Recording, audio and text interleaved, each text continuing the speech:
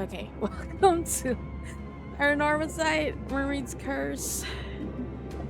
Okay, can I look at the options?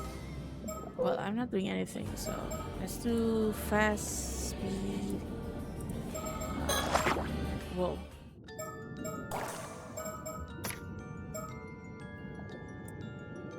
Okay. Chromatic aberration.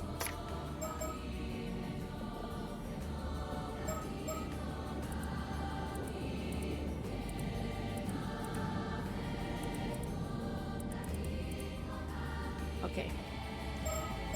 It's okay. It's okay. I tell myself. Okay, let's go.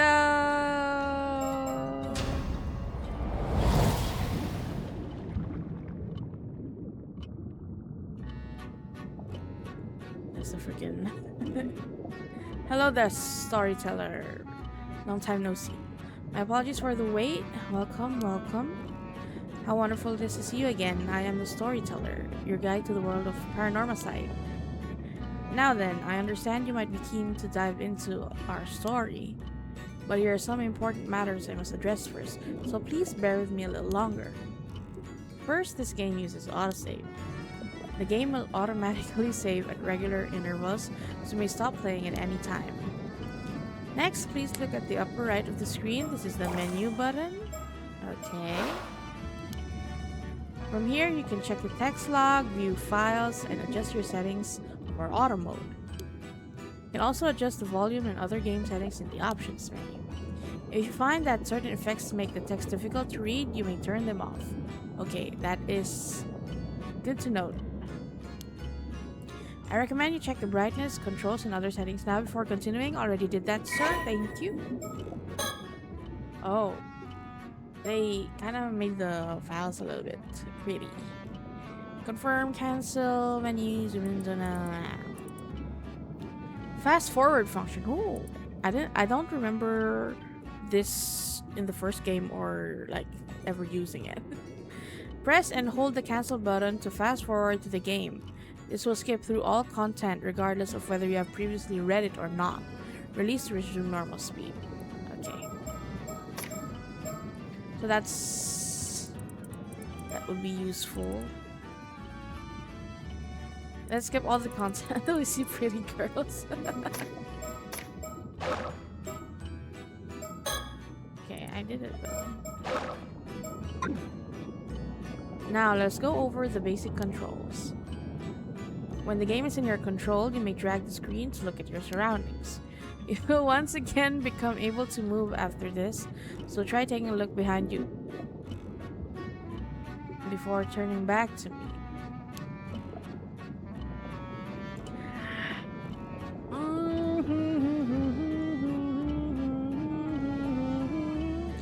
They did this in the first game and it was scary. Wonderful, well done.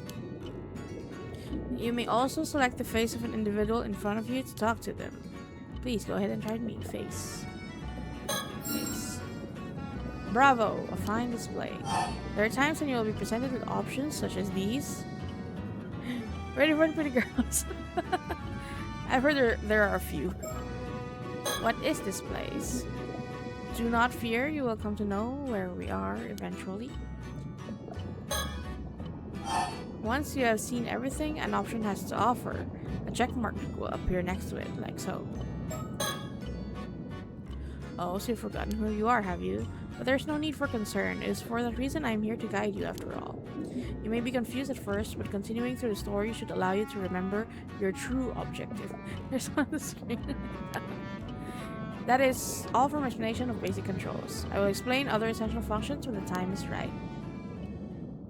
Ah yes, there's one more thing I wish to confirm before we continue. As you may know, I previously served as a guide to a different tale in the world of Paranormasight, one concerning the 7 mysteries of Honjo. You wouldn't happen to be familiar with the events of the tale, would you? I am, actually, sir. Is that so? So we have met before then. You look quite different during your previous encounter. I did look different. So I failed to recognize you at first. My apologies. In that case, there's nothing I need warn you about. Well, I believe I have kept you waiting for long enough. The tale you're about to experience concerns a number of legends passed down in Ise Bay, a stretch of sea bordering Mie Prefecture. Sorry. Specifically, those legends involving mermaids. Yes, as the subtitle suggests, our subject this time is the widely familiar mermaid. Since ancient times, a great many legends about mermaids have been passed down in countries all around the world. That does not look like a pretty mermaid. In Japan, many of the legends famously include the idea that eating their flesh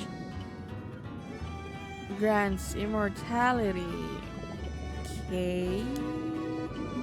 The tale of Bikuni, which continues to be told in such places as Wakasa Province, modern-day Fukui Prefecture, is perhaps the most well-known.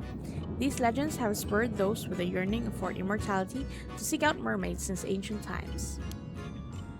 Of course, as I just mentioned, these are only some of many legends concerning mermaids that exist across the globe. Indeed, many have sought out mermaids simply due to fascination with their status as rare and mystical beings. They have also served as the inspiration for countless creative and artistic works throughout the ages. It would seem that mermaids possess a mysterious charm that has captivated the human heart for myriad reasons, irrespective of era or culture. Okay, it's time to read. It's a reading game. Mie Prefecture is located in the eastern part of the Ki Peninsula in central Honshu, Japanese mainland, and falls within both the Chubu and Kinki regions, measuring 170 kilometers from north to south and 80 kilometers from east to west. It has a narrow, elongated shape and is known for its rich natural diversity that differs greatly between its northern and southern regions. The varied and abundant nature of Mie Prefecture has led it to be known as the Land of Great Beauty since ancient times, even back when it was still known as the Ise Province. It was also purported to be the land whither repair the waves from the eternal world, which led to the establishment of the Ise Shrine as a place of enrichment for the goddess Amaterasu. The eternal world is said to be a realm across the sea separate from the one in which we live, often described as an eternal paradise. Ise was seen as the land where the waves from this world continually broke, connecting the material world and the world beyond. Famous sports okay, yeah. Locations, specialties, and many more. Ise Bay. Also known by the name, the Sea of Ise.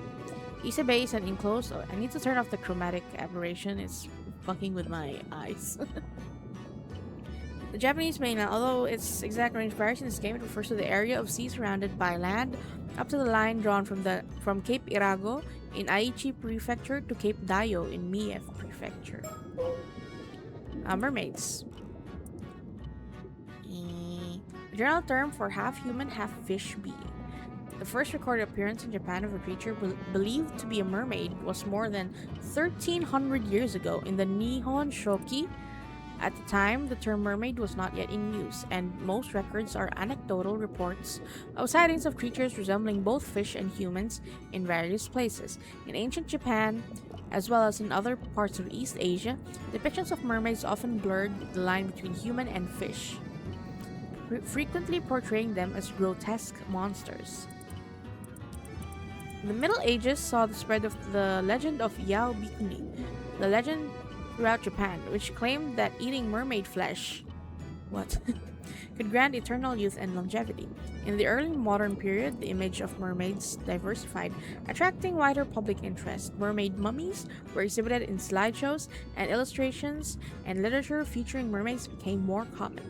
It was also during this time that the depiction of mermaids as having the upper body of a woman, and the lower body of a fish became more widely recognized.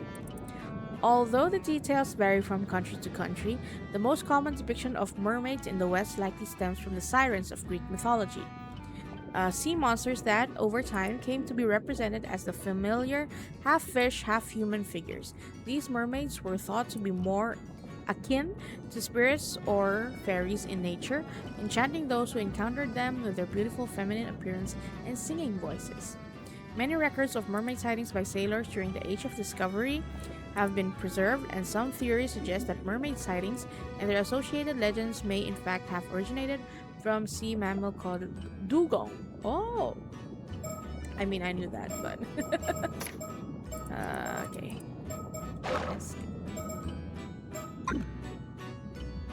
Ah, yes, the files added just now should provide a general overview of the terms that came up in our conversation. It seems you have already taken a look, but I do recommend reading them if you have the chance. Done. They may allow you to enjoy the story even more. Words highlighted in pale blue usually indicate that there is a related entry in your files. Now then, allow me to introduce the primary setting of this tale. Give me a second, sir. Okay. That's better. It was kinda messing with my eyes a bit. The majority of our story takes place on Kameshima, an isolated island in the waters of Ise Bay. Okay. An island situated between the Atsumi and Shima peninsulas and the most distant of the four populated islands under the administration of Toba City in Mie Prefecture. It has no. My Siri got activated. It has an area of approximately 0.7 square kilometers and a population of about 900. The island's name comes from the turtle-like shape, with kame meaning turtle in Japanese. Famous for its karst landscapes and other beautiful scenery, Kameshima is a popular location for tourists year-round. Recently, the island's youth organization has been leading a revitalization effort to boost the local economy and strengthen the community, creating an island logo and a mascot character, Kameshimaru, which are expected to bring more people to the area. Do we not have a photo of Kameshimaru?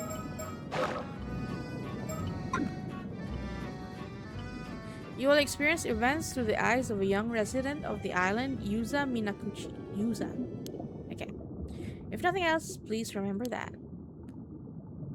Well, I believe this ends my initial explanation. Bon voyage and enjoy the tale.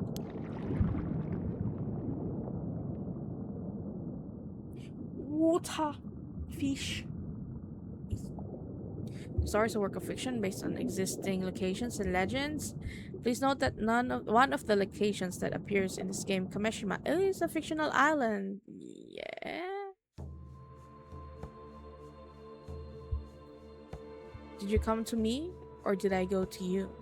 I cannot recall whether it was a dream or reality. I cannot recall if I was asleep or awake. The Tales of Ise, passage 69. Nice. Kari no Tsukai. August 7, 1980-something. Morning. Toba City, Kameshima. Southern Sea. We are on a boat. So this takes place in 1980? Right? This should do it. All good to go, Yuza? Yep. Ready as ready can be. I feel so light. I bet I could even outswim a shark. Nice fit, bro. No more than that, I was born for this moment. The legend of Kameshima's patron saint of diving begins today. Youth. Okay. So, occupation, apprentice ama diver. He's 18. A young man born and raised on Kameshima. Although generally quiet and serious, he has an eccentric side that often sees him make jokes and wisecracks with a straight face, catching whoever he's talking to off guard. After losing his parents in the large-scale maritime accident 5 years ago, he was raised by his grandmother, veteran ama diver, oh my god, I cannot read, Tsuyu Minakuchi. He briefly found work at a seafood processing plant in Toba after graduating high school earlier in the year, but upon hearing that Tsuyu had injured her leg, forcing her to retire from diving and causing difficulties in her daily life, he quit his job after only 3 months and returned to Kameshima. At present, he is caring for Tsuyu while looking for work on Kameshima, and he has recently made the decision to follow in Tsuyu's footsteps and become an ama diver himself. Although he has been unable to bring himself to enter the sea since the disaster 5 years ago, he is hoping that his previous aptitude for swimming will lend itself to a natural talent for ama diving. His current diver rank is 1. Quiet and introverted as a child, he began to show a more animated side upon befriending Asami Kumoi, a boy his same age, and it eventually became a common sight to see them getting up to mischief together. Although the maritime disaster 5 years ago saw a drastic shift in the way most of Kamishimo's inhabitants treated Yuza, Asami alone continued to treat him the same. Even now, it's not uncommon for Asami to find himself caught up in Yuza's eccentric actions. I think I'm gonna move some stuff around because I am kind of blocking some space. I don't know. Or should I keep it that way? Because I'm reading it anyway. Okay, never mind. Storyteller.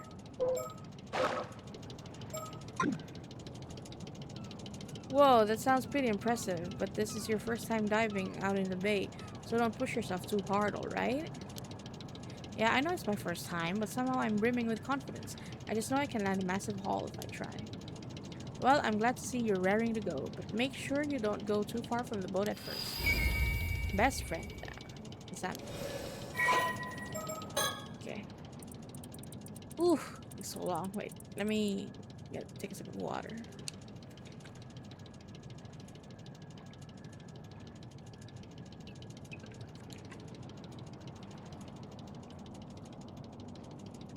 A young man, or he's 19, a young man born and raised on Kamishima. He has been friends with Yuza since childhood. He has a friendly and caring personality, and his willingness to help those around him has made him someone islanders of all ages rely on in times of need. His father was a fisherman, and he accompanied him out to sea on his boat from a very young age. As a result, he grew up never doubting that he too would one day become a fisherman. After his father died in a maritime disaster, so the same as Yuza's parents? Or is it a different one? His mother, an ama diver, took on the responsibility of raising Asami and his much younger brother on her own. During the close season for diving, when his mother worked on the mainland, Asami was responsible for looking after his brother.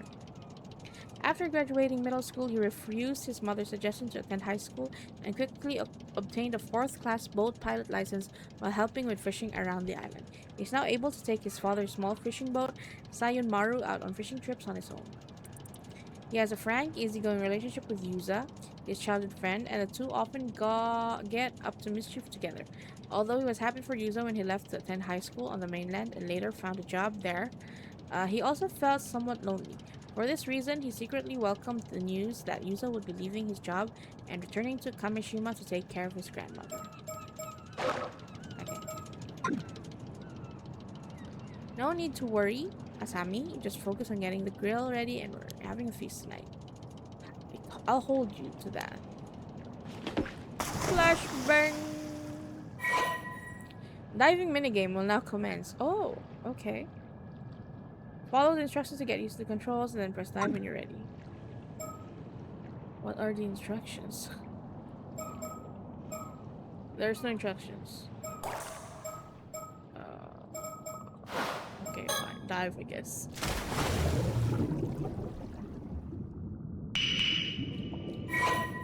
Oh, only 2 controls are needed. Move, mouse, click around, left click is to perform an action.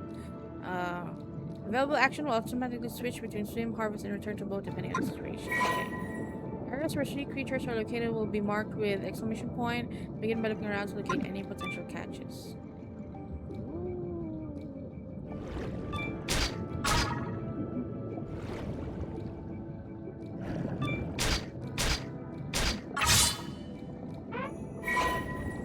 Your oxygen gauge will decrease when diving. Be sure to get back out before it runs out.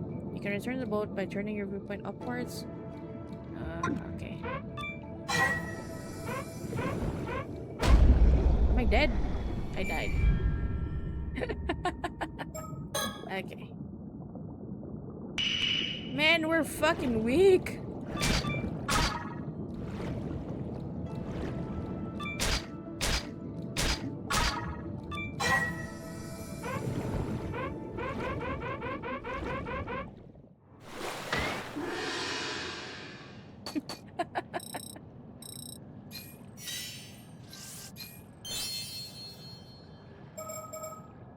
Okay. Um. Okay. Swim faster. I think faster. Swimming faster is better. Ooh. This actually has gameplay now. That covers. There were no mini games in the first one. Okay, looks like you're all warmed up. Let's go out a bit further so you can look for something bigger. The biggest catch you can get at this time of year is probably abalone. Snagging just wants something to be proud of. Remember that sea creatures are living things. They'll change places every time you dive, so be careful. Ooh, so much reading. The term ama, most often written with characters meaning sea and woman, generally refers to women who free dive for shellfish, seaweed, and other marine products. They said that they practice free diving both to prevent overharvesting and to help protect the marine environment. Although ama divers operate in many regions in Japan, the Toba and Shima regions are known for having the highest number of ama divers. These regions also exhibit customs unique to the area, such as the practice of carrying objects with the Seiman and Doman symbols to ward off misfortune. Oh, that was the thing on his fit. Even within Toba and Shima, rules and practices can vary greatly. For example, the practice of wearing white attire over the wetsuit is a common practice only in the Shima region. Despite the high population of ama divers in Ise Bay, there are none to be found north of Ise City. This can be explained by the difference in the seafloor composition between the two areas. While the sandy seafloor near Ise allowed for net fishing, the rocky seafloor in the Toba and Shima areas made net fishing difficult, leading to the adoption of free diving as an alternative.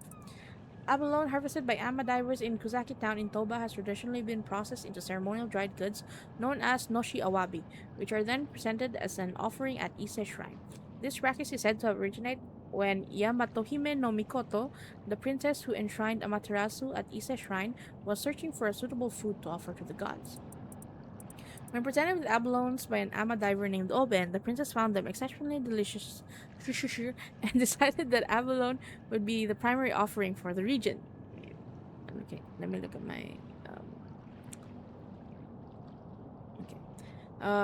The princess found them exceptionally delicious. Okay. As a result, the ama divers of Toba and Shima have a strong connection to the region's Shinto rituals, and there are some regions where they perform ritual dances offerings during Shinto festivities. Note, although ama is sometimes written with characters meaning sea and man, when the diver is male, this game uses only the traditional characters of sea and woman when the language is set to Japanese. Thank you. Diving controls. Okay, we did that. Okay. When you return to the boat, your score will be calculated based on the number of sea creatures gathered. Will go towards your diver rank. Diving skill, underwater for longer, swimming, swim faster, gathering, easier to gather, searching, detect sea creatures from farther away. Each skill can be upgraded to a maximum level 5. You can still increase your diver rank, even after reaching the maximum level for each skill. Okay. Diving tips. Ugh, I need to sit up.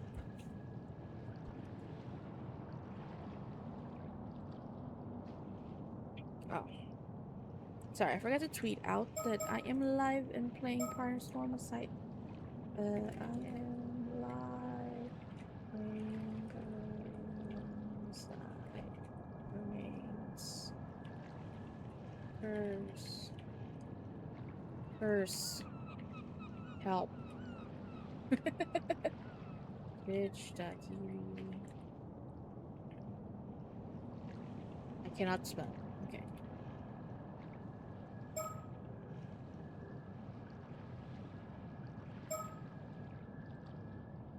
Okay. Perfect harvest. When using the harvest action, a perfect harvest may occasionally occur, instantly depleting your target's resistance gauge with a single action.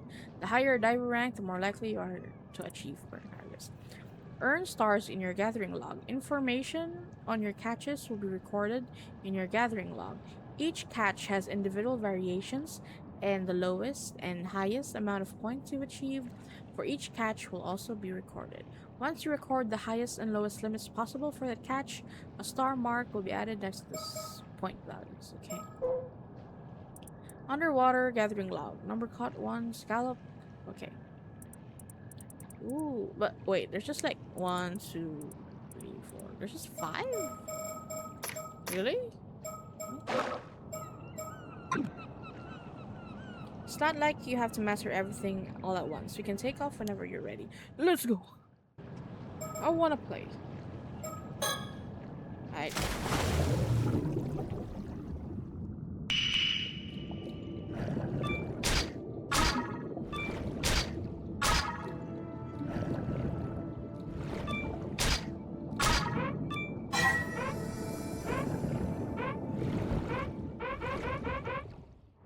Did I do it?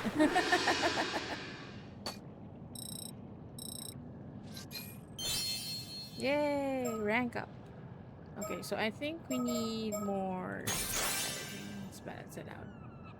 Wait, can I max it out like right now?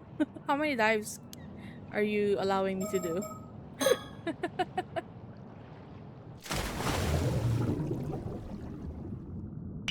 Okay, let's go.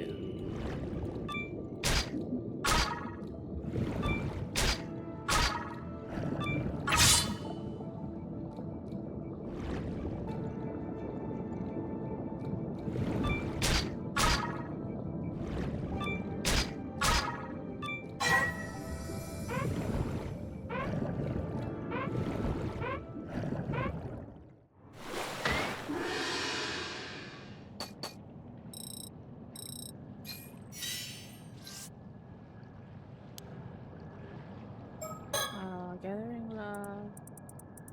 Okay, I need 2 more.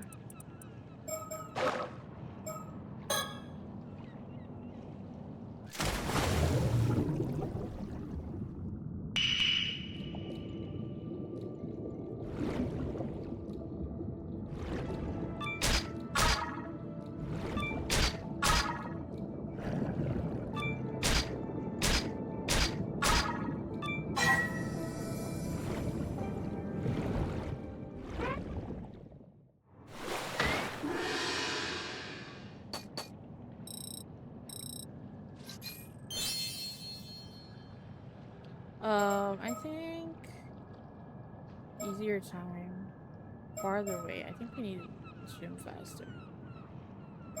Or yeah, okay. Let's do that.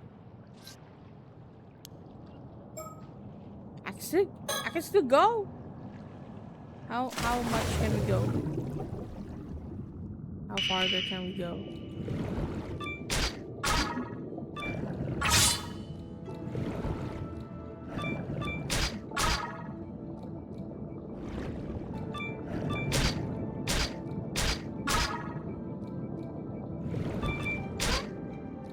Oh, we did.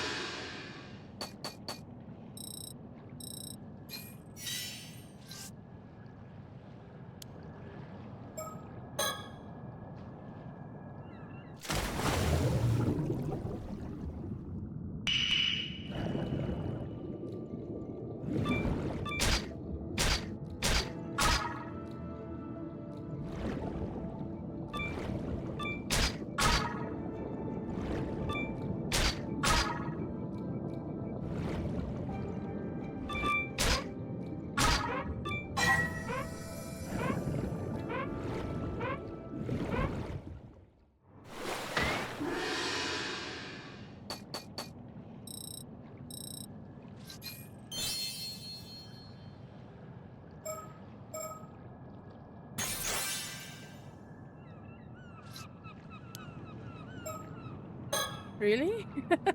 I'm not stopping. I'm gonna find something freaking scary.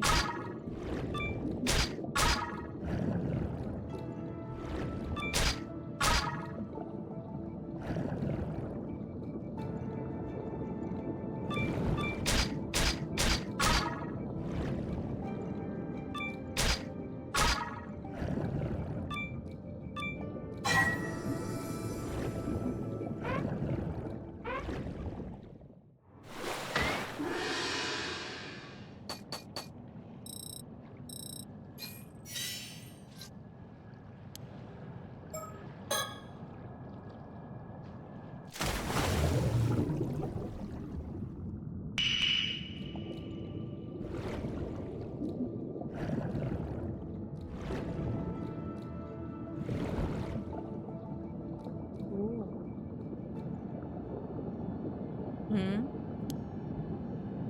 Whoa! What the hell is that? No, get away! Here we go!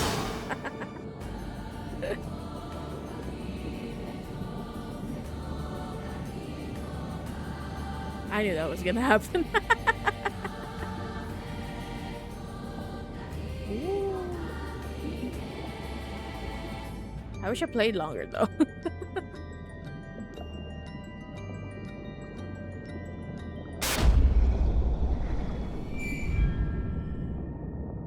Now I fail.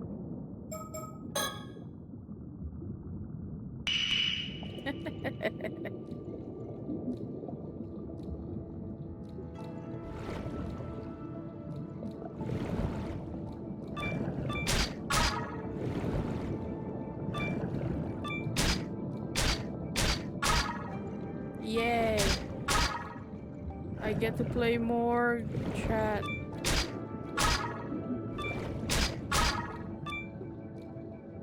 Can I do one? I don't think so.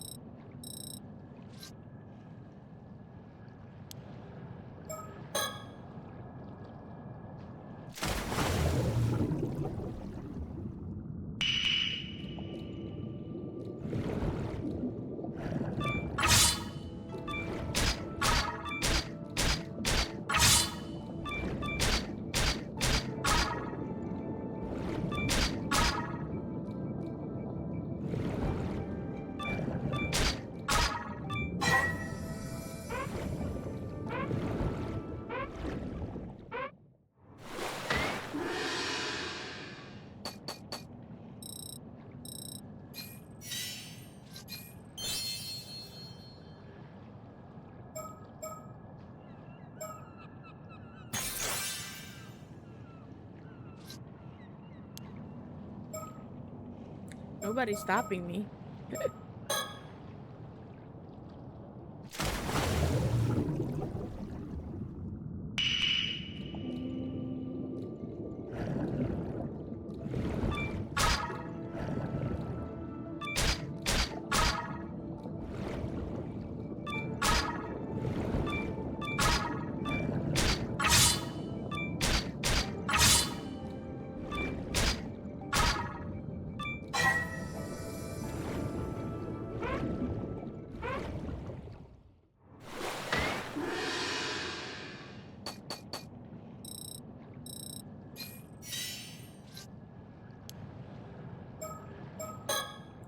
What else?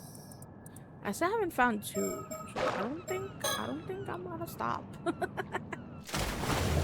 This is another way to stall.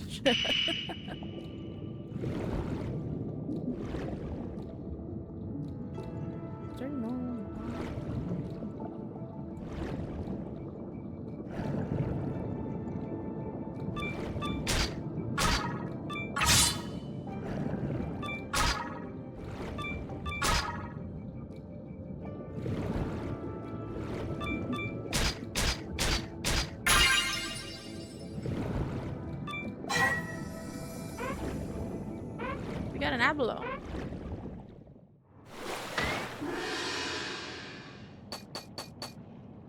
Oh, 203 points? What the fuck? I was like, looks kind of sus.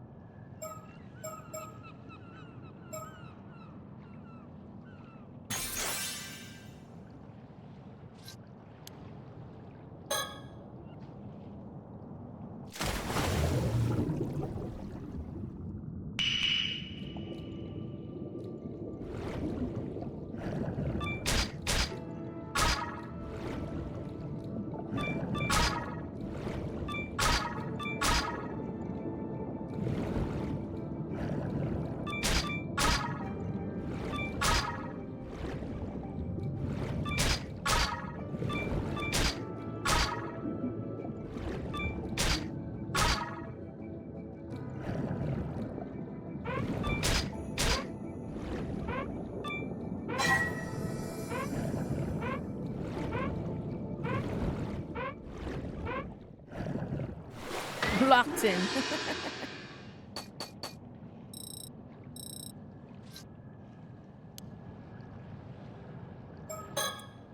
We need one more though. I don't know. I wonder what that is because it's gold. But I think maybe you get it if you have like maxed your stats. So I'm just gonna keep doing this. Oops.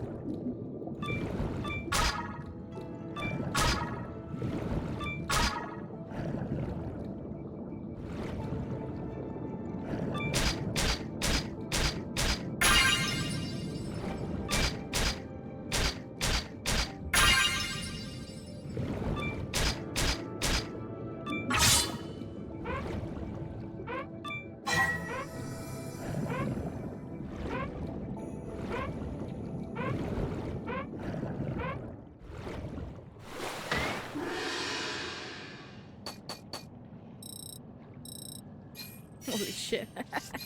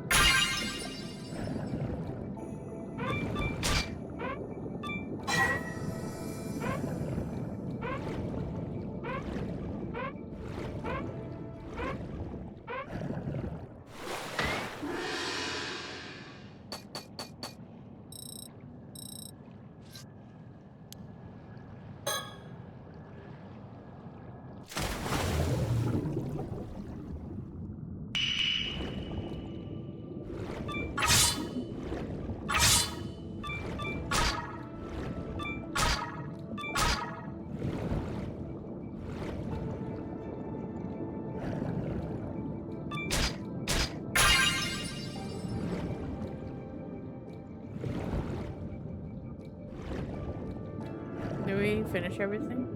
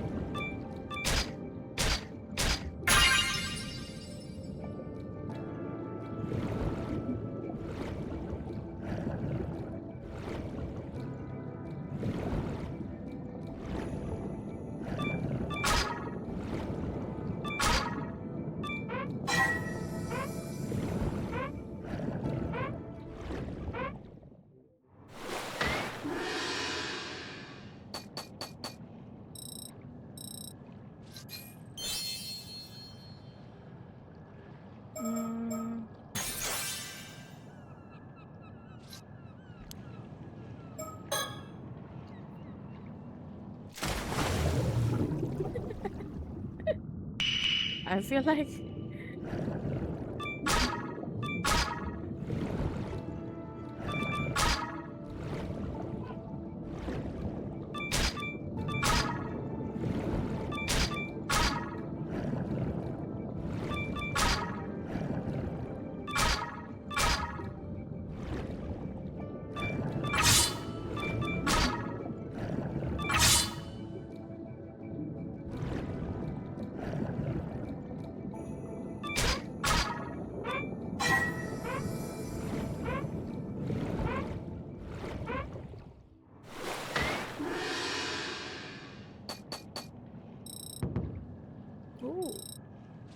What's that?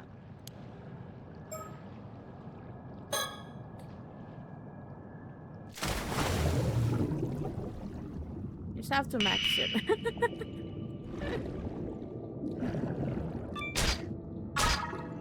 That is the goal for right now.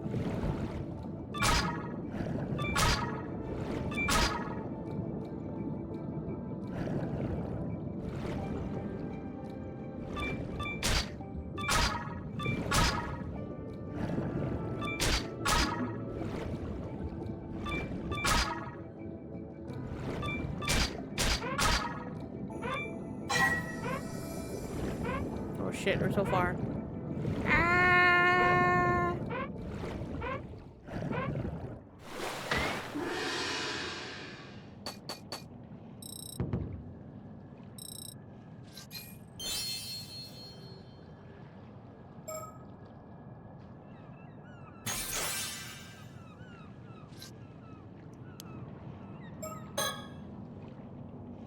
We're maxing everything out. I don't care.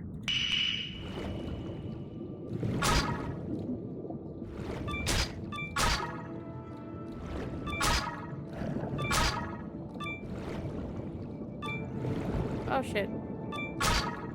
The sensitivity is griefing me.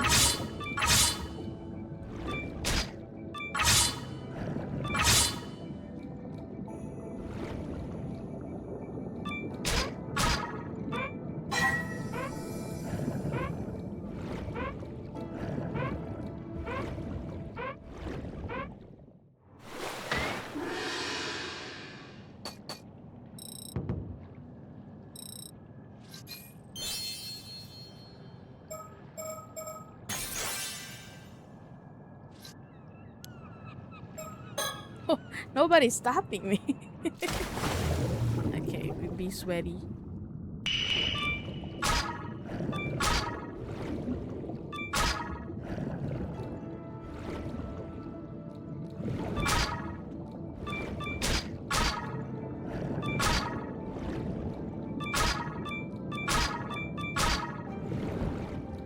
I think Abalone is the only one that you can get right now, because that's what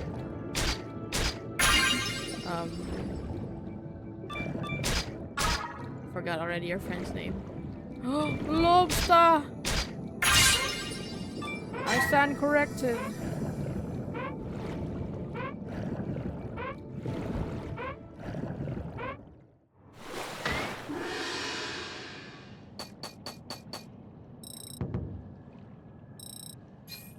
Holy shit.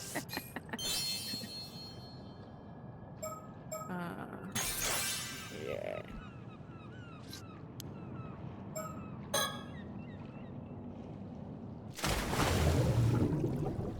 There's like no stopping. No one is cutting us off.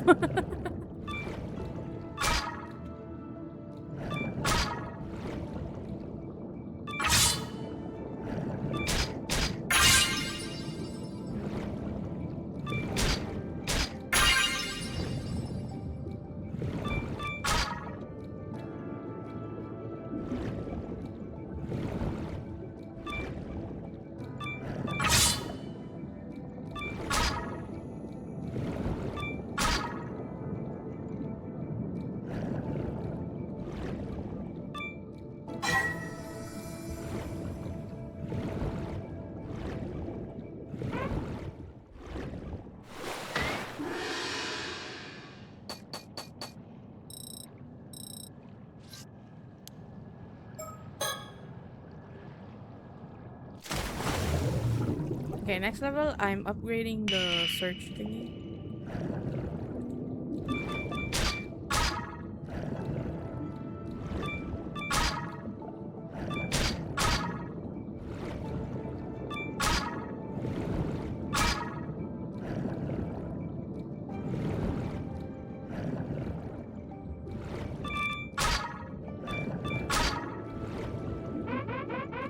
Oh, shit. Oh, I'm dead. That happens.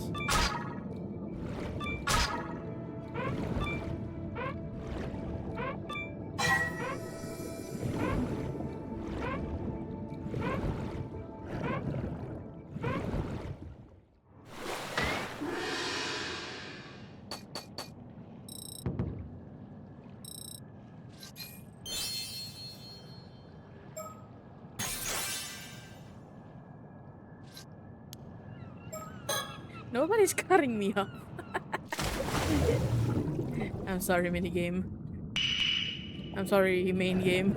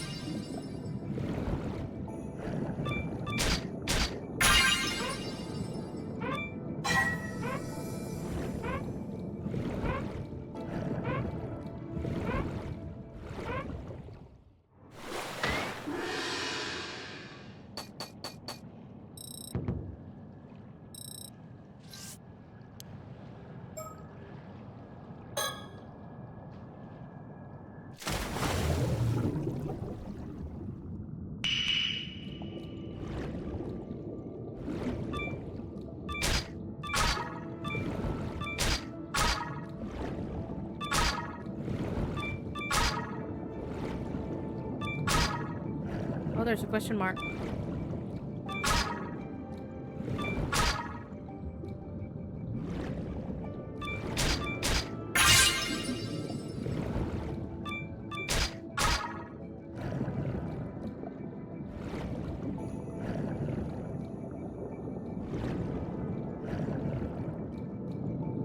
Oh, bird.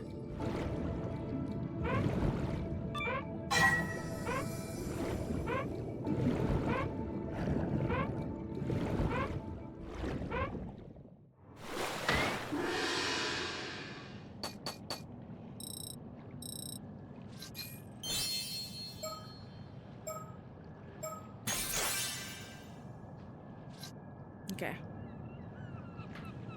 Hey, looks like you've got something interesting there, Yuza. Huh? Never thought there'd be a mockingbird sticker out here in Issa Bay at the bottom of the sea to boot. Mockingbird?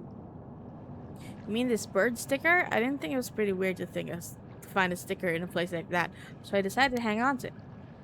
They're real famous. An unknown artist makes them and hides them all over the place. We might as well pick up any you come across. Maybe they'll bring you good luck. I see, damn, I'm good. Maybe I should add treasure hunting to my list of talents. Haha. They are back, baby! How many? 20? So that's a thing we have to do too. Like, I don't really actively search for them. Um, During the first game, I went back to find everything. And I used the guide too, because he's hard. Oh, we'll try. Try your best. Okay, what else can I get?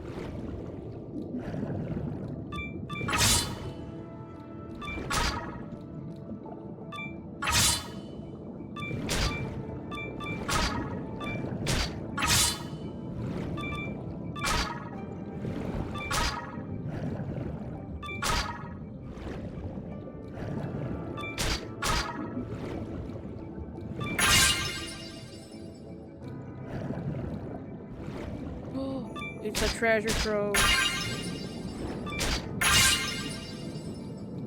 There's another one there.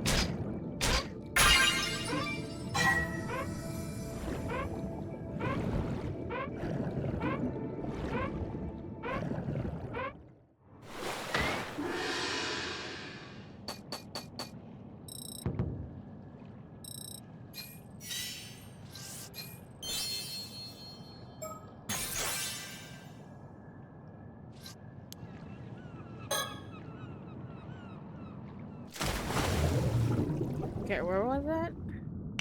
It was near the rocky thingies.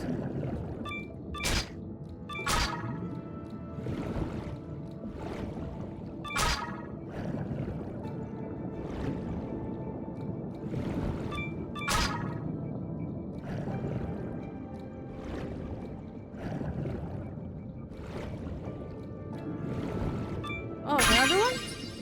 Why are there so many of them?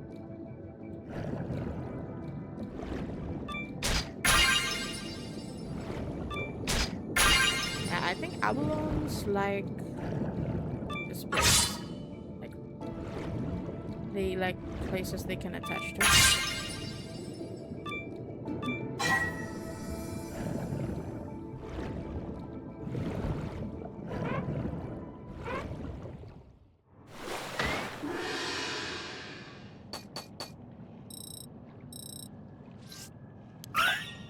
Okay.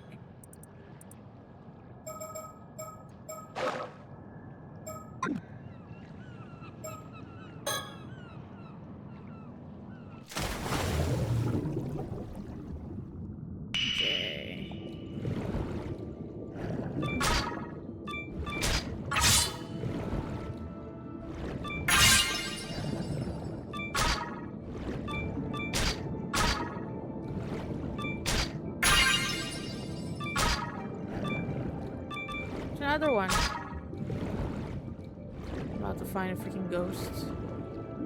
Oh.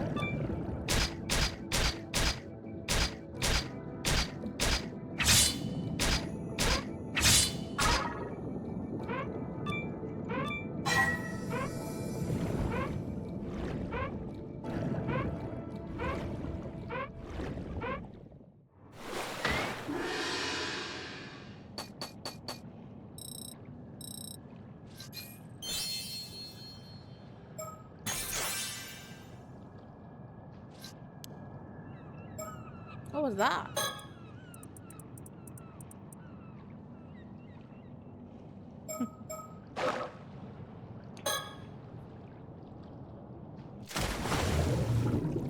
What was that?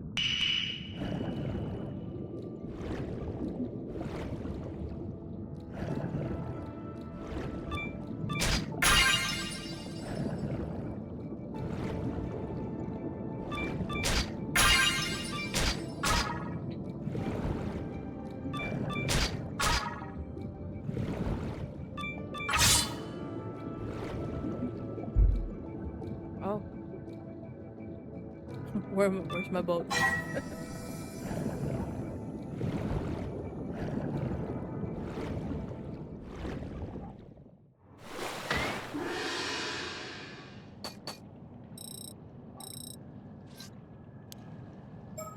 Okay. One more. Hopefully.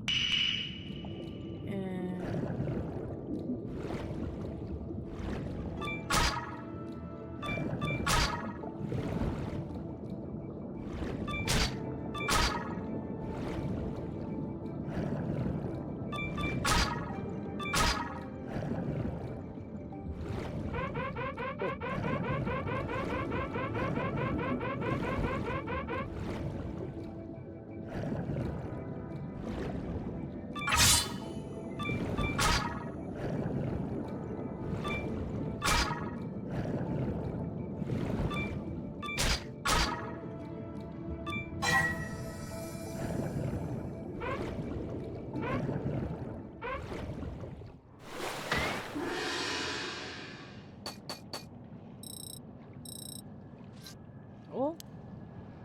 Bro, I just need one more. Yeah. Give me. I need like.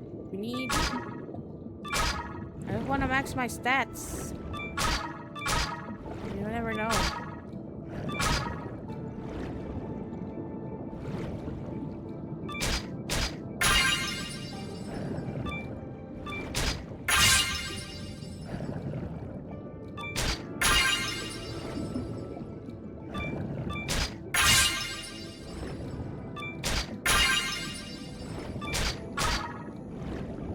Lobster. Anybody?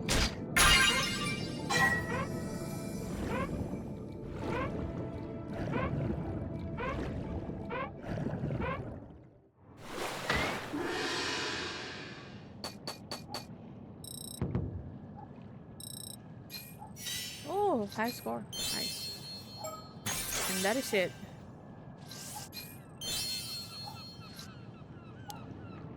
Okay.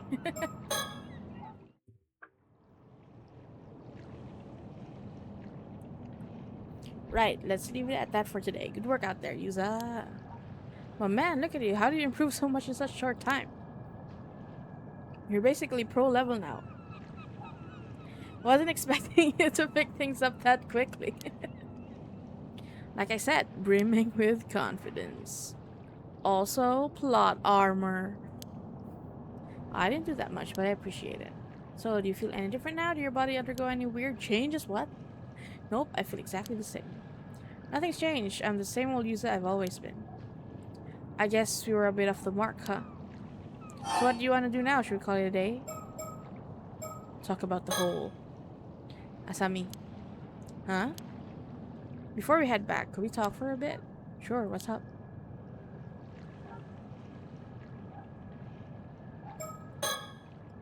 I'm still struggling to process what just happened. I gotta tell Asami. So, when I was diving just now... A giant hole in the seabed you've never heard of before? Yeah, the rocks around it look like they'd only recently collapsed. So I think it probably opened up within the last few months or so. Oh, now that you mention it. There was a pretty big earthquake around here around 3 months ago. Maybe that had something to do with it. Oh, that's right. That would have been before I got back. Anyway, if you saw a giant hole in the seabed, you'd be curious about it, right?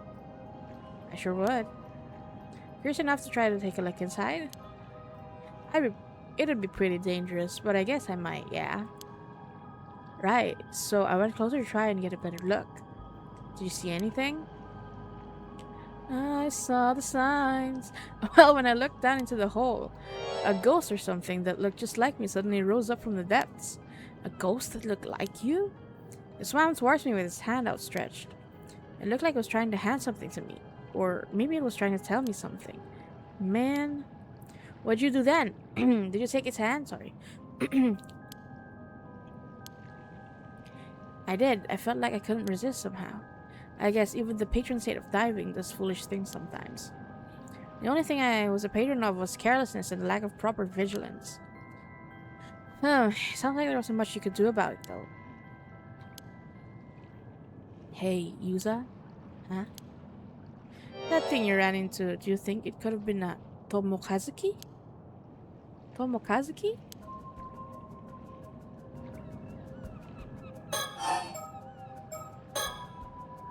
Huh? You've never heard of it? Well, I guess not even all the folks around here know about it either. It does sound similar though. The Tomokazuki is a sort of ghost story around these parts. The story goes that sometimes when diving, an ama diver will come across another version of themselves, an exact copy. The other version of them will be holding out something they want, like an abalone. Something they want. And when the diver reaches for it, the Tomokazuki grabs them and drags them to the bottom of the sea. Whoa, that's scary. But wait, the Tomokazuki I saw wasn't holding anything. It wasn't? Well, that's different. Maybe it forgot it at home or something. At home, huh? The abalone? Yeah, the abalone. Maybe it left it at home. Huh. Maybe the Tomokazuki is more careless than the legends let on. You're pretty forgetful though, so maybe it became such a perfect copy that it imitated the aspect of you as well. Oh, that damn Tomokazuki knows my every weakness. Now that you mention it, though, I think I do remember the story from when I was younger. I guess the fact that I forgot the story really proves how forgetful I am, huh? No worries, it was a while ago, you know? So did anything happen after you took his hand? I fell into the intro screen.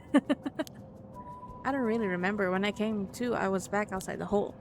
I thought maybe I'd blacked out due to a lack of oxygen, and it had been some sort of hallucination. I see. Yeah, I guess that's possible.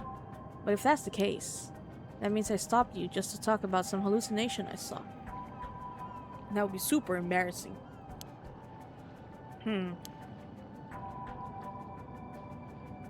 Some people say the Tomokazuki legends might have come about because of divers seeing things when they run out of air. But hey, it's no big deal even if it was a hallucination. The most important thing is that you're safe. Still, I can't help but wonder about a hole suddenly appearing like that. Yeah, it's pretty wild. Weird, not wild. By the way, you know those symbols on your diving gear? Symbols? These BBs. Yep, Seiman and Doman. The ama divers around here all have them somewhere on their outfits. Oh, this was my mom's gear, so I didn't know. People say those symbols work as a charm to protect divers from the Tomokazuki. Interesting. But if I ran into a Tomokazuki just now, wouldn't that mean the charm didn't work? Maybe, but it could be thanks to the charm that you made it back safely. The sea is a dangerous place, even without the Tomokazuki around. Things could have been even worse without the charm to protect you. I see. So without this charm, I really could have been attacked by a shark. God, I had it then. Seriously, a shark would have been no laughing matter.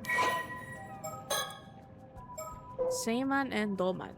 Protective symbols widely worn by ama divers in Shima and Toba. The star-shaped symbol is known as Seiman, and the lattice-like symbol is known as Doman.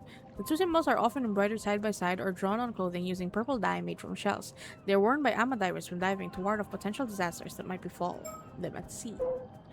A long time ago, in a small village in one of the islands on the Ise Sea, there lived a young ama diver known for exceptional swimming skills.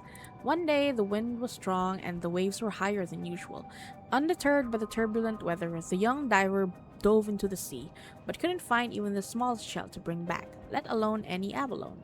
Determined to find something, she dove even deeper into the ocean, until she paused, sensing a presence behind her. Turning, she felt an undeniable sense that someone was watching her from a shadowy crevice in the rock. Finding this strange, she ventured closer, only to come face to face with a diver who looked exactly like her. As she floated there, stunned, the other diver extended her hand. In it was abalone, larger than any she had ever seen. The young diver was mesmerized. She had to have the abalone, no matter what. She reached out her hand to take it. Suddenly, when her fingers were mere inches away from the abalone, the other diver's hand shot out and grasped her arm. Shocked, the young diver frantically struggled to pull away, but it was too late. Slowly, inevitably, she was dragged down into the depths of the ocean. Over time, this being came to be known as Tomokazuki, Together Diver. Due to its taking on an identical appearance to its victims, divers are warned never to accept Tomokazuki's offerings in the depths, lest they suffer the same fate. The Tomokazuki is still greatly feared by ama divers in modern times, and the Seiman and Doman symbols inscribed on items they take with them when diving are charms said to protect them from it. What in the summertime rendering? No, that was much worse actually.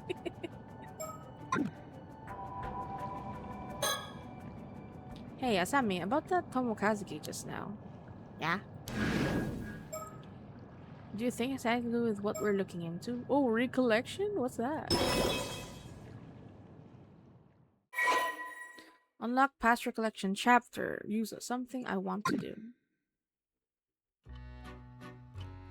This is new. My apologies for the interruption. I'd like to take this chance to inform you about a unique ability of yours, the recollection feature. But to make things clear, I must first tell you about the story chart already? From here on, you will return to the screen, the story chart, at breaks in the story. You see, the story you will witness will not necessarily unfold in chronological order. My brain. Okay. This screen will allow you to see where each chapter lies in the grand scheme of things as well, as select you where you wish to proceed to next. If the icon of the chapter is not dim, that indicates it has not been fully completed. Generally speaking, completing a chapter will unlock the chapter immediately after it. However, there will occasionally be times when a recollection button will appear during the story, as you experienced just now. Pressing this button will allow you to delve into a memory evoked by certain words in the text, which will in turn unlock a new chapter, a past recollection chapter, for you to experience. A most remarkable ability, is it not? Once you have unlocked such a chapter, it will become available in the story chart for you to peruse as you wish. This ability will be key in unraveling the tale before you, so do be sure to press the recollection button when you see it come up. With that, please enjoy the continuation of this tale. If so, could your mom have become an ama diver because she wanted to find Tomokazuki? Huh. But she wouldn't have worn something with this charm on it if that were true, right? Good point. Is that all you want to talk about? There's more, actually. This might be the most important part. I realized there's something I need to do after this, something really important. Hey, so you found a lead down there after all? I'm serious. If I don't pull this off, something terrible is going to happen. Hey, I believe you. Go on, tell me everything.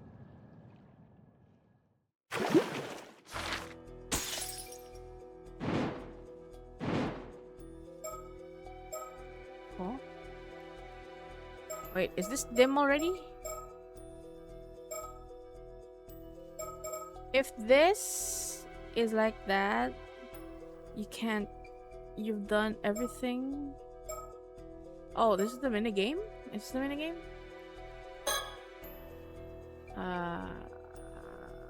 Oh, shortcut to underwater gathering. Yeah. So this is the recollection and this is the next one. But it... Oh, okay. Okay. Let's go do this one. Something I want to do. Recollection. A day before he sets off to sea as an ama diver, Yuza asks Asami to meet him at the Kantekisho ruins. August 6th. Afternoon. Kamishima. I have a message. Never mind. I see. If you say you want to be an ama diver, then of course you've got my full support. But something tells me you're not just doing this for Tsuyu. People are bound to talk if you become an ama diver here. You must have some other reason, one big enough to risk everyone running their mouths. I knew I couldn't hide anything from you, Asami. Heh, it wouldn't take me even 0.2 seconds to see through one of your lies. So, what's up? Tell me everything. I should be able to tell Asami everything, right? Yeah. Hey, Asami. What I'm about to say is going to sound pretty crazy, so wanna hear it? Sure, bring it on. Thanks, I'll come right out and say it then. Just kidding. I'm looking for a mermaid, and I need to find one by tomorrow. A mermaid? And by tomorrow? That's gonna be tough. I'm being serious. In fact, I've never been more serious. I really do have to find a mermaid by tomorrow. Hmm. I can tell you're not joking by the look on your face. You've got some sort of reason for saying this, right? Go on, I'm listening. Thanks, Asami. Even though he's got a lot on his plate, Asami agreed to meet up the moment I said something. He's been looking out for me ever since I came back. I couldn't ask for a better friend. Is it okay if I talk a little about the disaster 5 years ago? Oh, the disaster, huh? If you're okay with it, sure. I was in middle school at the time, and my parents had taken me into the bay on a little fishing boat. This massive storm came out of nowhere and sank all three fishing boats that got caught up in it. I was the only one who survived. Yeah, it was pretty terrible. Okay. Water? Wait a sec.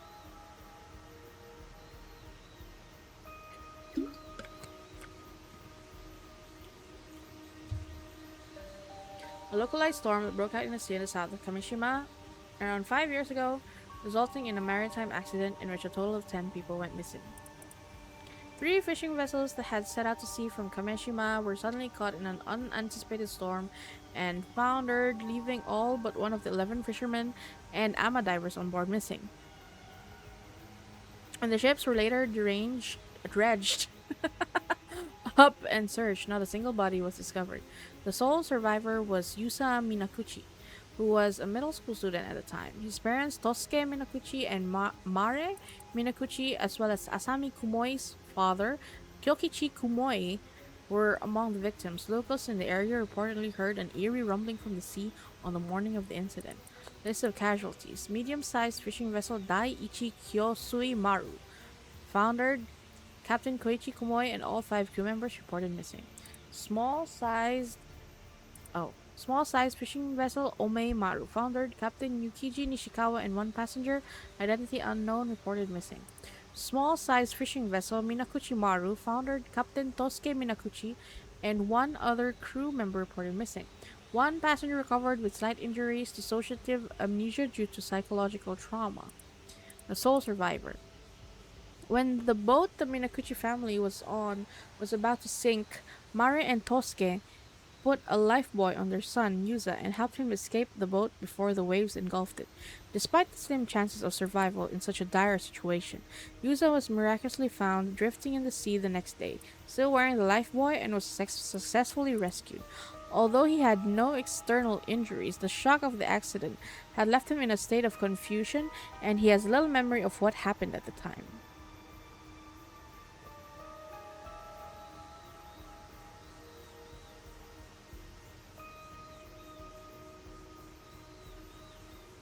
After the accident plunged Kameshima into a state of deep sorrow.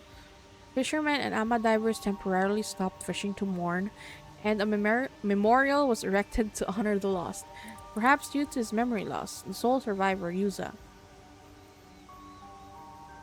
appeared relatively composed in contrast to the grief of those around him. Many found this unnerving. Nice phone. There's mermaids. I don't know about mommies. Maybe they look like mommies. We'll see. Yusa became increasingly isolated from the rest of the community. Asami Kumoi himself, having lost his father in the accident, tried to support him however he could, reasoning that he was still better off than Yusa, who had lost both his parents before his very eyes. An investigation continued. Questions arose about what the Minakuchi family had been doing in the vicinity of the disaster, despite not having gone out to fish. New game? Yes, it is a visual novel. It's kind of scary. I played the first one like a few years ago, a year ago, 2 years ago. And this is the second one, which they kind of just recently announced. It's kind of new. Yeah, I guess, I think. This game has a lot of reading. But I mean, we finish until then, so I don't think that's gonna be much of a problem. I just need to have like water. I have water. Yuza only remembered his parents telling him to come with them, and the purpose of their excursion remains unclear to this day.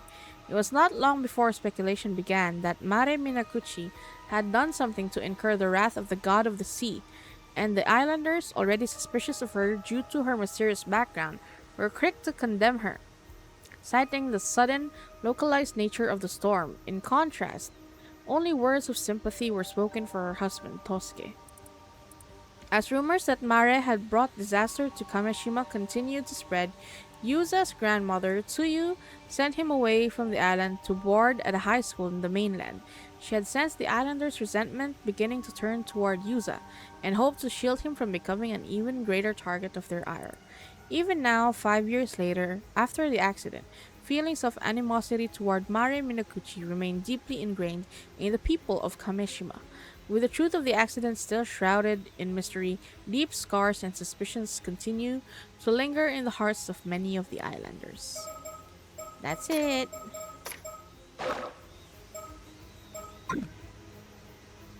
So, what about the disaster do you want to talk about? Well, I've recently started to remember some things about what happened. For real? For real? I know your memories of the disaster were kind of hazy due to the shock, but it's great that you're starting to remember. Oh, but I guess it's not exactly something you'd want to remember, huh? Sorry for getting all fired up. It's okay. It actually hasn't bothered me as much as I thought it would. Thanks for worrying about me though. It's just that the things I've remembered are a bit strange. So I couldn't bring myself to say anything. Anything. Sorry to keep quiet. Sorry for keeping quiet up to now. Strange, huh? Well, I can see why you'd want to keep it to yourself. All things considered, don't sweat it. So, about the accident. Dun dun dun dun. When we ran into the storm, our boat got caught in a whirlpool and started to sink. My parents gave me a lifebuoy and lowered me into the water. They were frantic, and I was too stunned to do anything but go along with what was happening. I can imagine, that must have been really scary. The waves were knocking me around, so it took everything I had just to hold on to the buoy. In the end, I just watched as the boat was swallowed by the water. I couldn't do anything else. There wasn't anything I could have done. It wasn't your fault, Usa. Right after that, this huge wave came crashing down on me, and I got dragged down into the depths of the sea, lifebuoy and all. Huh? You got pulled under? But I thought... Yeah, up until now, I thought I managed to miraculously stay afloat until I got rescued. But I remember now, I was pulled down underneath the waves. I remember being caught in the current and tossed all about underwater. I couldn't breathe. I was so sure I was going to die there. But then someone grabbed my hand. Wait, are you saying what I think you're saying? I was barely conscious by that point, so it's not like I saw them clearly or anything. But I'm certain someone was there with me, someone who grabbed hold of me and pulled me to safety. And from what I remember... Woo! You're saying they were a mermaid? Exactly. So you were saved by a mermaid. I'm sure of it, and it looked exactly like what first comes to mind when you hear the word mermaid. A real mermaid, huh? But it was a really extreme situation, so it's entirely possible I was just seeing things. Which would mean I called you out here just to talk to you about some hallucination I had. And if that's the case, I'm going to be super embarrassed. I mean, you're standing here talking to me now, right? So you must have gotten out of that situation somehow. And I can't imagine any normal person being able to stay afloat in a storm like that, let alone managing to save someone. Same, you'd have to be some sort of superhuman or something, or not human at all. Huh. Man, who would have guessed there were mermaids here in Ise? If I really was saved by a mermaid, I owe them my life. I'd like to thank them in person if possible.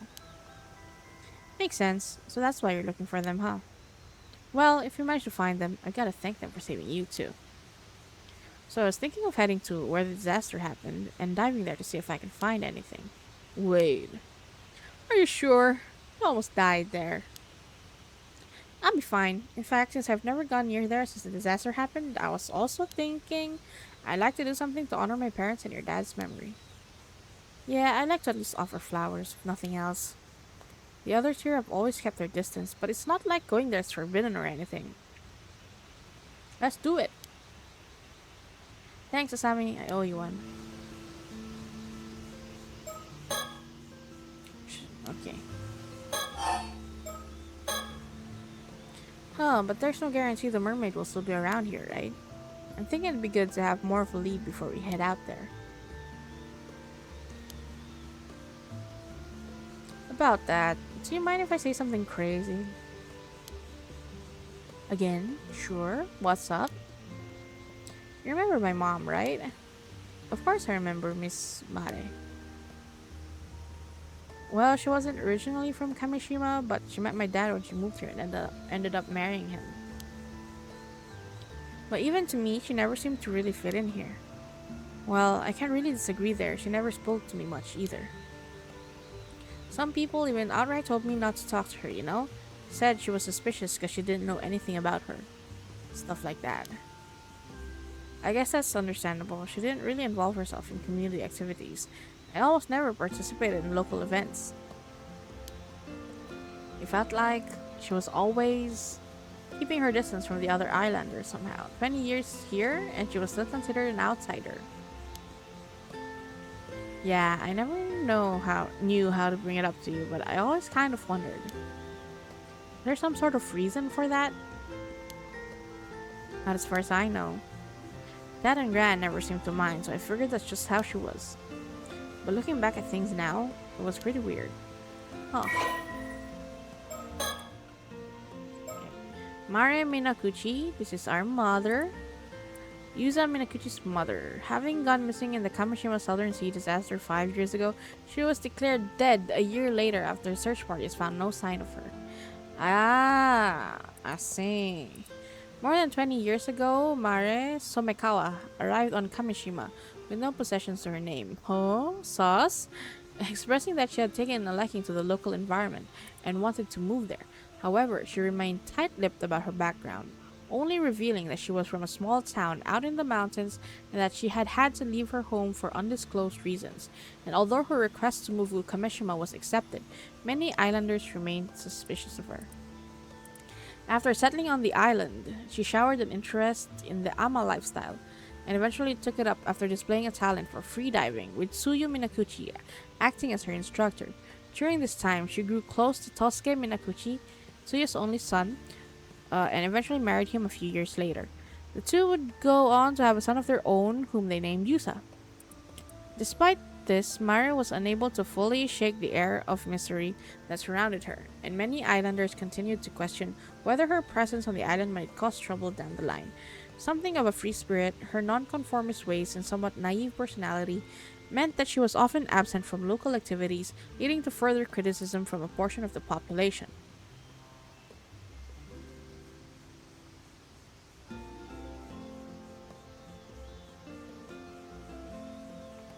Some also reported frequently spotting her wandering the island after she first moved there, seemingly looking for something or catching sight of her doing something on the shore in the middle of the night. Sus. Fortunately, her mother-in-law, Tsuyu, was a person of no small influence, and no one dared to openly persecute Mare under Tsuyu's watchful eye. 3 generations lived peacefully under the same roof for more than 10 years, until the Kamishima Southern Sea disaster tore them apart.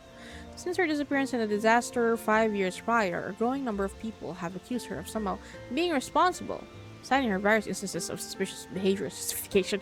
Yeah, like summoning a storm and a huge ass wave. People. Well, I guess even I thought she was a bit of an oddball at times. You say that, but I think you're getting to be pretty similar to her. What? Really? Yep. What's that saying? Marching into the beat of your own drum? You're both like that.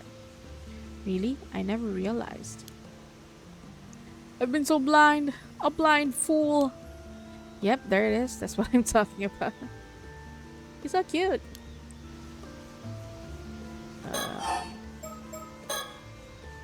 Why'd you bring up your mom all of a sudden? Well, looking back now, there are a few things that always bothered me. Oh? From the start, no one ever told me where my mom was from. She was also natural at ama diving, but I never saw her eat any seafood. Oh, she's not. She no eat seafood. And sometimes at night, she'd suddenly say she wanted to go look at the sea before going out and not coming back for hours. Huh, I guess that's all pretty weird, yeah? That's not all. When I was sorting through my mom's belongings, I found this. We usually keep it in the family altar, but I brought it along today just to show you. What's that? A fish scale? It's huge. It's gotta be at least 7 or 8 centimeters long. I always figured she'd held on to it because it was a rare find. But once I remembered the mermaid, I began to wonder. What fish could this scale have come from? And why must my mom holding on to it? Whoa, hold it right there. You're not saying... I am. The mermaid who rescued me back then was... I think it was my mom. ... What you think? I don't know. It's pretty out there. Could that even be possible? So your theory is your mom used to be a mermaid, but she became a human so she could live among us. Among us! Yeah, but she turned back into a mermaid when the disaster happened and wasn't able to come back afterwards. How does that sound? Huh, I don't know. But after hearing your story, I can't just dismiss it out of hand either. That's really the case? And my mom really is still out there in the sea somewhere, even if in a different form? I was thinking it'd be nice if I could see her again. It might be because they're still treated as missing instead of dead, but it still hasn't really sunk in that my parents are gone. I know what you mean. Sometimes it feels like my pops is just going to show up at home again like nothing ever happened. Though, even if your mom's alive, I guess it'd be hard for her to show up if she's back in her mermaid form now. My mom really does have some sort of connection to mermaids. So maybe that was the reason she never really fit in here. It might help clear up any mistaken impressions the others have of her anyway. I see. So you think that by trying out ama diving like your mom did, you might be able to find something out. Sorry, I punched the mic. And maybe if you're lucky, you'll turn into a mermaid in the process. Yeah. Yeah. Straight up, yeah. And if I really am descended from mermaids somehow, it's possible that diving might awaken something in me. Alright, I hadn't thought of that. I guess if your legs suddenly become fins, well, we'll know for sure you're a second generation mermaid. Okay, I think I've gotten the gist of what you want to do now. Thanks for understanding us, Hammy. I haven't been happy with how people have been treating you ever since the disaster either, and what they say about your mom. If there's anything I can do to clear the air, I want to help. Thanks, I appreciate it. Though I don't know how people react if you suddenly start talking about mermaids. Might be the best to keep quiet about the part for now and just say you're looking into your mom. What do you think? Yeah, I think that would be best. Okay, now we've got that settled. How about we head out tomorrow morning? That sounds good to you? Yep, I've been doing some training in secret, so I'm all set.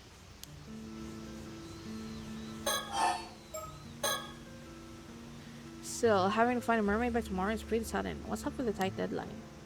Well, sorry, I can't say right now. If we manage to find one, I'll explain everything, I promise. Huh. Well, as long as you tell me later, it's all good. Oh, here's an idea. Huh? If you're in that much of a rush, how about we talk to Tsukasa and Sato? Maybe they'll be able to help out. I wonder, it would be nice to have more help. But would they even believe me? The whole thing is pretty crazy after all. Besides, Tsukasa's going back to the mainland soon. I hate to bother her now. True, still knowing Tsukasa, she might be surprisingly on board with the whole thing. See, I knew you'd be here. Ooh. Oh, speak of the devil. Women. When did you two get here? Talking about something you didn't want us to hear, were you? Boys will be boys, I guess. Childhood friend. Tsukasa Awao. 17 years old. Oh, apprentice ama diver. A girl born and raised on Kamishima, she has a bright, friendly nature and an inquisitive personality. Currently in her second year of high school, she boasts excellent grades and a sharp intuition. She has been staying at a relative's house in Ise City since last year in order to attend an all-girls high school on the mainland, and is currently back on Kamishima for summer break. Despite this, she frequently makes trips back to the island on weekends and has been trying her hand at underwater gatherings as the current diving season began, having long been interested in the AMA lifestyle. Her estimated diver rank is 6. However, her teachers have been strongly encouraging her to aim for a national university.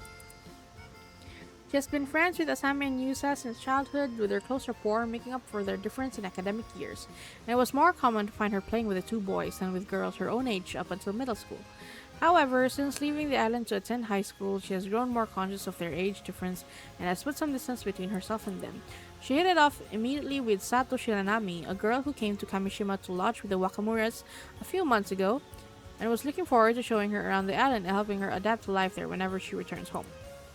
18 years ago, her still pregnant mother, Nagisa Awao, moved to Kamishima alone before giving birth to Tsukasa shortly afterwards. Tsukasa subsequently grew up in a single mother household, although she used to occasionally ask her mother about her father. Her questions were always evaded, so she has since stopped inquiring. However, the fact that her mother never seems to have any financial difficulties despite not working has led her to quietly suspect that he might still be involved in some way. Okay.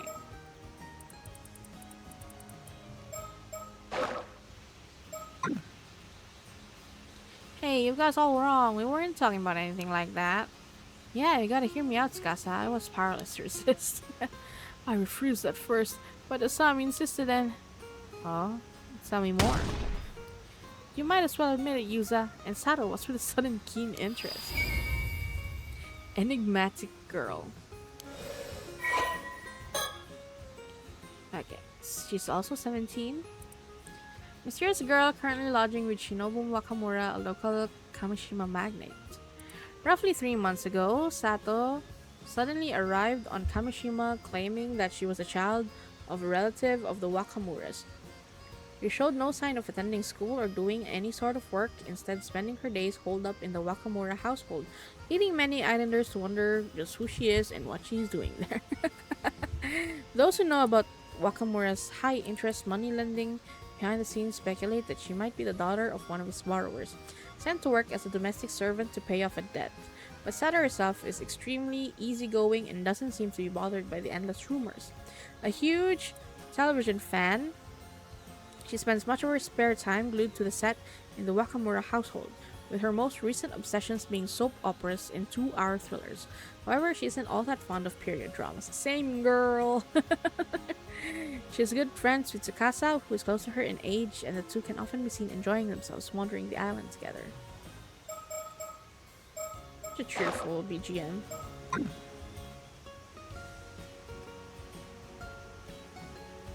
Yeah. So I'll calm down, okay? It's not like that. We're having a perfectly normal conversation. Are they implying yaoi? Yeah, sure. Anyway. Hey, don't just brush me off. You're getting pretty worked up, Asami. Don't act all innocent. You're the one who caused this mess, you know. Sorry to interrupt your fun, but I really did have something to say. Folks are worried you haven't showed up to the association meeting, Asami. You should probably get going. Oh damn, the meeting. Totally slipped my mind. Sorry, Yuza. I gotta go for now, but I'll get in touch later. No problem. Thanks for coming, even though you're busy. I guess we'll be on our way too then. Sorry, but we've got some important business of our own to handle. We won't be able to help out with whatever you're up to, and... Ta-da! Advice. Okay. So you did hear what we were talking about. Only the part where my name came up. I didn't want to be nosy though. I see. Well, thanks for coming all the way out to get Asami. I don't know what you guys are up to, but you've piqued my interest. Be sure to tell me about it later, okay? Anyway, see you later. Come on, Sato. Roger. Oh, one more thing. You better not forget about the day after tomorrow. Tell Asami he'd better remember too. Sure, I'll tell him later.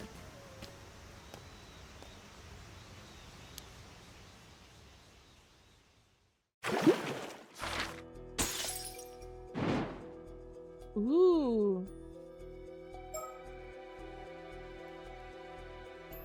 Okay, we can do the recollection first. Having grown close to each other, Tsukasa tells Sato that she has something to discuss. Okay. Sato, you got a sec? Huh? I was hoping to get a bit of advice. Thing is, you're the only one I can really talk to about this. Sure, what's up? If you got a problem, leave it to me. Kameshima's living, walking, talking encyclopedia. Wow, that's a pretty impressive title, Miss Encyclopedia. Although I think the walking, talking kind of implies you're living already. Either way, I hope you can help. You know that even if it kills me, I'll squeeze every last brain cell I've got to help you, Tsukasa. Right, but you're supposed to be a living encyclopedia, so please don't go dying on me. Thanks for being there for me, though. Come on, go somewhere with no one else around, then. Chuo Street. Okay, let me charge my phone. Pardon me, a moment, young ladies. Yes? I mean us. Woman. Yeah, sorry for the trouble, but I was hoping to get some directions. One direction? Just kidding. Oh, are you here sightseeing? Welcome to Kamishima. Oh, why do these two look sus? Everybody's sus. I'm afraid it's not quite as relaxing as sightseeing. We're looking for the Wakamura residence. Would you happen to know where it is? The Wakamura residence? May I ask who you are? Oh, of course. Please pardon my manners. My name is Yumeko Shiki, a housewife from over in Tokyo. Oh, a housewife. And this here is Sodo Kiryu. He's something like an assistant to me. My pleasure.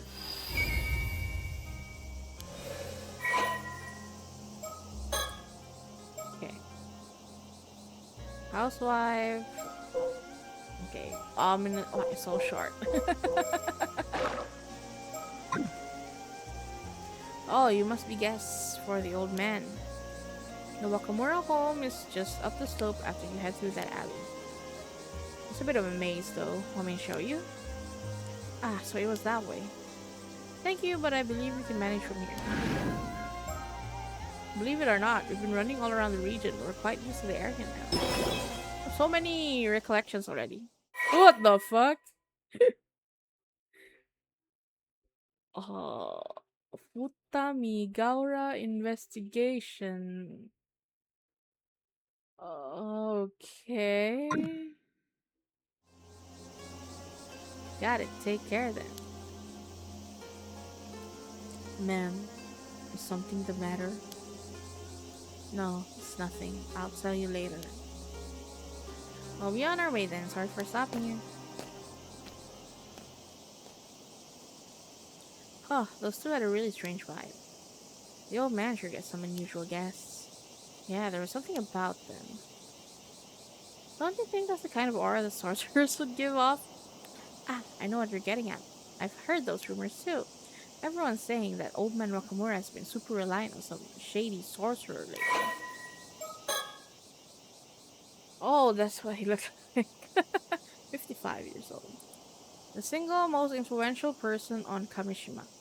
Although born to an ordinary fishing family on the island, he entered his 20s during the post-war economic boom, and through tireless work and juggling multiple side jobs, he managed to amass a small fortune over the years. He went on to invest this fortune into the development of Kamishima, not only upgrading its fishing equipment, but also improving the island's infrastructure to entice businesses to set up shop on the island. Efforts that have earned him the appreciation of people all over the island. He currently holds many key positions on the island, including serving as head of the Kamishima Fisheries Cooperative Association. Oh, hi Flam! Hello! It is said that his appointment was as the next mayor of Kamishima is all but confirmed. Although admired for his many contributions to Kamishima's development, his personality leaves much to be desired. with many stories of him using force to get things to go his way. He is often high handed in his dealings with others, fully aware that his position makes it difficult to oppose him. Having what is this wall of text? This is Paranormasight, and there's a lot of reading involved. It gives you like um backgrounds and all this lore and stuff, which are some are important, some are just like flavor text. But I like reading everything because it makes everything make sense, I guess. There was a lot of reading in the first one too, and I think it's one of the charms of the game. So that you don't really have to, you don't really have to build on like the scenes and stuff. You just have to read. I have no problem reading. Okay. It is said that he's recently become an ardent devotee of a certain famous sorcerer in Tokyo, and often relies on their guidance for making decisions. Okay. They did say they were from Tokyo. Maybe they really are sorcerers. Whatever. Come on, Sato. Let's go. Yep.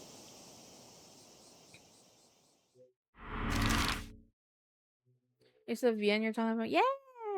Finally, we're starting. Hasn't been hasn't been anything much. I barely started, but we're just like the plot is the two main characters, the two male main characters are trying to look for a mermaid, and that's all. That's all for now. More, more to come.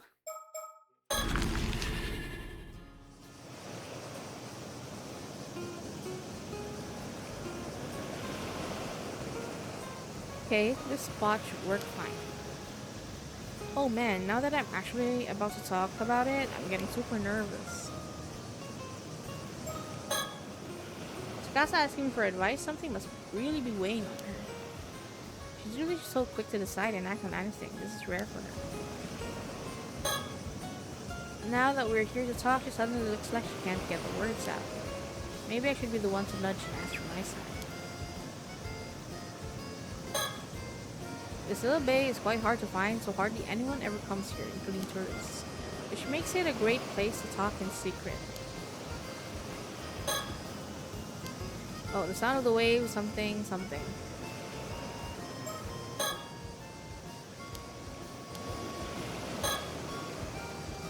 She actually looks like she's kinda embarrassed. I'm worried for her, but I have to say she also looks kinda cute like this. Yuri.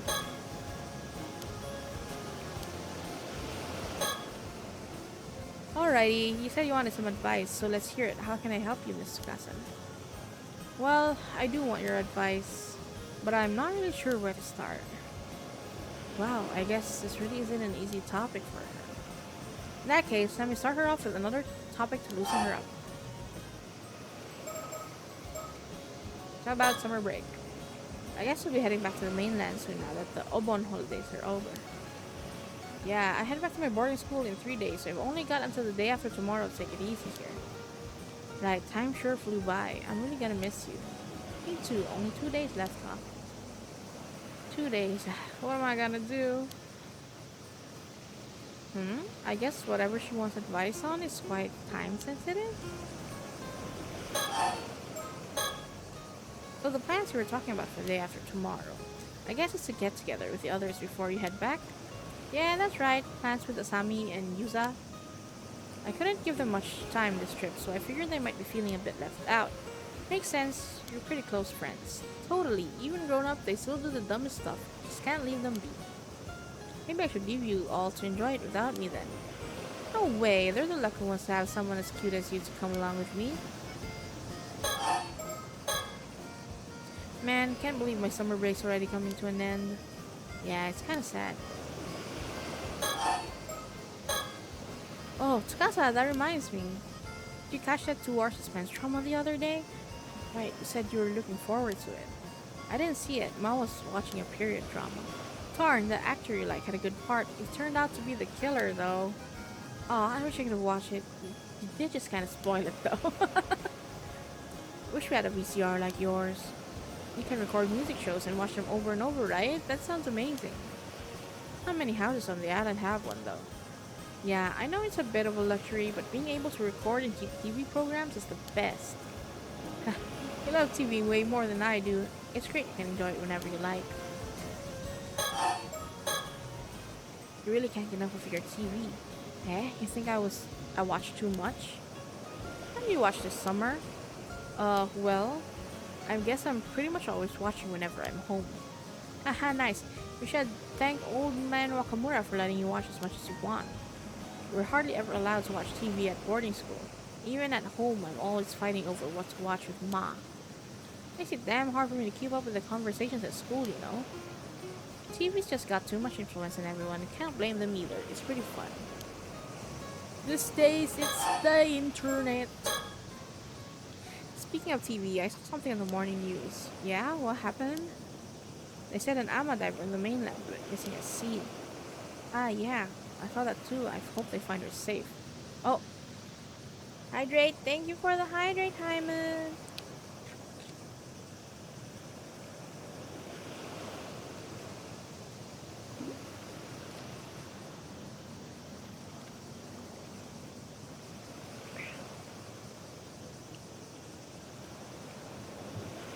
Apparently, they're still searching, but it goes to show how dangerous being an ama diver is. Yeah, even I've had a couple of moments out there that have been way too close. When the catch is right in front of you, it's easy to think you can go a little bit further and end up pushing it just too far. Sounds scary. You be careful out there. Now that I think about it, a little while back, there was that story about old human bones found on the seabed near Toba. Whoa, I never heard about that one. Did it really happen? Creepy. Maybe it was someone who went missing at sea. I just hope it isn't like a curse or anything. A mermaid's curse? Title drop. Just kidding. Yeah, the sea can be pretty scary. The old Ama grannies always told us, we islanders live with the sea. Never forget how fearsome it can be. That rhymed. That's why the Ama divers wear charms and mind the proper rites, right? Yeah, gratitude, manners, and restraint toward the sea, never to be forgotten. That's the first thing they teach you when you start diving. Title drop. You know, Sato, compared to when you first arrived on the island, you've really brightened up. Maybe thanks to all the TV. Oh, was I really that gloomy before? Yeah, up until about a month ago, it felt like there was a little cloud hanging over you whenever we spoke. It was like you were kind of depressed all the time, like nothing in the world really mattered to you. Oh, so that's how it came off. Sorry for being such a downer. Yeah, you didn't crack jokes like you do now either. But this you, way better. Having fun stuff going on really brought you to life. Makes sense. I'll try to keep the positivity. Okay, I'm ready. I'll just say it. Go ahead. The thing is, she likes Yuza, doesn't she? Or the other one. I think I like someone. Alright, go on. Well, we'll hardly get to see each other anymore soon. I want to tell him how I feel when I'm still on the island. Makes sense. I'll help however I can. As Kameshima's living encyclopedia, I've seen this all on TV before. I probably know a thing or two about that. That can help for sure. Yeah, you don't sound all that confident, which kind of makes me a little nervous, but I can tell you mean it. Thanks. Just don't really know what to do. So, which one of the two is the lucky guy? She knows. Aware. Huh? What do you mean? Oh, no way. Don't tell me you think I like Asami or Yuza. Wait, you mean it's not one of them? Me falling for them? Not a chance. They're basically like brothers to me. I could never picture a romantic relationship with them. Oops, sorry. I just assumed me too. Sorry, girl. I call myself the living, walking, talking encyclopedia and brag that I've seen it all on TV, but I guess I don't really know anything. Sorry, that's so embarrassing. I'm gonna go die now. Whoa, don't sweat it. Really, no dying. So who is it? No point dragging it, so I'll just tell you. It's Shotaro! Fucking. Ah, Mr. Wakamura-san. I see. I see. He's sincere, smart, and pretty handsome. I can see why you like him. I don't know. I think Yuza looks looks better. Right? He's back visiting the island at the moment, but he usually goes to university in Tokyo. I've secretly admired him for ages, but I always thought he just saw me as a kid. Figured he'd never be interested. But now I go to school on the mainland by myself, and I'm even working as an ama diver. I think he might see me more as an adult now, more than before anyway. Yeah, that makes sense. So you want to let him know how you feel while he's still on the island. Maybe it's all just one-sided on my end, but I can't keep these feelings bottled up. Then tell him I'm with you. Okay. Who? He. He's 21. She is 17. My girl? No.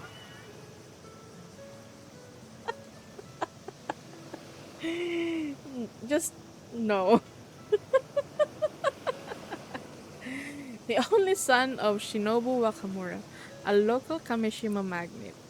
Due to his father's influence, he was pampered by those around him from an early age, but he grew up to be a pleasant and sincere young man despite this attention. He is well regarded by those who know him, often being told that he has been blessed with a sharp intellect, good looks, and a variety of talents. He is currently attending a university in Tokyo and is back on Kamishima for summer break. Although his father Shinobu wants Shotaro to inherit the influence and wealth he has spent much of his life building up, Shotaro himself has no intention of doing so. On the contrary, he is skeptical of the old-fashioned insular ways of island society and regards his father as a very embodiment of those outdated mores, viewing him with utter disgust for his overbearing, vulgar tendencies and superstitious beliefs.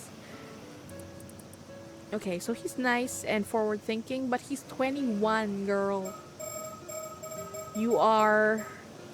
Where's her name? You are 17! Jesus Christ.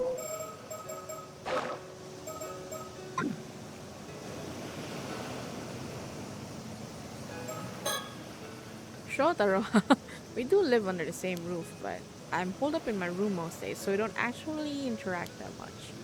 At this rate, I have no advice to give. What should I do?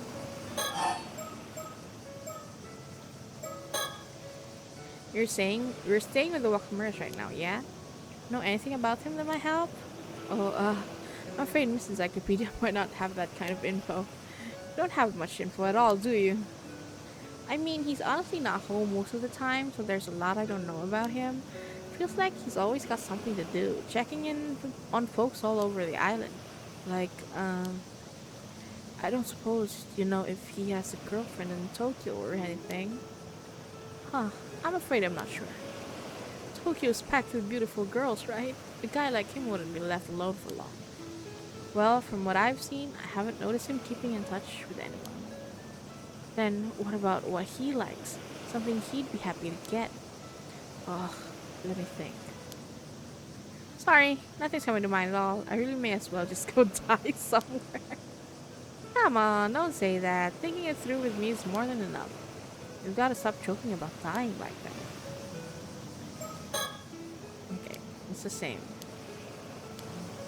Okay. Oh, Tsukasa, how about this? I'm pretty sure I can ask Shotaro to meet us somewhere. I'll organize that for now, and we can plan from there. How does that sound? Oh, sounds good. Thanks so much, Sato.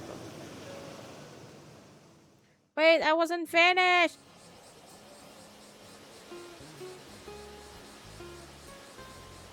So, we kicked around ideas the whole way back, but in the end, writing a love letter and handing it to him is the best call. That's the plan, yeah?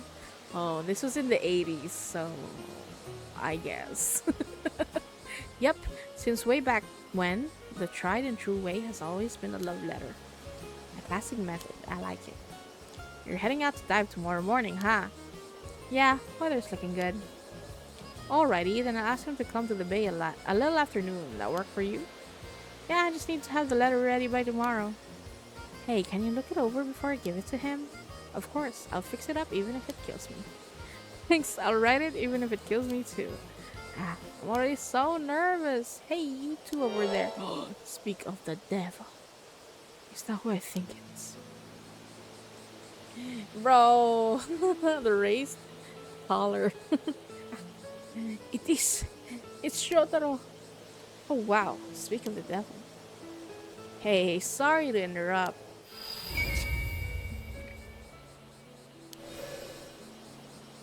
Ooh, he's totally glowing as usual, bro. Is something wrong?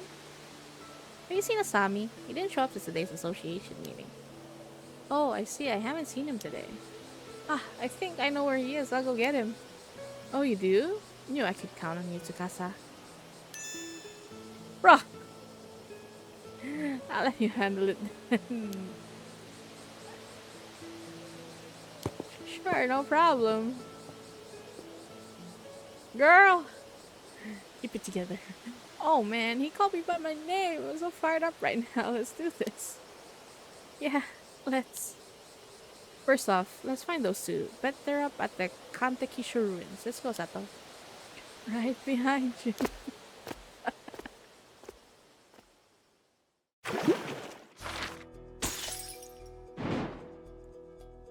Oh yeah. Am I ready for this? I'm ready for this ugly ass body. Yeah, but I'm kind of curious why they're on the island. So I guess we'll do the recollection. It's ugly. Futamigaura investigation. Yumeko Shiki and Sodo Kiryu head to the coast of Futamigaura after receiving a report about a strange corpse found there. August 7, 1980X. ATX.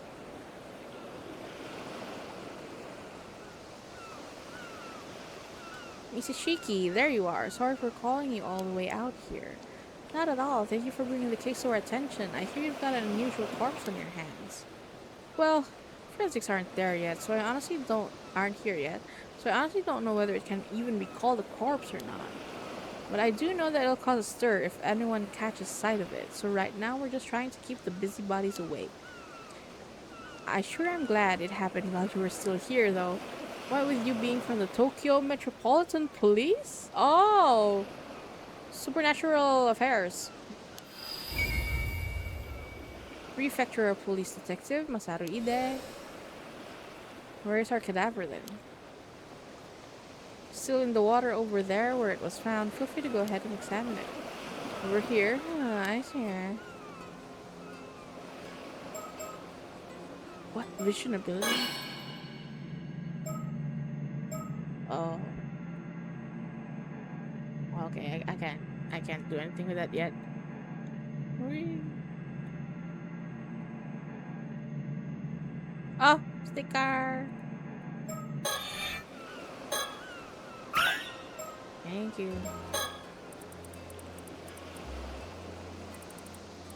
I didn't have any like ways to look around the previous one, so I guess there were none. Okay. Sync. You originally came to Miya from Tokyo to investigate another case, but with so many other incidents occurring, I can't help but get the sinking feeling something troublesome is about to happen. Detective Ide has been a huge help to us so far. We might be able to reveal some of our circumstances to him. Oh, I can see the ugly ass corpse. First things first, let's start with taking a good look at the corpse. No. Hey Sodo Kiryu, he's worked with me as my assistant for a long time now, although he usually makes his living as a psychic detective. He's not officially with the police, but with my assignments being what they are, he has special permission to accompany me on investigations. Okay, here we go then. Sodo Kiryu, 25 years old, male psychic detective. An independent psychic who makes his living as Japan's only psychic detective. Sodo has no permanent residence, instead traveling throughout the country for training and resolving any metaphysical incidents he comes across, something which eventually led him gaining his current moniker within the industry. Although he has a calm and taciturn personality and is possessed of a sharp mind, he is surprisingly sensitive by nature. However, this trait does not extend to mercy towards spirits and other phenomena, which he often ends up subduing by force. Primary spiritual abilities, curses, jujutsu. The ability to use particular curses to inflict harm or otherwise negative effects on others. Effects range from forcibly binding a target in place to dealing fatal wounds. The stronger the curse's effect, the greater the burden on the user. Shagan.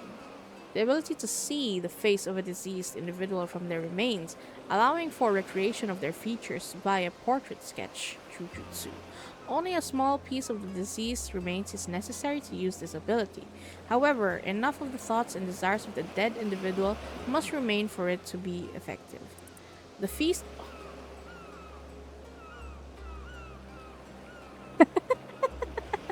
This is a first game reference, The Feast of Shadows. The ability to create a domain in which the potency and range of certain types of spiritual abilities are increased, only effective at night. Sodo himself is able to create a domain up to 1 kilometer in range. So he has domain expansion. Very jujutsu. Sodo's family runs a small shrine dedicated to a certain onmyoji from the Sengoku period. Too much lore. I love lore though. This onmyoji is said to be an ancestor of the Kiryu family, which may explain why their bloodline has produced many individuals with a strong spirit sense over the years. Oh my god, he is somehow connected to the first game. I have a feeling. Because the first game is all about Jujutsu and Feast of Shadows and Onmyoji and like darkness and curses and stuff. Which I loved. I love the idea. I love the concept. Okay. Sodo was born with an exceptionally potent spirit sense even within his lineage, leading to his abilities catching the attention of legendary psychic Itensai Shiki when he was 8 years old. Itensai subsequently took him under his wing. I just approach is this game it's JJK verse. No, it's no. And Sodo underwent rigorous training under his watchful eye. Even now, he is always quick to respond when summoned by his mentor's wife, oh, Yumiko Shiki, and often supports her during her work. He also has a keen interest in swords, same, and is extremely knowledgeable about blades from all countries and eras. About blades from all countries and eras.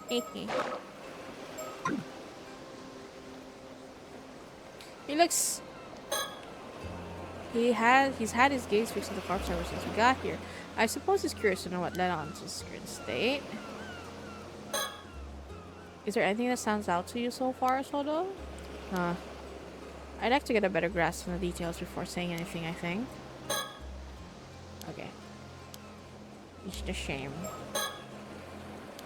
Okay. This is Masaru Ide. By the way, should I know something from the first game to understand all this? No, this is a different story, but there might be some references or similarities to the first game. Or maybe, I don't know, hopefully some characters. But don't worry, because I will tell you guys about it. I will most definitely say something if that's the case. But this is its own story. Okay, this is Masaru Ide, a detective from the local police. He's acting as my point of contact while I'm over here, as well as providing any support I need. I don't doubt it's quite a troublesome assignment there. There are a lot of things that need to be kept secret from one. But he's been very good at not prying into the particulars while doing what needs to be done. Occasional grumbling notwithstanding. Given what this case has ended up involving, though those particulars may not end up remaining undisclosed for much longer. Okay. I thought they were like bad guys, but apparently they're on our side. I mean, how would they be bad guys if we have them on the timeline, right? Okay. Ide, an assistant inspector in the 1st Investigative Division of the Criminal Investigation Department of the Mie Prefectural Police.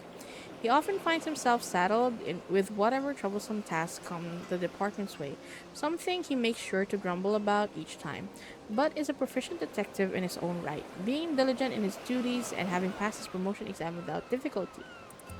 Although often said to have somewhat unreadable expression, he is quite sociable and makes a point to attend all the department drinking parties.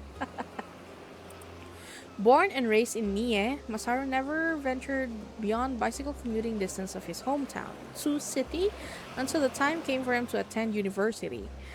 With no particular plans for his future in mind, he took the employment exam for police officers, figuring that a local government job would at least be stable. He had no admiration for the police or any strong sense of duty for justice, but found the strict discipline of the police force suited his personality. I mean, that kind of makes sense. He quietly married a fellow classmate from the police academy soon after graduating, and at home he takes on the role of doting father to two sons and a daughter. If pressed to discuss his hobbies, they would include walking and combination puzzles. Strangely enough, he often happens to be walking nearby whenever incidents occur, leading to him being first on the scene, even when off duty, so something his colleagues frequently tease him about. I don't think we needed to know any of that, but okay, I guess.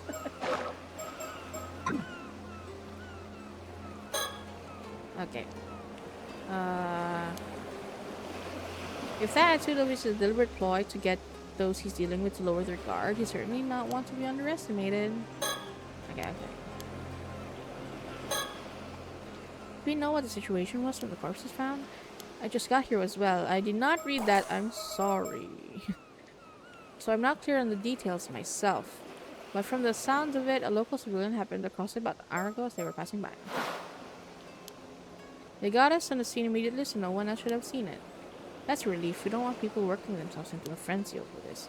Where's that local now? We've got someone taking their statement in the nearby police box. I'll let you know when we get more info there.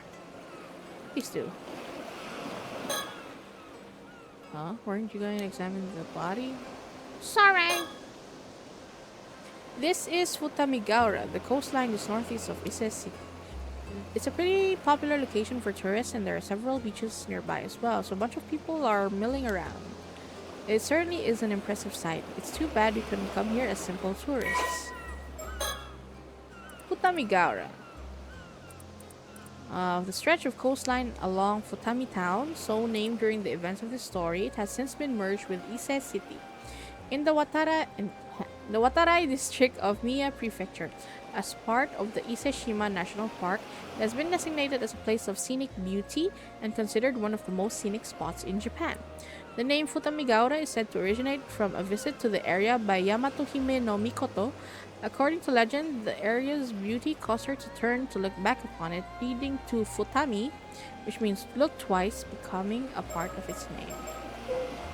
I thought it was Futa. Okay, never mind. A city located, Ise City, a city located in the central northern area of the Shima Peninsula. The northern part of the city is on a plain directly facing Ise Bay, while the southern part is on more mountainous land surrounded by hills. Having long flourished as a town leading up to the Torii Gate of Ise Shrine, it stands out as a particularly popular tourist destination, even among the many attractions in the Ise-shima area.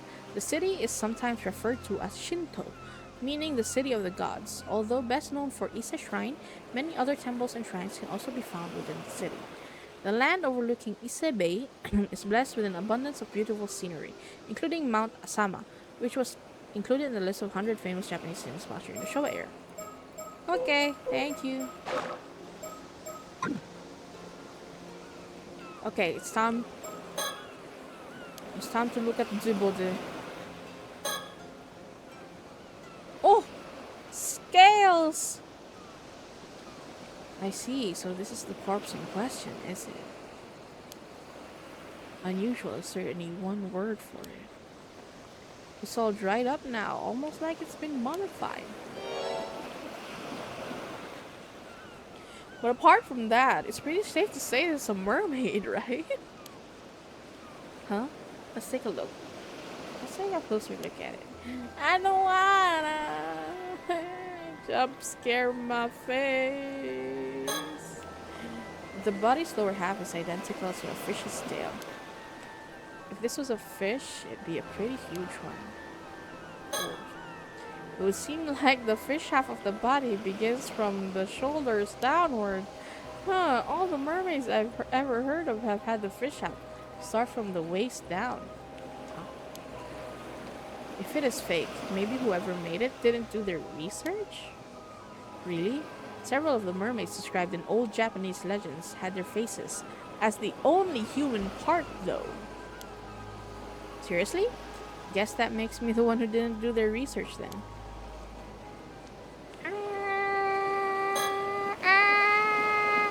As you can see, there's no doubt it has a human head. That's the main reason we went ahead with treating it as a corpse. That makes sense. I can't imagine anyone would have seen a creature like this before, after all. I don't want to look at it! Really is a mermaid. Wouldn't this be a pretty huge discovery? It's not the sort of thing we'll be able to make public, that's for sure. I don't suppose we have any way of confirming their identity? Their identity? Huh. Given the state of the body, it'd probably be difficult to confirm based on facial features, but we might have a chance using dental records. Though that would depend if they ever had a dental exam. I see, that makes sense. Why we zoom in on this? It's not me, it's the game. Wait, what did they say? There's more? If this really is a corpse, I wonder when they died. I doubt their body would have ended up this desiccated if it had been in the sea this whole time. You think there's a possibility that they died, shriveled up into a mummy-like state, then their body fell into the sea and got washed up here? It makes for quite the enigma, that's for sure. There's no sign of any external wounds. I can't see anything that could have caused their death, at least. Okay. Honestly, I'm kind of leaning towards it being like a fake of some kind. What do you think? It's true that many of the mermaid mummies discovered were ultimately found to have been man-made in origin. There's more of this shit? The photo is so cute.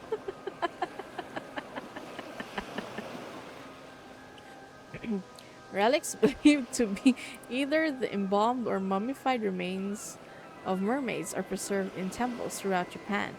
Among them, several are said to bestow blessings such as eternal youth and longevity. What do you mean so cute? I mean, it's cuter than the one they found on the freaking water.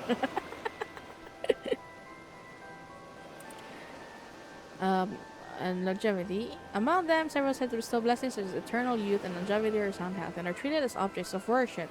In the 1970s, some garnered so much attention. Yeah, hot enough to become a mummy. In the 1970s, featured on TV that people traveled en masse to see them, prompting some temples and shrines to discontinue public viewings. Mermaid mummies have also been... Oh, hey, Spoon, it's a mummy. Get it? Mermaid mummies have also been documented in other countries. In the 1800s, the exhibition of mermaid mummies as exotic curios became a widespread phenomenon across Europe and United States. Although these mummies were originally believed to be genuine, subsequent analysis has revealed fibers from materials such as wood and paper in their composition, exposing them to be man-made in origin. The quality of some mermaid mummies crafted in Japan during the Edo period was particularly high, with several being widely circulated, especially in Europe. However, the revelation that many of these mermaids were man-made does not disprove the existence of mermaids, and debate on the topic continues even today. True.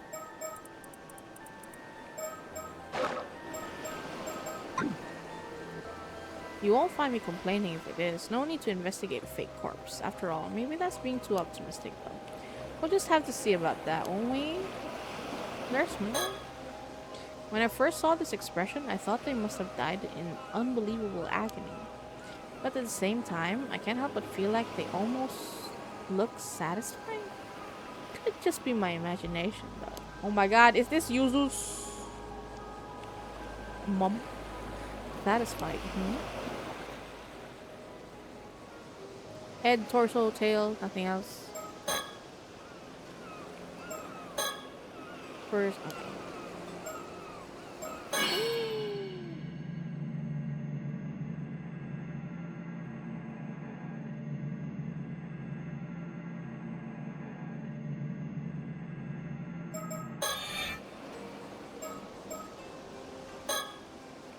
If we really do have a mermaid on our hands, do you think all those stories about becoming immortal from eating mermaid flesh are true?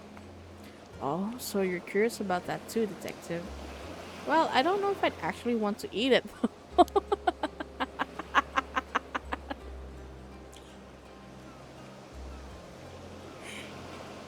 Sorry. If you eat this one, is it gonna taste like dried fish? Sorry. Okay. Living forever doesn't necessarily mean you'll be happy, you know. Oh, deep, deep. Besides, what? Besides, I can't say I find the thought of eating meat from this thing all that appealing. I see. I suppose that's a natural response. But there are plenty of people who would be interested in getting their hands on this corpse for that exact reason. I can see that. We might even have people fighting over it if it gets out. All the more reason to try and keep it hidden. Yes, good question.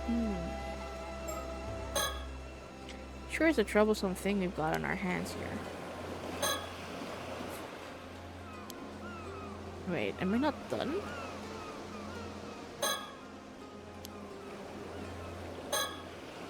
Well, I think we have a decent grasp of the situation now. What's your opinion, Sodo? First of all, based on the state of the corpse, I think it's safe to say that this is another case of the curse of the forsaken fish. Some of the residual curse energy is still lingering around the body. Just as expected then, so I suppose that's no surprise. Huh? What was that just now? We'll try to explain our understanding of the case so far, Detective. I realize some of it might sound a bit absurd, but please bear with us. This corpse is neither a fake, nor could it be called a mermaid, huh?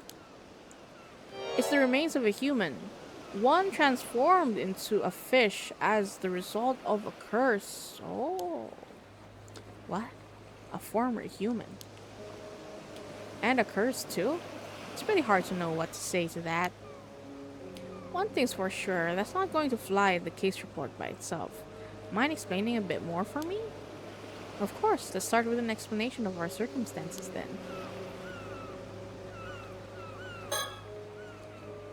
Okay.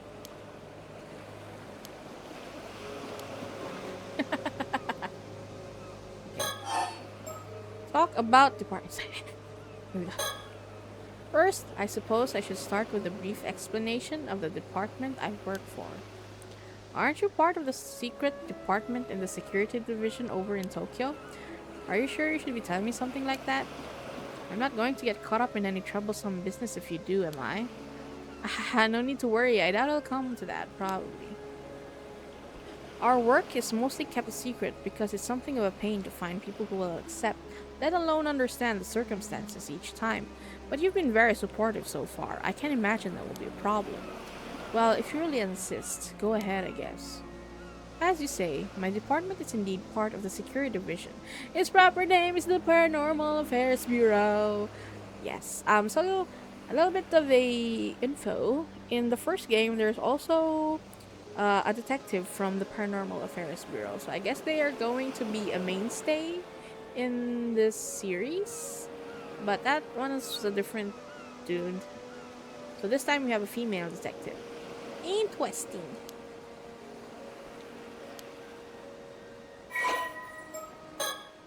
Okay. Oh, they have the logo now and everything. Paranormal Affairs. Although officially called the Tokyo Metropolitan Police Department Security Division Paranormal Affairs Bureau, it's more commonly referred to simply as Paranormal Affairs. Only a handful of people know of its existence even within the police force. As the name suggests, this unit specializes in the investigation and resolution of cases involving paranormal phenomena.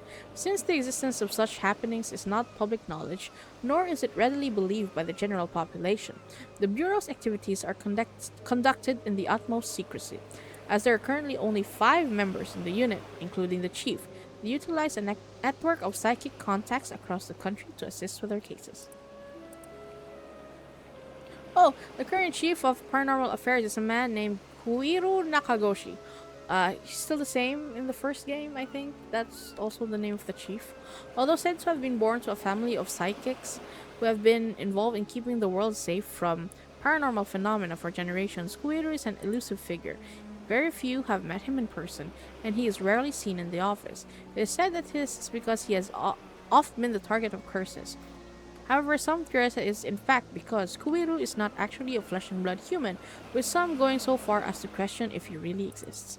His seat in his office is usually occupied by his familiar, a Nue, legendary creature found in Japanese folklore. The Nue resembles an ordinary white thrush and acts as Kuiru's messenger, leading to bizarre scenes of police officers earnestly reporting their findings to a bird. The term Nakagoshi case serves as a code name used to refer to cases under investigation by paranormal affairs. Yes. It's also the entry in the first game, I think, without the logo. Geez, the Paranormal Affairs Bureau, huh? So, if there really are cases of spiritual phenomena causing harm around the place, I guess it's not that hard to believe there'd be some sort of organization to deal with them in the police. Precisely, I'm glad you're so quick on the uptake. Well, after seeing that corpse over there, there's not much else I can do to believe it, you know? Oh, does that mean you have spirit sense? Or some other sort of psychic powers? Not to any notable degree, I'm afraid. As I mentioned, I'm primarily a housewife. If you ask me, I would rather sort this all out and get back home to my husband as soon as possible. Right. Sodo here was my husband's protege. When he used to work as a psychic, though, he helps me out on any work I'm assigned to. I'm responsible for handling any spiritual work that comes up, yes. Look at this fit. Spiritual work, huh? Hearing you say that like it's just another job really makes me feel we're talking about another industry entirely. But if you really are just a housewife, Mrs. Shiki, why are you working for a special unit like that? I know it's none of my business, but if your husband is a psychic, wouldn't all this be more in his line of work? True, personally, I'd also rather our roles were reversed. But there are several reasons why that, unfortunately, can't be the case. I see, I don't really know your circumstances, but it sounds pretty tough. Either way, it should be good to put this down as a paranormal affairs case, right? That should be fine, yes. You can leave the rest of the investigation to us. We'll also handle the report, more specifically, Sodo will. Look at his face.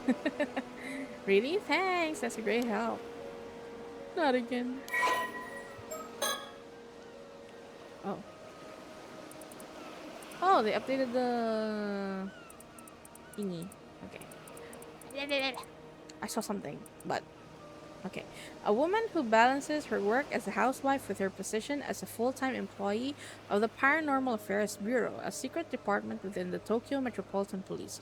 Although the very image of a refined lady in appearance, she has a surprisingly free-spirited personality and tends to find anything she has no interest in too bothersome to take seriously.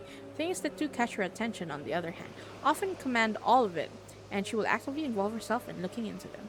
She utterly adores her husband, swooning in admiration where the topic turns to him, and she's also viewed with affection by her co-workers, who call her ma'am. Out of the 5 current full-time members of the Paranormal Affairs Bureau, Yumeko alone lacks any particular metaphysical abilities, despite possessing a meager degree of spirit sense. Even so, she was chosen to be part of the Bureau's elite unit for very particular reasons known only to a handful of people close to her. There was once one other member of the Bureau who had no paranormal powers to speak of, veteran police detective Tetsuo Tsutsumi, and the two occasionally worked on investigations together. When dispatched on assignments now, she always pairs up with the freelance psychic detective, leaving all paranormal related procedures and often her much despised paperwork to him. Tsutsumi is a character in the first game. He was the detective that you played.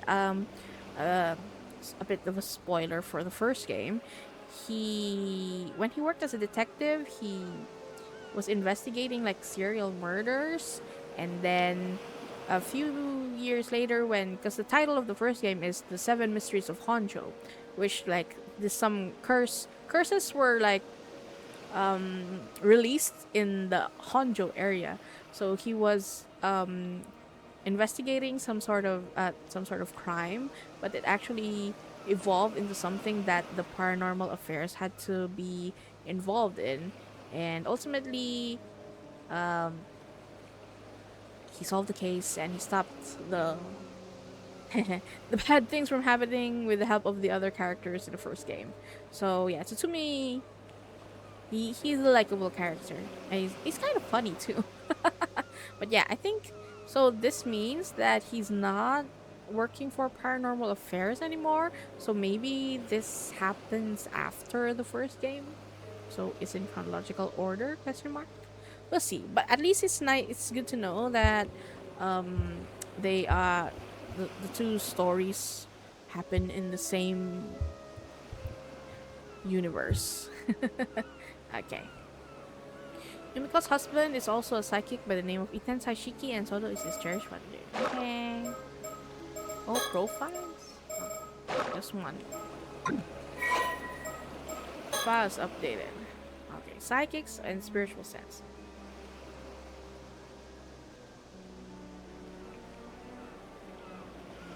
Various abnormal occurrences attributed to the spirits of the dead are collectively referred to as spiritual phenomena. The These can range from small peculiarities, such as being able to see things that shouldn't be here, hearing strange sounds, or feeling a sudden unnatural chill, to a larger scale phenomena powerful enough to defy the laws of physics, potentially even triggering natural disasters. Harmful spiritual phenomena that cause unwanted effects by interfering with nature or tampering with the human body or mind are called curses. Curses can themselves be divided into two categories: those that occur naturally, often arising from negative emotions such as deep resentment from the dead, and those that are intentionally created by someone with spiritual abilities using an existing spirit or grudge. However, creating a curse is quite difficult, and there is the risk of the curse rebounding and causing harm to the creator instead. The more powerful the curse, the more stringent the conditions that are required to use it. So you can learn more about this in the first game. The ability to sense the energy of spirits and spiritual phenomena is known as spirit sense. The strength of this ability varies from person to person, and while it can be increased to a certain extent through training, it ultimately comes down to the individual's innate talent. According to those who have it, spirit sense is similar to the sense of smell. The lingering spiritual energy in an area can be detected by what feels like specialized sense organs, conveying information such as the relative strength of the phenomenon and whether it is benevolent or malevolent in nature. Those with a particularly potent spirit sense are also able to glean specific details from the energy and even track it down to identify its origin. However, as spiritual energy is unaffected by air movement, it is not possible to use wind to drive it away. The ability to see spiritual phenomena is considered a psychic ability, further described below. Spiritual phenomena occur regardless of one's ability to perceive them, so many people that lack spirit sense are affected by such phenomena without any awareness of the cause. As spirit sense is impossible to quantify, comparing its strength between individuals is difficult. However, a tolerance to forcible exposure to spiritual phenomena is comparable to a tolerance to alcohol. There are those who use this comparison when explaining to others. Okay. Psychic ability is a special power to interact with or influence spirits. It covers a wide range of abilities from simply being able to see spirits to being able to directly control or exorcise them. It also includes the ability to intentionally induce spiritual phenomena in order to use specific skills such as peering into the future, capturing images with psychic photography, or searching for objects using dowsing. Individuals who possess such abilities are known as psychics. People who possess spirit sense but lack psychic ability are particularly susceptible to the influence of spiritual phenomena, whether they are aware of it or not, and as such often fall victims to supernatural disasters or disturbances. Lore! So much lore! It seems the time has come to explain our circumstance. I have to make sure not to leave everything out. Okay. So, does that mean that you came all the way to Mie because you knew something like this was gonna happen? Oh, that's awfully perceptive of you, detective. I suppose you could say that, yes. At the very least, the situation hasn't come as a huge surprise. Ah, if that's the case. No, another recollection? Was the body from the other day one of those cases too then? Unlock new chapter. Oh, so there's a different chapter for Shiki? Or is this the same one? Okay. We'll go there later. It was indeed, yes. Seriously? That does sound like a pill to deal with. I bet our chief knew all about this when he assigned me to the case. If it lessens the burden, you've been a great help to us so far, Detective. I don't mind occult stuff, so I've been asking all these questions out of curiosity. But it's probably best I don't get too involved in all this paranormal business, right? Let's have a good reason for keeping it under wraps after all. I think that would be wise, yes. Still, I never would have thought that there's a curse out there that can turn people into fish. And it only half worked, so the victim ended up looking like a mermaid. That's bound to cause misunderstandings. Oh. The curse is originally meant to turn a person's whole body into that of the fish, you see. But the victim died before the transformation was complete, so it stopped before it could reach that point. The vast majority of the mermaids discovered over the years are either man-made fakes or victims of the same curse. I see. To be honest, part of me was kind of excited when I first saw what it looked like. I thought that it might mean there are really mermaids out there, exactly like the ones you hear out in stories. I'm afraid we can neither confirm nor deny things here. Oh, I get why you were asking about the corpse's identity now. It's because you realized they used to be human, right? That's right. Very recently, the transformation likely happened yesterday or even earlier today. What? That recently? Someone could really end up in a state like this after just one day? It certainly could. Seriously, these curses sure are scary. I'll get forensics to take a look when they get here then.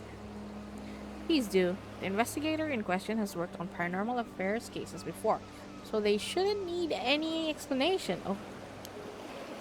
Alright, the case from yesterday. Great, that should save us some effort then.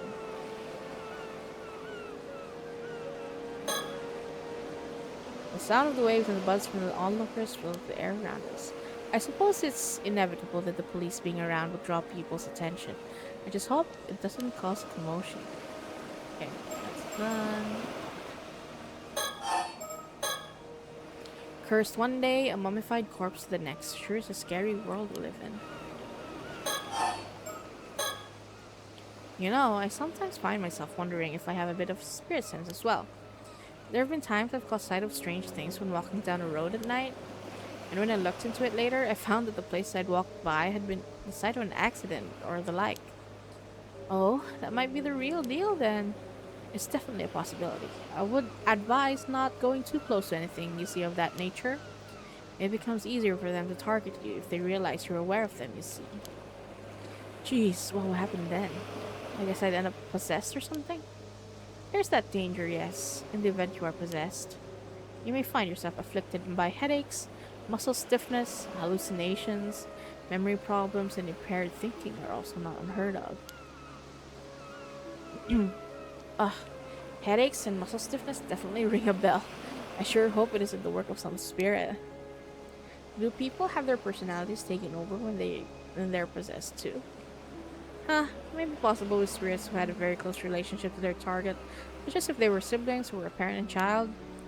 But you almost never hear about people being taken over completely. The negative effects I just mentioned are primarily caused by the two parties not being in sync. That's good to know, I think. Even if a spirit were able to successfully possess someone, it would only be able to, oh, it's in yellow, pressure them to behave in ways that wouldn't be unusual for the individual in question. I see, but in that case, there's no way of knowing whether you're behaving that way of your own will or not, right? Exactly. Hence the prevalence of cases where people don't even realize they're possessed. Ah, so that's how things work here. As far as I know, I haven't been having any problems like that though, so I think I should be fine. Ma'am? Huh? What is it? Perhaps I could use my shotgun ability and see if it produces any results? Ah, that's an excellent idea. I almost forgot we had such a handy trick up our sleeve. Shotgun? What does that do? Patience, detective. You'll see soon enough. Right.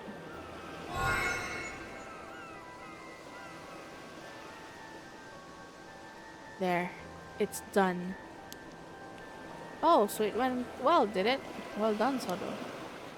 What's all this about then? Sodo can see the face. We have Sharingan? Yes, we have Sharingan.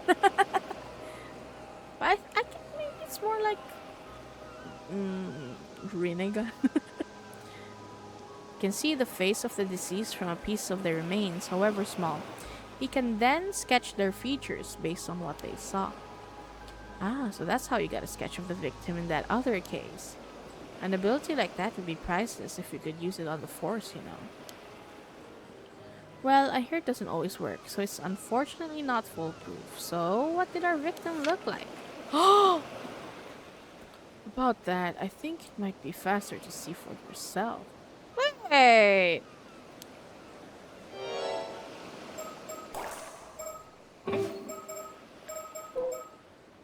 Uh, do they look alike? They kinda, I don't know.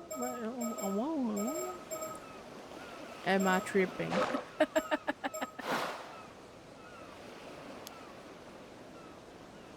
Somekawa. Yeah, I did.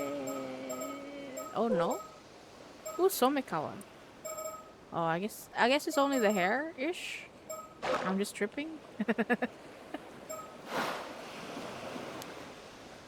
Wait, Somekawa. He can't mean. Who is that girl I see? Standing straight. Staring straight. Oh, you can zoom. I didn't know yet. Back at me. Oh. Okay. More. Yumiko Shiki arrives in Toba City. So we're like moving backwards on the timeline. Okay. So it's the same. Their timeline is one. We have 3 timelines. We have 3 POVs for now. Welcome, ma'am. I've been waiting for you. The site where the bones were found is a little ways offshore from this beach. You went ahead and started the investigation, I see. Thanks for that. Not at all. You're clearing everything with local police meant all I had to do was arrive and inspect the remains myself.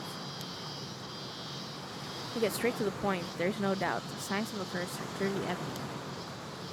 The skeletal remains are tied to a supernatural incident. Huh, it seems I was right to test my intuition on this one. Alright then, let's hear the full report. Understood.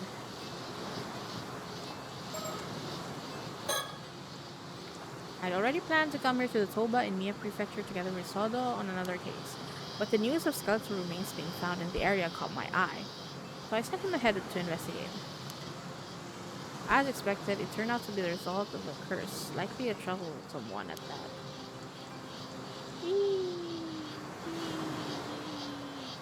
Nothing sus for now. I'd ready. Okay, it's the same. A diligent and earnest young man, his mentor, my husband, has nothing but praise for his skills, so he has my complete trust. I know I shouldn't rely on him too much, but he's so good at noticing the finer details that I often find myself doing so. Oh, he has a cheek. Okay, it's the same. Okay, I want to try this first.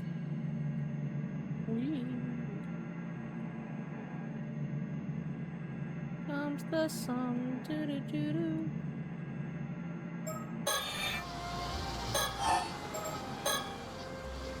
To begin, shall we review the details of the case? Is that really necessary? Summarizing may help us notice something we missed. Not a day goes past that I don't admire your diligence, Soto. My thanks. I'll strive to be brief. A few days ago, a fisherman off the coast here hauled up a long rod-like object. It resembled a human bone, so he notified the police. That was about 10 days ago. So we fished it up completely by chance. Following that, the police conducted an underwater investigation of the surrounding area. They discovered multiple skeletal remains in a fissure beneath the rocks. All the remains were already severely deteriorated, with each being several years to several decades old. Huh. As a result, forensics struggled to identify the victims. There was just too little to go on. Only fragments of the skull's remains, so facial reconstruction was apparently not possible. Hardly surprising in such a state. So, with your ability, we hardly need facial reconstruction, do we? Indeed, I'll report my discoveries shortly. It's the town of Ijika in Toba City. The area is a historic place known for its ama divers. Oh, I know it well. It's also famous as the filming location of one of Japan's well-known monster films. I wouldn't know about that myself, man, but you seem unusually versed in that area. These old tokusatsu films are the best.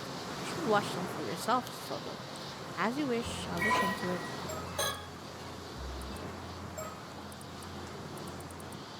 Wait, let me drink water.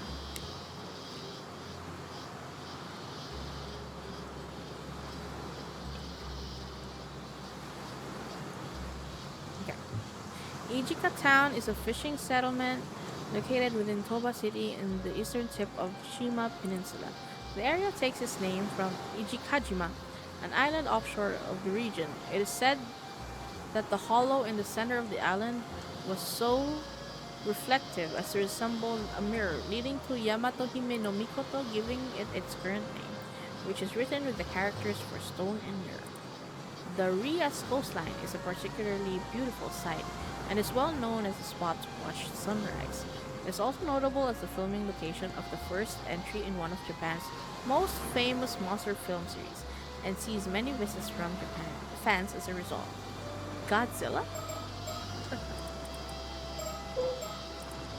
Toba City, a city located in the northeast tip of the Shima Peninsula, adjacent to Ise City and Shima City. Along with the city itself, its administrative area also encompasses four populated islands. The combined area of modern Toba City and Shima City was formerly known as Shima Province. Its coastline features one of Japan's most notable Ria coasts, and is renowned not only for its marine industries but also for its popularity as a tourist destination. Having originally sprung up as a castle town of the Toba domain.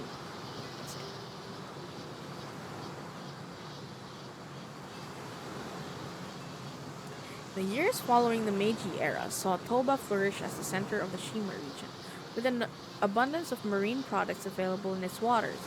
It is also famous for being home to the highest number of active ama divers in Japan. There are many guest houses run by ama divers and fishermen along the shore, providing visitors to the area with the opportunity to enjoy fresh seafood. Ooh.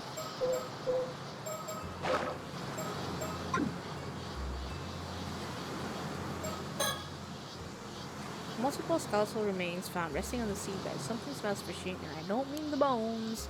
To be frank, I'd prefer to head home sooner rather than later. It seems that won't be an option. Okay, just saying.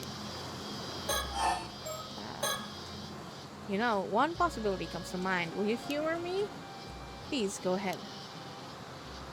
I wonder if those skeletal remains could be the victims of the Kamishima Southern Sea disaster from 5 years ago?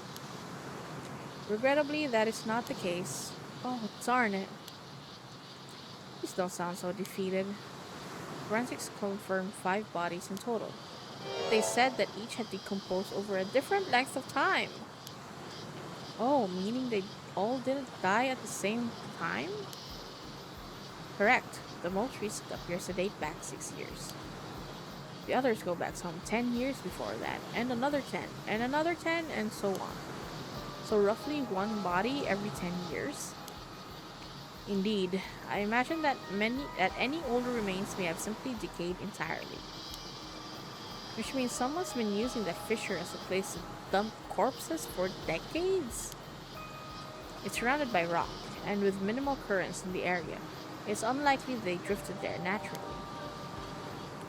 Had that bone not been fished up by chance, we'd never have known. In other words, it was an ideal site for quietly disposing of bodies. So this was no accident.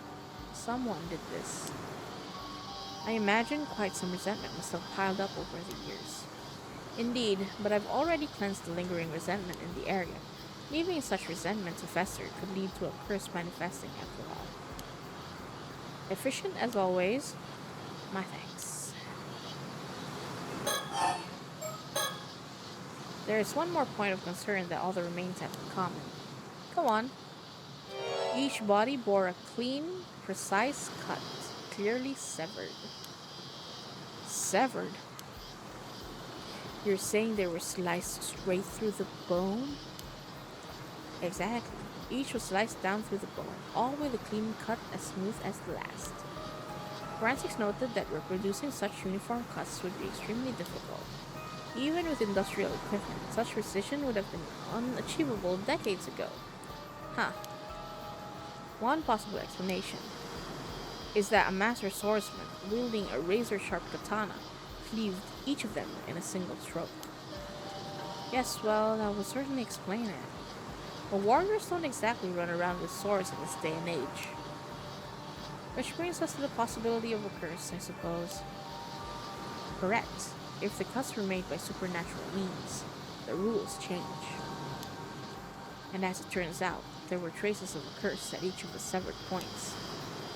It was just a matter of time until we found one. Also, for the briefest moment, I glimpsed a cursed echo that looked like a warrior in armor. Okay. Cursed echoes are also a thing in the first game. They were a big thing in the first game.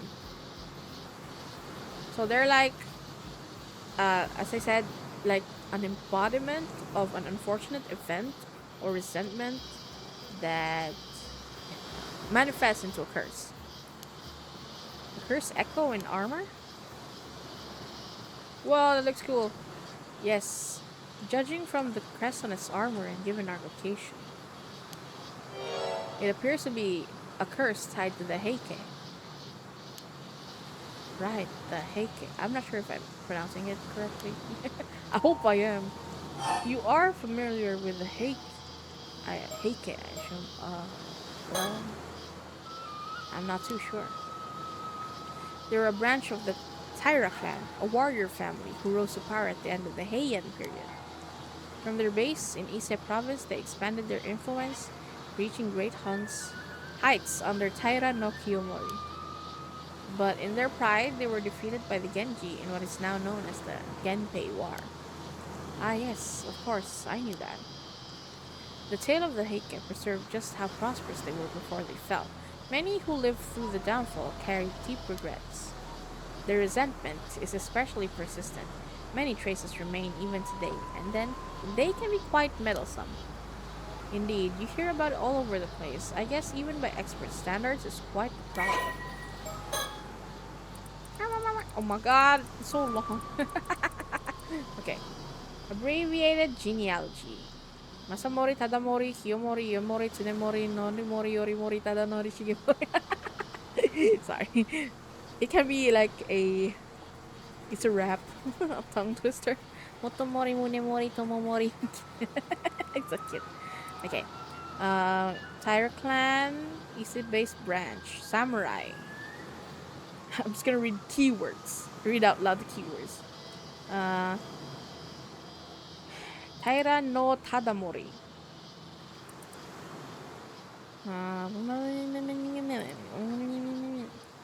Original base in the Kanto region. Central government 1935. Korehira, Mutsuise province. 4 generations on. Successor granted permission to Imperial Court in 11. Not interested yay no mommy. Distinguished military exploits of Tadamori's son further led to promotion to Daijo Daijin, highest possible government rank in 1167. In 1180, Kiyomori's daughter Noriko married into the imperial family. Their son ascended the throne as emperor. Thus, the Tyra clan came to dominate the political landscape. The Golden Age did not last long. Arrogant rule, dictatorial grasp. In the midst of the resulting years of warfare, Kiyomori died of illness. Okay, finally defeated in the Battle of Danon Ura. Okay, it is said that the Kusanagi no Tsurugi? Kusanagi no Tsurugi sword, one of the three imperial regalia of Japan, regarded since ancient times as a symbol of imperial authority, was also lost at sea that day. Yoshitora Utagawa, in the Western Sea, the diving women encountered the Heike clan in the depths of the water. After their defeat, the surviving members of the Taira clan, now disgraced as fallen warriors, scattered across the country and lived out their days in hiding. Even to this day, legends of Taira clan survivors persist in various regions across Japan. Okay. Ooh, that was long.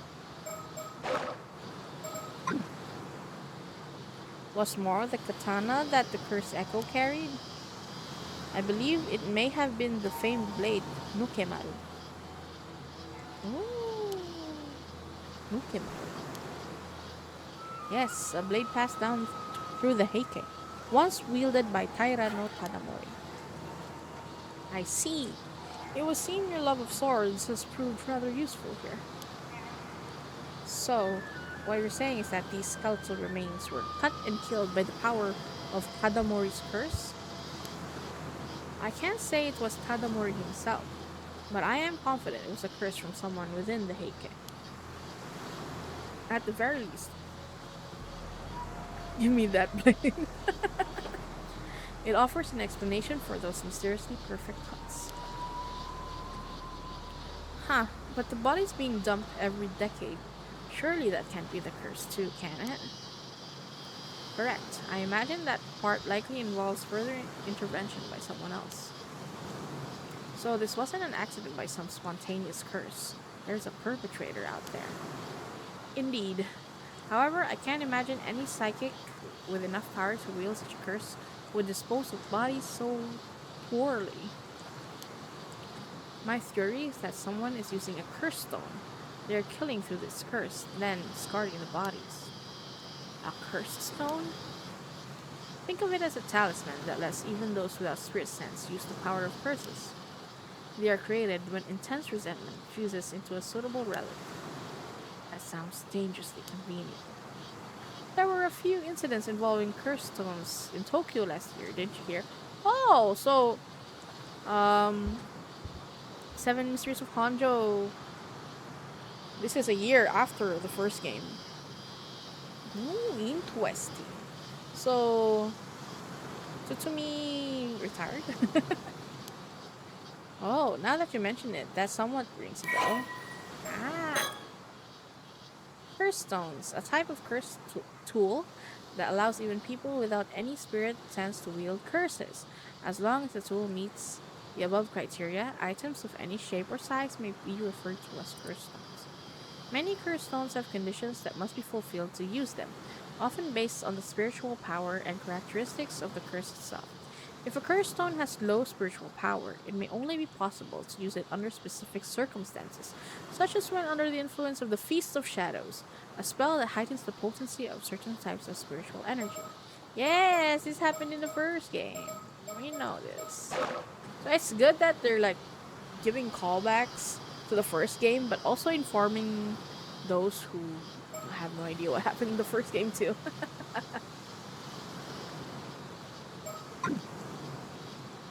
So in short, whoever's behind this possesses a stone imbued with the Heike's curse. They use it to kill someone roughly every decade, dumping the body into the sea. Yes, that aligns with the evidence. Thank you for the summary. Now then, about those skeletal remains. Were you able to use your shotgun, Soto? Yes, I did. It only worked on the most recent body though, the one from 6 years ago. By viewing part of the remains, I was able to reconstruct a portrait sketch of how he looked when he was alive. Here's a copy. I've already provided one to the police as well. Impressive. Impressive. The ability of yours remains quite the asset. Impressive.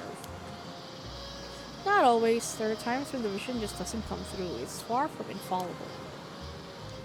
Besides, there are those who can simply speak directly with the victim's spirit and ask who did it.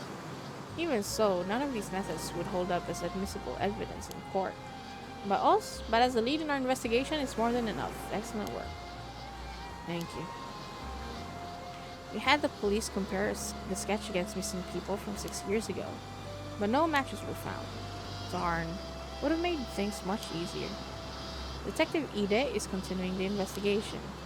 Ah, the detective with the local police. I've heard he's good, so let's hope he proves it. Oh.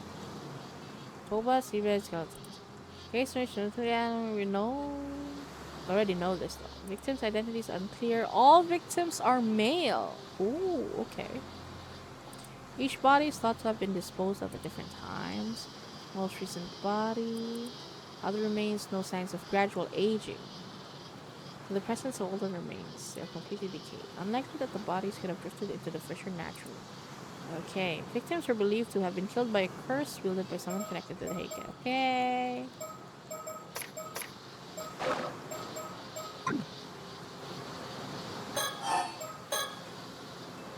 Say, Soto, the sketch of yours.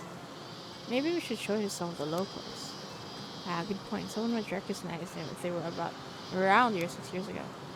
If we can identify the victim, it could help us trace the one who cursed. I guess we can't just leave things be now, the person is involved. Honestly, I'd rather not deal with it. There you go again. Are you sure that's something you should be saying out loud? Obviously not. I just want to get this over with and go home, that's all. Girl! Mood. Yes, yes. We all know how much you love your home. State of the sea. You can see the sea from here all the way to Kamishima. Oh, that's the island. Do you sense anything out there, Sada? Yes, I do. The waters south of Kamishima are saturated with the powerful presence of the curse of the raging waves. Oh, I can sense it even from this distance. That's how strong it is. Is that so? Looking at the sea, I can't see a thing. I just hope this means we've made it in time. Even during the disaster 5 years ago, the energy was never this overwhelming. The seal has broken, there's no doubt about it. So it's already broken? That isn't good. The sea still remains calm though. Does the storm not break out immediately? Yes, something seems to be holding it back for now. Oh, so there's a silver lining at least. It seems stable for the moment. We'll probably have 2 or 3 days of safety. When we've got a bit of breathing room, perhaps there's still something we can do. Whoa! Oh, interesting. A curse that causes an outbreak of turbulent waves and violent storms in the seas around Kamishima. It is said that the curse was born from the resentment of the former residents of Taishima, an island once located to the south of Kamishima, after someone brought about this destruction. I wonder who that is. Some believe that several of the disasters that have struck Kamishima in the past were actually caused by this curse in some manner, including the Kamishima South Sea disaster that occurred 5 years ago. The person accused of bringing the curse to Kamishima was called the Raging Waves Curse Bearer and was shunned by the island's inhabitants. So that's, I'm assuming it's, what's his name? Yuzu's mother? Why am I calling him Yuzu? Wait.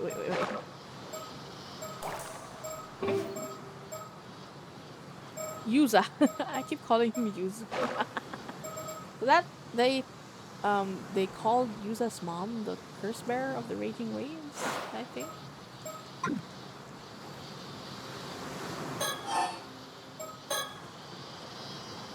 I hope we can do something about the curse of the raging waves while it's still being held back. Yes, but despite all efforts, we still haven't found a way to lift the curse. We might have quite a struggle ahead of us. And that's really the heart of the problem, isn't it? We have no idea where your ancestors' keepsake is either. Apologies on behalf of my family. Fuck! Behind you. Behind me? Fuck me.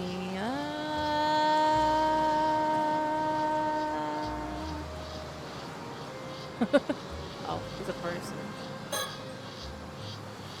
Huh? Who's that? Just someone from town passing by? my god, she looks scary. Oh, bye. Solo after her. Sycamore. Let me go, I did nothing wrong. I've apprehended the suspect.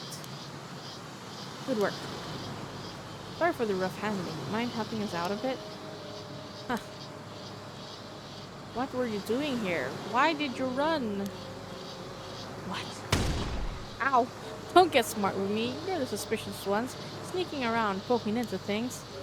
You think folks won't be wary with shady types like you wandering through town? Ah, I see. Sorry if we gave you a scare. We're with the police, nothing shady here. You're with the police? Seriously? You heard about the skeletal remains found nearby? Yes, that's what we're looking into. Shh, you don't look like police. Say, do you live around here? There's something I'd like you to take a quick look at. You recognize his face at all? Do you believe he may have been around here about 6 years ago? Huh? Nope, don't know him. I see. Then, could you point us in the direction of someone who might know about people coming and going in town? No idea. Ask whatever you want. Can I go now? I've got nothing to do with this. Don't know a thing. You look kind of sus, lady. Alright, sorry for holding you up.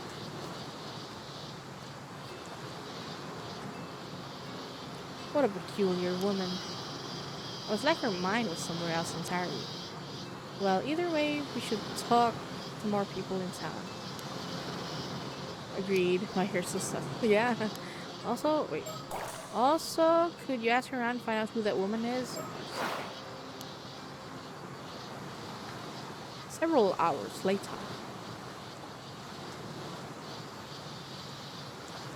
Ma'am, I've learned a few things. Excellent, let's hear it. I split up to ask around town, but all the leads I found didn't actually lead anywhere. I'm just not cut out for this kind of legwork. Let's do a little spin. Okay. He didn't so much as flinch at the thought of tedious door-to-door investigation. Not to mention he's good at it. Having him here is a huge help.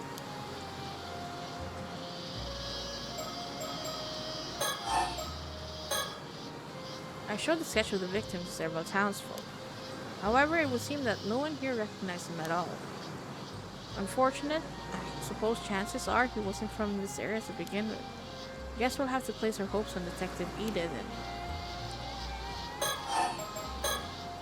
You don't suppose we might be working with a bad sketch here? You needn't worry about that. I'm confident in the likeness. It should be a near perfect match. You're right, I'm sure it's close. Sorry for doubting you. I asked around about the woman we encountered earlier. Apparently, she isn't originally from this town. Oh, is that so? Indeed, apparently she wandered into town about 5 years ago. She's been living alone in a cheap rental apartment on the outskirts of town ever since.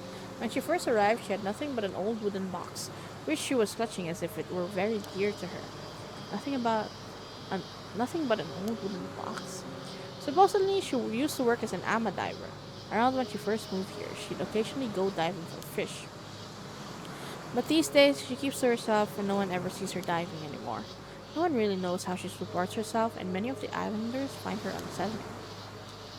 Perhaps she fled from something and moved her life here. I would suggest yes, but she's never spoken about her past, so no one knows for sure. Although, according to her landlord, she's never been late on rent, and she's never caused any problems either. Still, it seems odd she doesn't get so worked up. Wait. Still, it seems odd she'd get so worked up about strangers coming to town.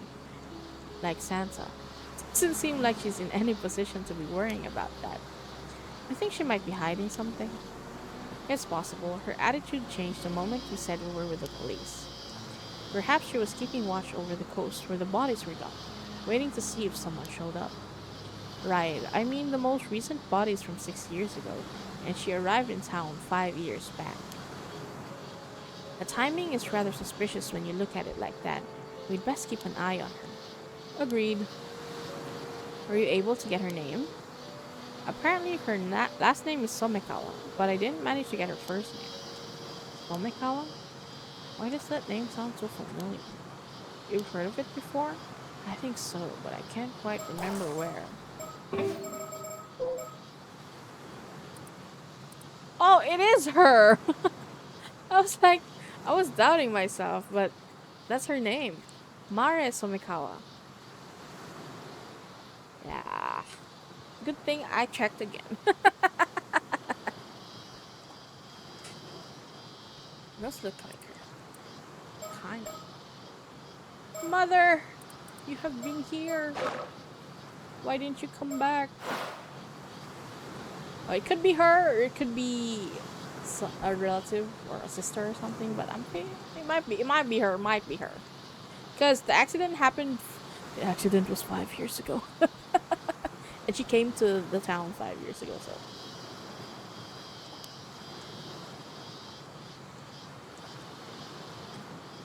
should become a detective or something. But I'm a woman who cast off her past long ago. I guess I shouldn't let it bother me. Yeah, that would be nice, but reality is very different from like doing that shit on your own. Or like playing detective games and puzzle games and stuff. Not this again. Let's leave any time consuming background checks to Detective Ide. Very well, I'll inform him. Oh my god. A woman living in Toba, although she occasionally does work as an ama diver, it's unclear who she is and where she came from. She apparently showed up in Toba about 5 years ago with nothing but a grubby wooden box to her name, and has been living there ever since. Where'd she get the money though?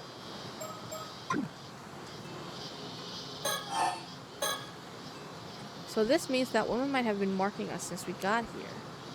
It's possible. I apologize for not noticing sooner. Even a moment's lapse can expose one to a curse. I was careless, but I won't let it happen again. You can be cursed that easily? That's terrifying. What a world we live in. That concludes all the information I gathered from my inquiries. That helps a lot, thanks. Shall I summarize our next steps? Yes, I suppose we need to do something about all this. Let's see. Regarding the unidentified skeletons, until we can identify the victim from the sketch, we have no other leads to move forward.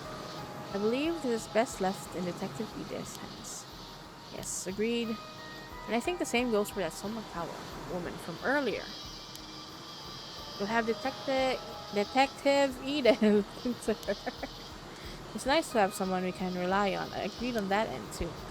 In other words, we can safely leave the skeleton case to him for now. Yes, though we should remain vigilant regarding the curse stones. Okay. Regarding our main objective, or the so-called curse of the raging waves, without knowing how to lift it, there's not much we can do right now. I don't suppose there's a chance you'd be able to break the curse using brute force. We're quite good at that. It's certainly an option if worse comes to worse, but I can't say I have high hopes it will work. I guess it would be more realistic to try to find some clues about the whereabouts of your ancestors' keepsake instead. Indeed, it's said that the item may hold the key to lifting the curse of the raging waves. But even the location of the map pointing to that keepsake has unfortunately been lost to time. Although the map was said to be hidden inside the model of a mermaid mummy. One rumor says it was sold overseas during the Edo period. Huh, doesn't sound promising. If we can't find it, I guess we're back to trying to break the curse with brute force. But to even consider that route, we need much more intel from the island. Which is why we need to head to Kamishima, and at the very least, advise the locals to evacuate. Yes, hopefully someone of influence there will believe us about the curse of the raging waves. Huh? Something wrong? No. It's just that one of the islanders I spoke with seems to be calling me over. Something may have happened. I'll go find out. Please do.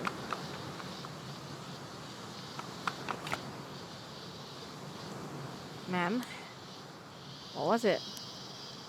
The person who called me over shared a new piece of information. They were told to keep it a secret, but opened up since we were with the police. Go on. Earlier this morning, down by the shore, they apparently found something that resembled the corpse of a mermaid. A mermaid? Really? That same person reported it to the local authority and was immediately ordered to tell no one, not even the police. You're kidding me. The local authority then contacted an unknown individual. Soon after, someone came and secretly retrieved the mermaid corpse. That could be more suspicious, could it? Exactly. They were uneasy about the whole thing, which is why they confided in me. What shall we do? Huh. Did they describe what the mermaid looked like? They said from the head to the shoulders it was human, but below that, entirely fish. So it was not the classic mermaid from fairy tales, it would seem. Only the head was human? They also said it was completely dried out, almost mummified. The face was unrecognizable. But they thought it remembered a local ama driver named Tamiko Suma. What? Apparently, did they call Sam and Dean? She went out diving alone this morning and hasn't returned. I don't think they can get to Japan. That's likely what worried the witness the most. That is troubling. Can you imagine a supernatural episode where they go to Japan? Damn it, just what we needed. More things to deal with. First things first, let's deal with this mermaid story. Come on.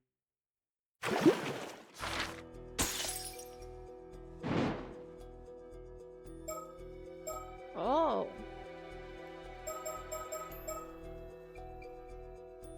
How long is this? How long is this gonna be? Okay. I think we'll go back to Yuza. I know doing Yumiko's timeline is gonna be like explaining a lot more stuff because they're actively investigating it, but let's just go back to Yuza because we haven't been doing his part in a while. Okay, so this means that there's actually another like timeline for this. Oh, hi, Juice! And there's something that we have to unlock, or like we have to stop somewhere and then we continue here since we have more information, I guess. Yeah, let's go back to Yuza and be fun, have fun with our friends. Memories of the last summer. The promised day arrives. After their usual morning dive, the group of four meet at the dock. Usually the first timeline is like the clueless person. It happened in the first game too.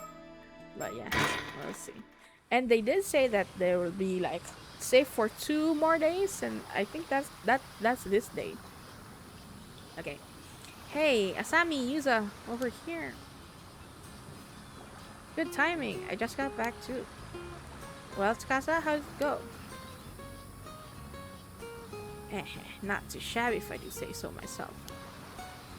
Check this out, 2 whole scallops. Seriously, Tsukasa? Don't get bragging rights for picking up 2 measly scallops. Sure I do. That was hard work. You should be praising me. Say, Yuza, how many scallops did you get on your first dive again? 109, I think?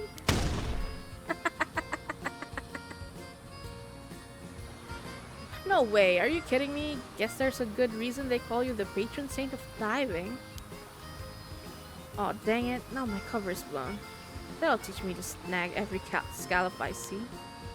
Anyway, Tsukasa, don't let this get you down. You'll improve over time. Man, I've been diving way longer than you, but you're better than me already. Some people are just born to be ama divers. If you ask me, all that matters is that everyone made it back safe and sound. True, you always know the best thing to say, Sato. But for the record, I would have preferred a bigger haul of scallops. Then we could have had a feast. I guess I should have seen that coming. So what's the plan for today? Remember, Tsukasa, it's up to you. Right, we promised to do whatever you wanted today. You name it, we'll make it happen. Now that's more like it. Let's see. First of all, I want us all to go for a swim in the sea. Sounds great. Can't even remember the last time we did something like that just for fun. Right? I want us to forget work and just enjoy the sparkling sea for a change. I even bought a new swimsuit for this. You've got one picked out too, right, Sato? Sure do. Then after that, when it gets dark, let's set off some fireworks. Ooh, fireworks! And then let's have a barbecue on the beach and cook up everything we caught today. Sounds like a plan. Just leave it to us. Everyone ready? Then let's do this. So like all happy and shit. All happy vibes and then things turn to shit. There's a shark and it's coming this way. Better watch out, Asami. That was a close one, Asami. What the heck? I'm a good swimmer, but there's no way I'm good enough to outswim a shark. It's okay, I'll keep it pinned down. Just get out of here while you can. And here, take this fin as something to remember me by. Keep it with you always. Sorry, Yuza. I don't really dig shark fins that much. Ah, my heart. Look at the sea. It's like there are diamonds floating on the surface. It really sparkles, huh? Sure is pretty. Aw, that shark's pretty cool. I should have picked a shark instead of a lifebuoy. But he's having such a blast. I can't bring myself to ask for a ride on it. Do you mean this game is slice of life? Nothing will go wrong.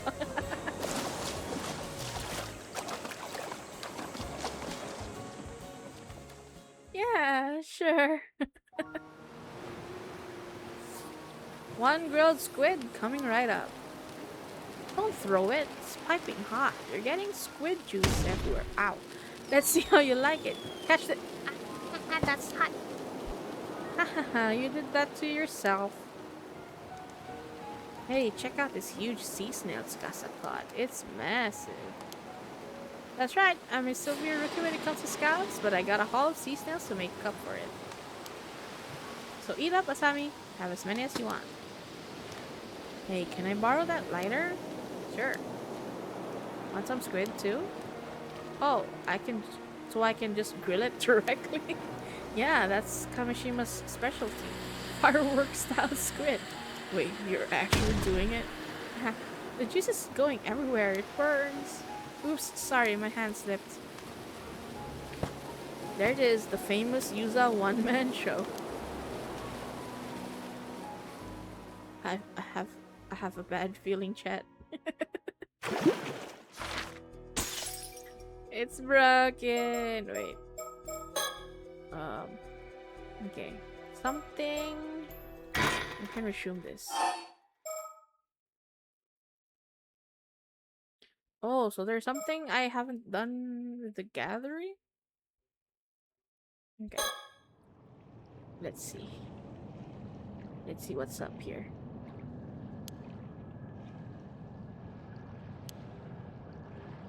Okay.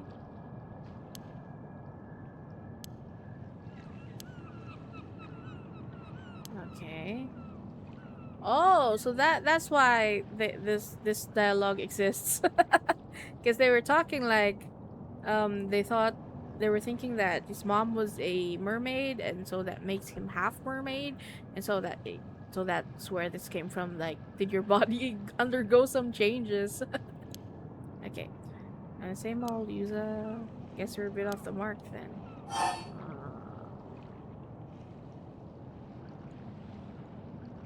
Oh. Huh. So I guess I can't do anything here yet.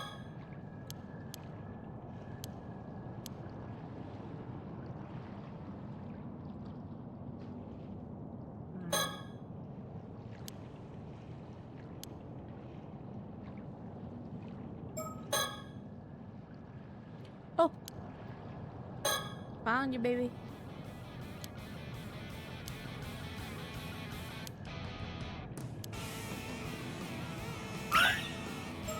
Yay. Okay. It's just a collectible. Fishing boat. I don't have attendant enough for me, not for me. It used to belong to his dad, so it's getting on in years later to take care of it, so it's okay. Ocean? Ocean? Fishing boat? Okay. Oh, I can fast forward. Yeah!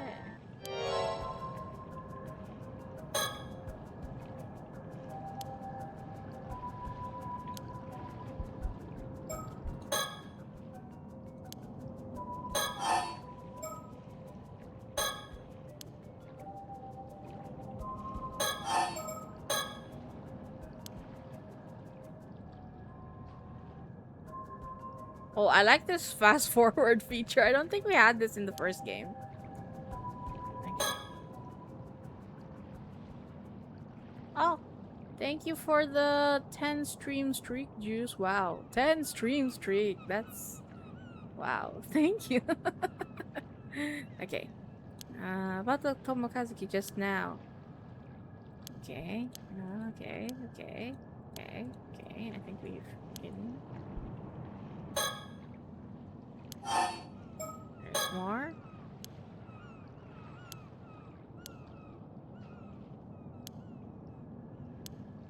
Oh. So we don't have anything for that part yet. So we're still stuck and not being able to continue in Musa's timeline. So we're continuing with Yumeko's timeline, I guess. Um, Iseshima investigation. Mermaid corpse has been discovered on the beach near Ichika town. While Yumiko and her partner investigating its whereabouts, they run into an important local issue. Date unknown, August 1980 something. Mr. Yamashina, thank you for agreeing to meet with us on such short notice. I understand you're a busy man. Huh, nothing like I have not like I have much choice when it's some bigwig from the prefectural police badgering me to do so. So you're Shiki from the Tokyo Metropolitan Police Department Security Division, was it? Oh, thank you for the hydrate spoon.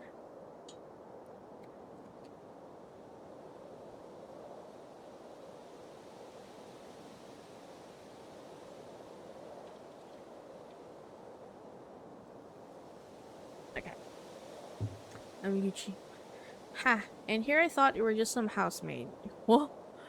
You're sure you're from the police in that camp? Bro, what? Okay, thank you for the posture check. Thank you for the posture check, Plum. Oh, okay. Sit. Sit up. Ha, and here I thought you were just some housemaid. Bro. Well, I am primarily a housewife, cancel him, by trade, but that's hardly important right now. You're known as Unkakudono. Unkakudono? I believe after hearing so many rumors, it's an honor to make your acquaintance. Rumors there.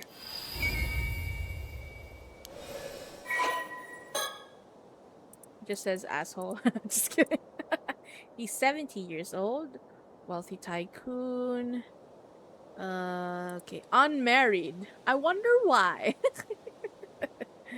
His family first came to business in the Edo period, selling talismans, miscanthus, reed hoops, and other items to ward off evil spirits.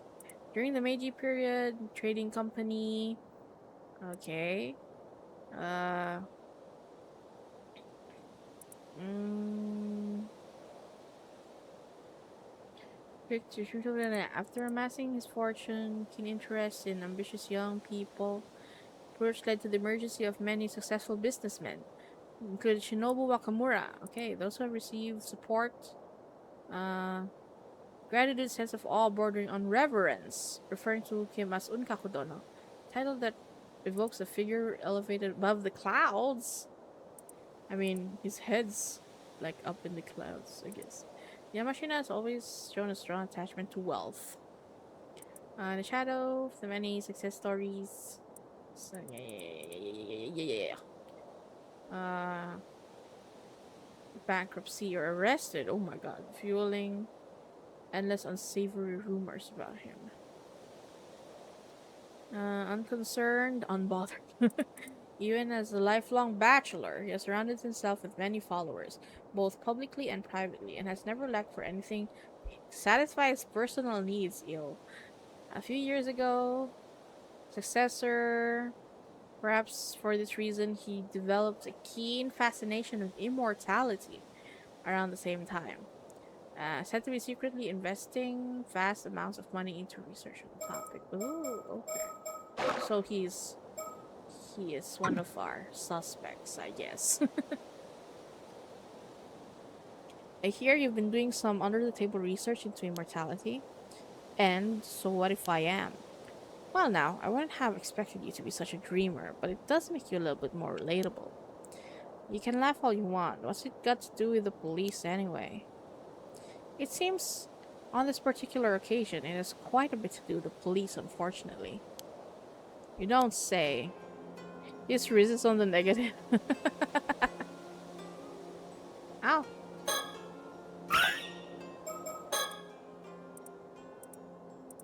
Yeah, baby. How many do I have to find? 20. Okay.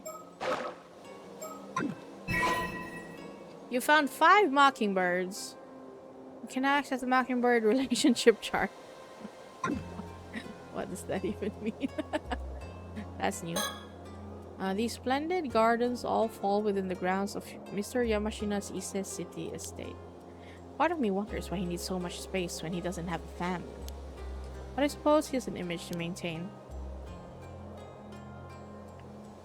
Dun, dun, dun, dun, dun. After looking into the corpse of the mermaid found earlier this morning, it seems highly likely that it was taken into the custody of Mr. Yamashina here. He's quite the big shot around here with plenty of weight to throw around both politically and financially. Of course, all the local police know of him and of his moniker. We had to get one of the higher-ups to act as an intermediary to even get a meeting with him. Personally, I'm happy as long as we can get the mermaid corpse back from him. Although I certainly won't complain if he can tell us anything about the curse as well. I hear he's quite the curmudgeon, so we'll have to watch our step when dealing with him. People like Yamashina have a tendency to underestimate me whenever I meet with them alone. Having someone intimidating like Sodo with me gets them to take me more seriously. I'm glad he's here with me today. I'm amazed we're able to get an appointment with him this quickly. Yes, and all thanks to Detective Ide. It would seem he's quite the capable fellow. Okay. Wait. Whee! I'm about to get fucking jump scared. No. Nope.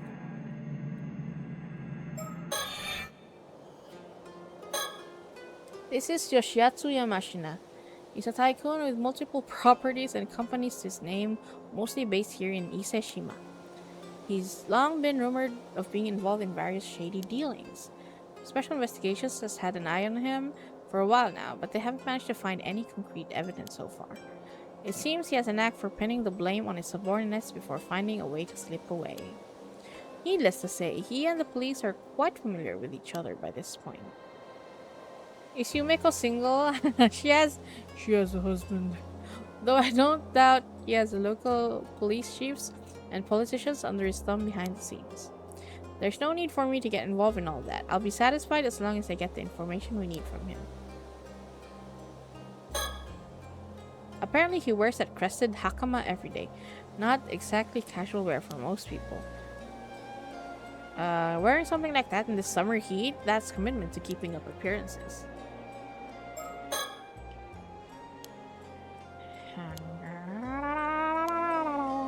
Okay, we have to talk to him now. I'll get straight to the point. I believe you took a mermaid corpse into your possession this morning. What? That corpse is linked to an ongoing case. We came here to ask you to release it into police custody. No idea what you're on about. Of course. You'll get something in return. We have some information I'm sure you'll find quite profitable in exchange. Like I said, no idea what you're on about. If that's all you came for, then scram. Oh, pity. I really thought you'd be interested in what we had to share. Assuming you really are interested in immortality. Huh? Well, I suppose we barely know each other. It's only natural you'd be wary of our intentions. What do you say to a little chat to get to know each other better, Mr. Unkakudono? Ominous? All we have up our sleeve is information on immortality. I hope we'll just have to hope he takes the bait. Okay. I hear you've been putting quite a bit of effort into training up the younger generation recently. What's your take on today's youth? Useless, the lot of them, bunch of pushovers that have let all the new generation tripe go to their heads. We're the ones who built this country back up after the war, but they're out there strutting around like they own the place, far too big for their britches. My, what a scathing review. Would our resident member of the new generation like to comment at all? Please don't call me that. I hear you've been searching for a successor, though. Given your strong opinions on the matter, I take it that you're struggling. Though I can see why that could lead to a desire for immortality. After all, there's no need to cede your legacy to someone else if you can remain in the reins yourself, hmm? That might have been true when I started my research. Oh, I take it that isn't the case now? I'm no spring. The thought of living for hundreds of years like this ain't exactly appealing anymore.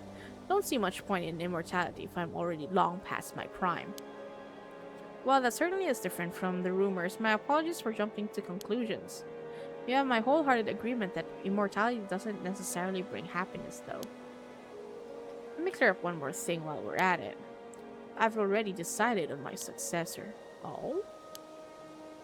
Turns out the perfect candidate was right under my nose the entire time. I haven't told them yet, but they're a sharp one. They'll do a fine job.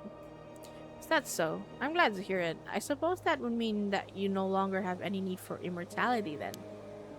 Oh, said I wasn't still interested. It simply has nothing to do with my successor. I still intend on continuing my research. For medical advancement, you understand. Think of it as doing my bit for society. I don't believe you! You lot are always quick to assume the worst of whatever I do. How about you mind your own business for a change? Well, there's not much we can say to that. We'll try to be more discerning from now on. I've already chosen my successor. No need to harp about it anymore. Already written up my will and passed it off to my lawyer. You be sure to let your friends at the police know too. By the way, you're obviously not just some run-of-the-mill cop. Who are you? Why, I believe I mentioned it when I introduced myself. I'm just a simple housewife. A likely tale. Plus, that fellow next to you also got a strange air about him. He's no ordinary person, is he? My, how observant of you. I suppose you could say that, yes. Heh, doesn't take a genius to see it. One of them phony psychic types, are you? Phony? Funny. I had a nerve, did I? There are far too many of your kind around lately. Cozying up to those in power by feeding them a bunch of nonsense. Liars and cheaters, all of you. You seem to have quite the chip on your shoulder about this, Mr. Yamashina. Don't know if it's because of this occult craze going around, but I've seen far too many folks get taken in by that tribe.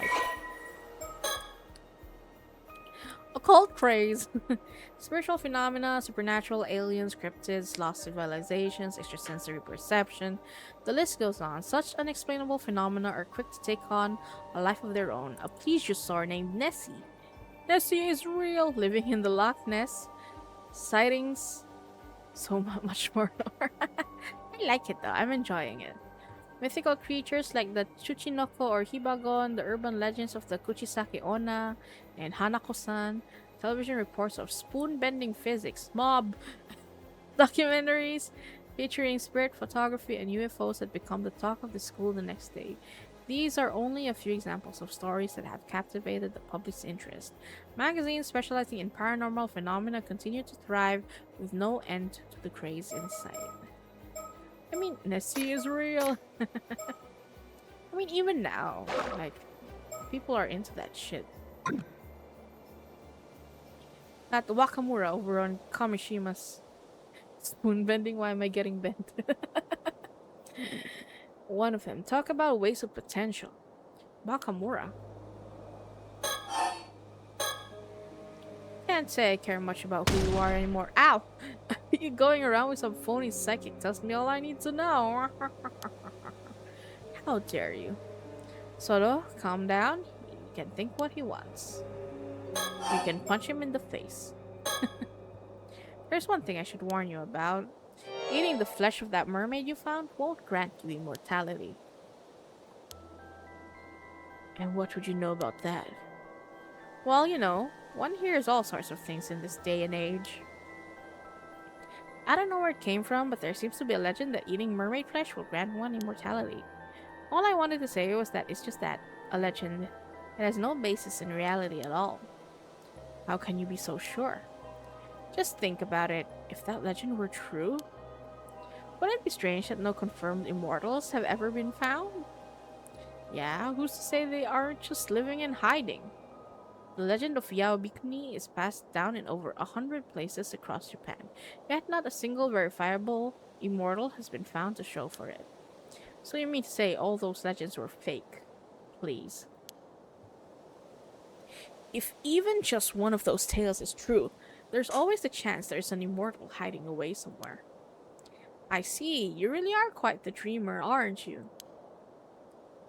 I figured you were trying to bluff me out of that mermaid corpse for some reason or other. But now I'm sure of it. That thing's hiding some sort of secret, isn't it? Something you don't want me to find out.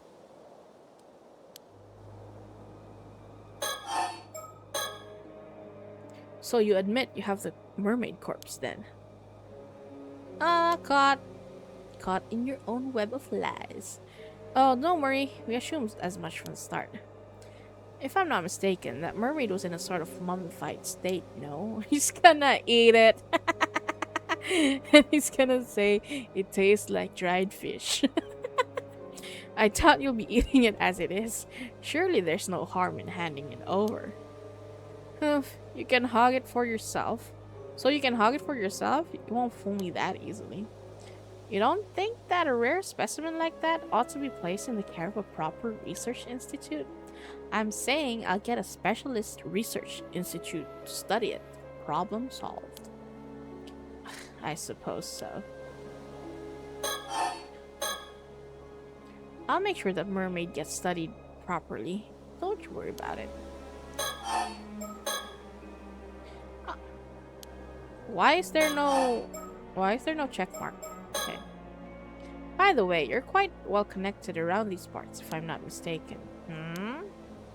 This doesn't have anything to do with what we came here to talk about. But I was wondering if you happen to recognize the person in this sketch. It seems he lived in the Ise-shima area around 6 years ago. Nope, never seen him. I assume you've heard the news about the old human bones on the seabed? This is a sketch of one of the victims from that case. You sure you have no idea who it could be? Oh, first I've heard of it actually. Got no interest in things that have nothing to do with me. Who might this Wakamura be? Wakamura is one of my proteges. He's the one currently in charge over on Kamishima. He used to have high hopes for that one, but that changed when he came under the thrall of some phony sorcerer in Tokyo. A phony sorcerer in Tokyo. You heard that, right? Since then, there's been no end to his nonsense. Buying properties out in the mountains, changing company names, all because of something this sorcerer whispered in his ear.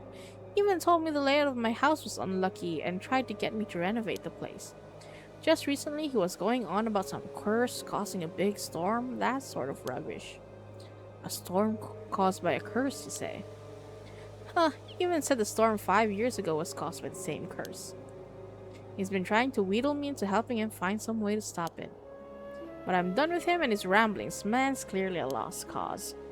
He'll be coming over here tomorrow morning, but I'm thinking it's time to have someone else take the reins over in Kamishima. I see. So even though you believe in immortality, you refuse to associate with anything to do with the occult. And you do? I figured someone claiming to be a cop would have more sense than that. How are you meant to solve crimes if criminals can just pull out curses left and right? You won't find me disagreeing there. So what exactly has this Wakamura been saying about this curse? Hell, if I remember, why don't you go to Kamishima and ask the man yourself?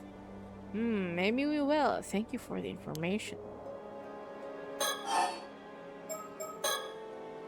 Is there anything you can tell us about the phony sorcerer this Wakamura is devoted to? Wakamura went on about how there's some big shot who appeared on television. I never heard of them. As I said, ask him yourself. Of course, we'll be sure to do so. Oh, how about this then? If you agree to give up the mermaid, we'll tell you what we know in return. For someone who doesn't seem to believe in the occult, you seem awfully fixated on this mermaid and immortality. Which suggests to me you've found something you consider quite conclusive. What are you on about now? Well, I happen to know a bit more about mermaids than most people. Ma'am, are you sure? It's fine. I had the opportunity to do some research into them a while back, you see. You don't say. And? Well, mermaids do indeed have the ability to grant a human immortality. Ha! I knew it. More precisely, individuals granted immortality in this way are known as 800-year immortals. So they have a lifespan of 800 years? Oh, don't jump scare me. That's right. As the name suggests, they gain 800 years of remaining life. During this time, they won't age a day, and even if they die, they'll resurrect immediately. Sounds like a real blessing. No, I'm afraid it's anything but. One who defies the very laws of nature like that is no longer human. They're an anomalous being that should not be allowed to exist. As such, our position requires that any such individuals we find are dealt with as swiftly as possible. Indeed, this immortality was originally a curse mermaids place upon humans. A curse. The mermaid's curse! Title drop. Number 2. Immortality is neither a blessing nor salvation for the living. It's a curse that robs them of the ability to die. None of those who have become 800-year immortals have found happiness. Not one. It renders living among other humans impossible and makes them an outcast from society. Of course, there are a few years at first when life will be tolerable. But after that, every meeting ends in parting. You outlive whomever you love or are loved by. Even if you find acceptance, it will only be for a time. You will always be shunned eventually. You'll experience this over and over for 800 years. 800 years unable to die, with loneliness as your constant companion. This is why many see no other recourse than a life of monastic seclusion, just as Yao Bikuni did. I suppose that makes sense. Still, there'll always be those who seek immortality. Always have, always will be. You think so? I, for one, struggle to see the appeal. In any case, there are also certain conditions that must be met for this course of immortality to be effective. Eating mermaid's flesh alone isn't enough to make you an 800-year immortal. Oh? And what exactly are these conditions? Sorry to disappoint, but I'm not aware of the specifics there myself. It's so long. Okay, fast reading. Just part of the someone in just part of body of mermaid that meets certain conditions will be cursed. Once cursed, own body is lost. Provisional body is reconstructed. Using parts of the mermaid ingested as a medium. What? Their soul is transferred. Okay. You're able to control as if it were their own, with their consciousness presiding over their body and soul from the head. As such, to be more spirit in nature than human. If the individual is fatally wounded, that results in their death, body will instantly be restored to default state. In the event they lose any body parts, their heart will treat the largest remaining part of them as their main body and regenerate any lost parts from there, with the removed parts subsequently vanishing. This even occurs with the head. Individuals heal from non-fatal wounds in only a slightly faster rate. Physical sensation and pain. Extremely difficult to tell whether an individual is an 800-year immortal unless they die. Lifespan is 800 years from the time of its creation. Original body already being lost, not even the mermaid responsible for the original curse is able to dispel it. Okay. Individual will only see the end of their long life once 800 years have passed. Hmm. But I can say this much at least. The mummy you have in your possession is no mermaid. Huh? Ow. Bullshit! Ain't no way that's anything other than a mermaid. What I mean to say is that mummy is a different being from the mermaids who wield this curse. 800 sounds like hell. Well, it is a curse, so. Not all half fish, half human beings are mermaids, you see. In fact, calling them all by the same name is what leads to mishaps like this one. They what? You mean to tell me that's not a mermaid? That real mermaids are a completely separate thing? That's right, which is why I can say with confidence that eating its flesh won't make you immortal. Seems like you weren't bluffing after all. So what is that thing then? There's gotta be some reason you're after it.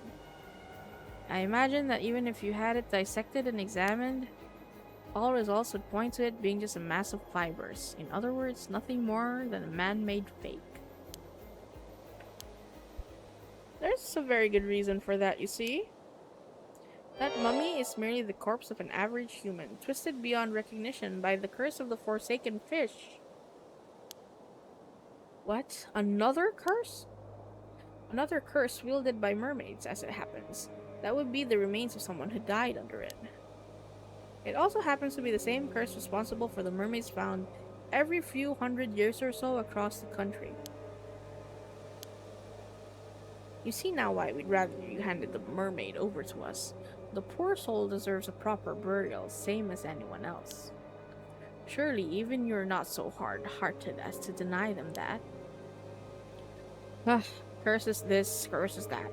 It's all a bunch of hokum, if you ask me. That said, the report I got from the Research Institute earlier said exactly the same thing. Oh my, I take it you already had the mermaid dissected then. They said it was likely a fake, but asked if I wanted them to keep going anyway. Imagine if someone found out you're a killable immortal and decided to report you to the government. I guess that's why they are in hiding. I told them to keep at it, but it should be clear now that you have nothing to gain from researching that corpse. Least of all, information on immortality. Won't you consider handing it over? Of course, we could always take you in on charges of abandonment and desecration of a corpse. Alright, have it your way. I'm so glad you've come around. Thank you for your cooperation.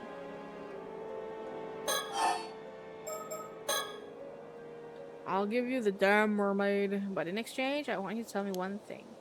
What is it?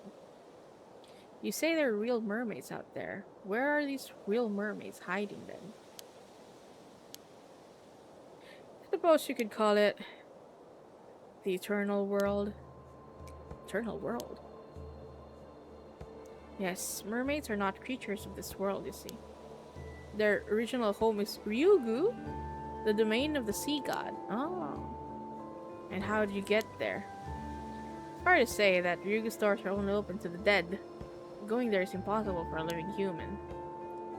You could claim anything with a fairy tale like that. It all sounds like hokum. Is that his favorite word, hokum? That said, the entrance to Ryugu is said to lie somewhere in the Ise Sea. There have been numerous sightings of mermaids crossing over to this world in the area's long history. Which is why Ise Bay has its share of mermaid legends too. Now that you mention it, I have heard one of those stories too. Some old tale about mermaids being found on some long-lost island called Taishima or the like. What? Wait a moment, where did you hear that story? Caught your interest, have I? Looks like the story has some merit to it after all. was simply surprised, that's all. It's not a name I've come across in any historical records.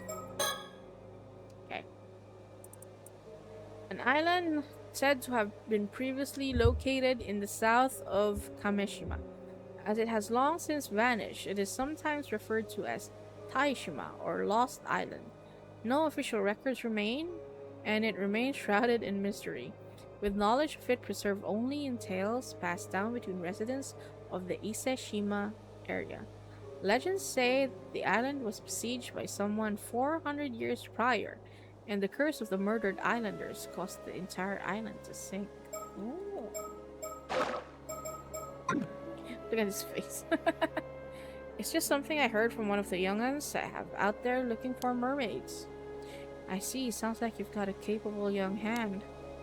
I don't suppose it would be possible to meet with this individual. EP can I go EP? Yeah, go to sleep. I think I'm gonna go for like one more hour. Around 30 minutes, one more hour, and then I'm gonna call it because my throat is kinda it kinda hurts a bit. So much reading, but I like it though. Good night, Plum. Should go to sleep. Unless you're willing to spill the beans on everything you know about mermaids, every last bit of info. Maybe, just maybe, I'd consider it then. It's clear you're no ordinary housewife after all. Nyeh, nyeh. Not interested? Then this meeting is over. I'll hand the corpse over to the police as promised. But don't think I've given up on mermaids or immortality. If they really exist, I'll find them and make them mine. Ha ha ha ha. Weirdo.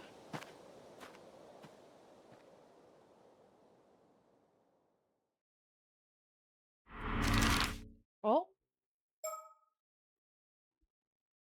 more interesting than I initially thought. Yeah, they Paranormasight is so good.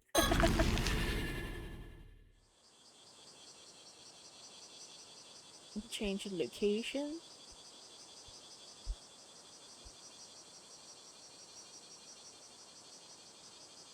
Hey there, you two. It's hard for calling you out here when you're so busy. I figured it'd be best to give you the rundown on our findings as soon as possible. How dare you talk to Yumiko like that? I know, right? It's no problem. Go ahead. Okay. Huh? What have we have here? Oh, this is a poster advertising Kamishima. Something about it catch your eye? No, I was just thinking, surely it would be better to put it somewhere tourists will actually see it. Good point. Maybe they had some posters left over. Okay, spin. It'll be in the background while I sleep. I think that's perfect, cause I'm yapping. I'm reading and yapping. No sticker?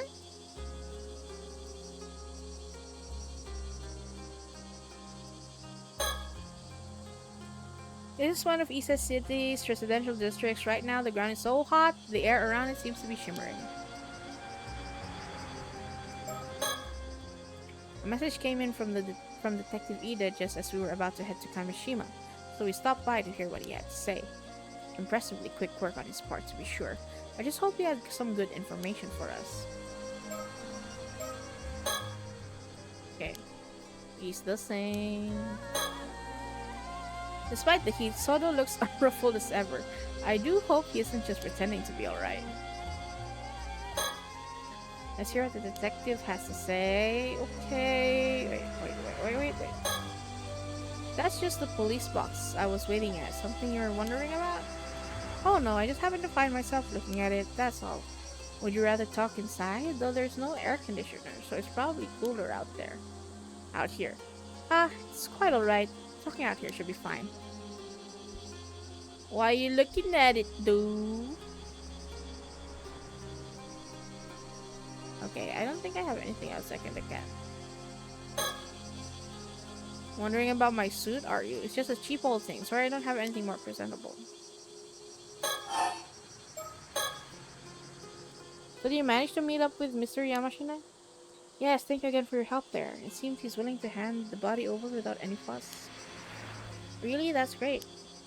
Still, why would some big shot tycoon go to all that trouble to withhold a body? If everything I've heard is true, you could probably take him in charges of desecrating a corpse, you know. Or was there, or was there, oh, or was there was,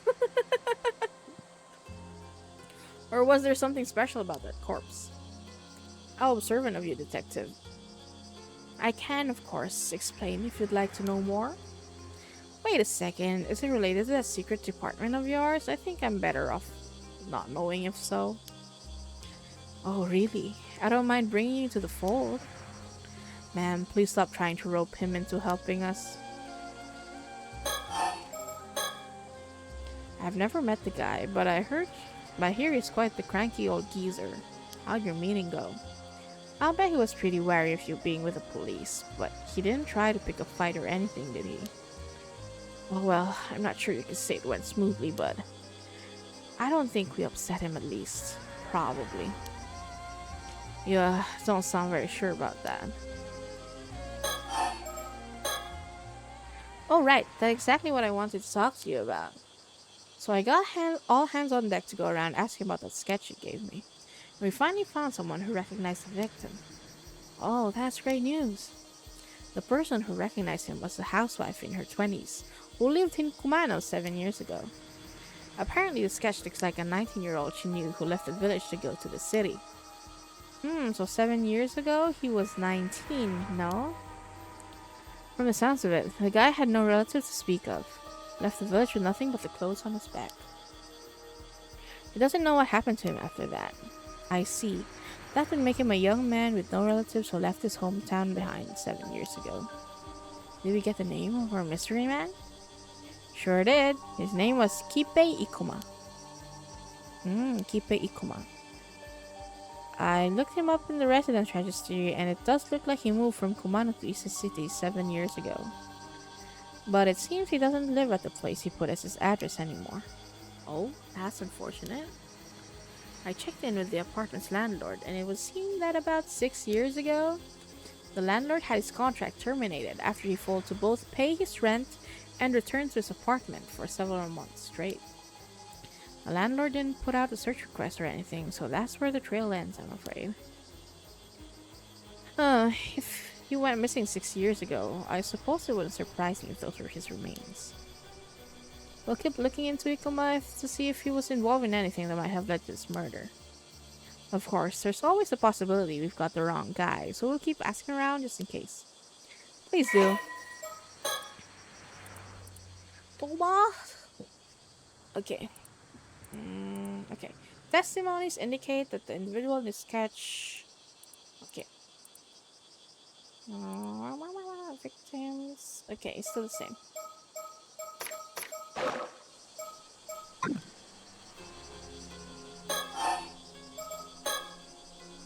The woman we spoke to said that sketch was really accurate. No doubt in her mind it was Ikuma. Well, that accurate? Then I'm sure you've got the right person. Still, how did you even make that sketch? There was nothing left of the victim but bones. Ah well, just say it's classified for now. Right, guess that means I shouldn't pry any further. Oh yeah, I also looked into that lady you were asking about, Somekawa. Oh yes, did you find anything? Well, it seems she hasn't registered as a resident even though she moved here 5 years ago. And nothing came up for Somekawa in the civil registry either. So I'm afraid I don't have anything on who she is or where she came from. Sorry to disappoint. I know where she comes from. I see, is that quite common? Happens, it's not unheard of for folks from the countryside to come here for work and just drift on, with no one really knowing who they are. Apparently it was really common during the post-war growth period. Seems we have quite the mystery woman in our hands. Yep, thought there was something I've been wondering about. Oh, let's hear it. You have some idea who she might be? Well, have you heard of the Kamishima Southern Sea disaster? It was a big maritime disaster that struck 5 years back. I have, yes.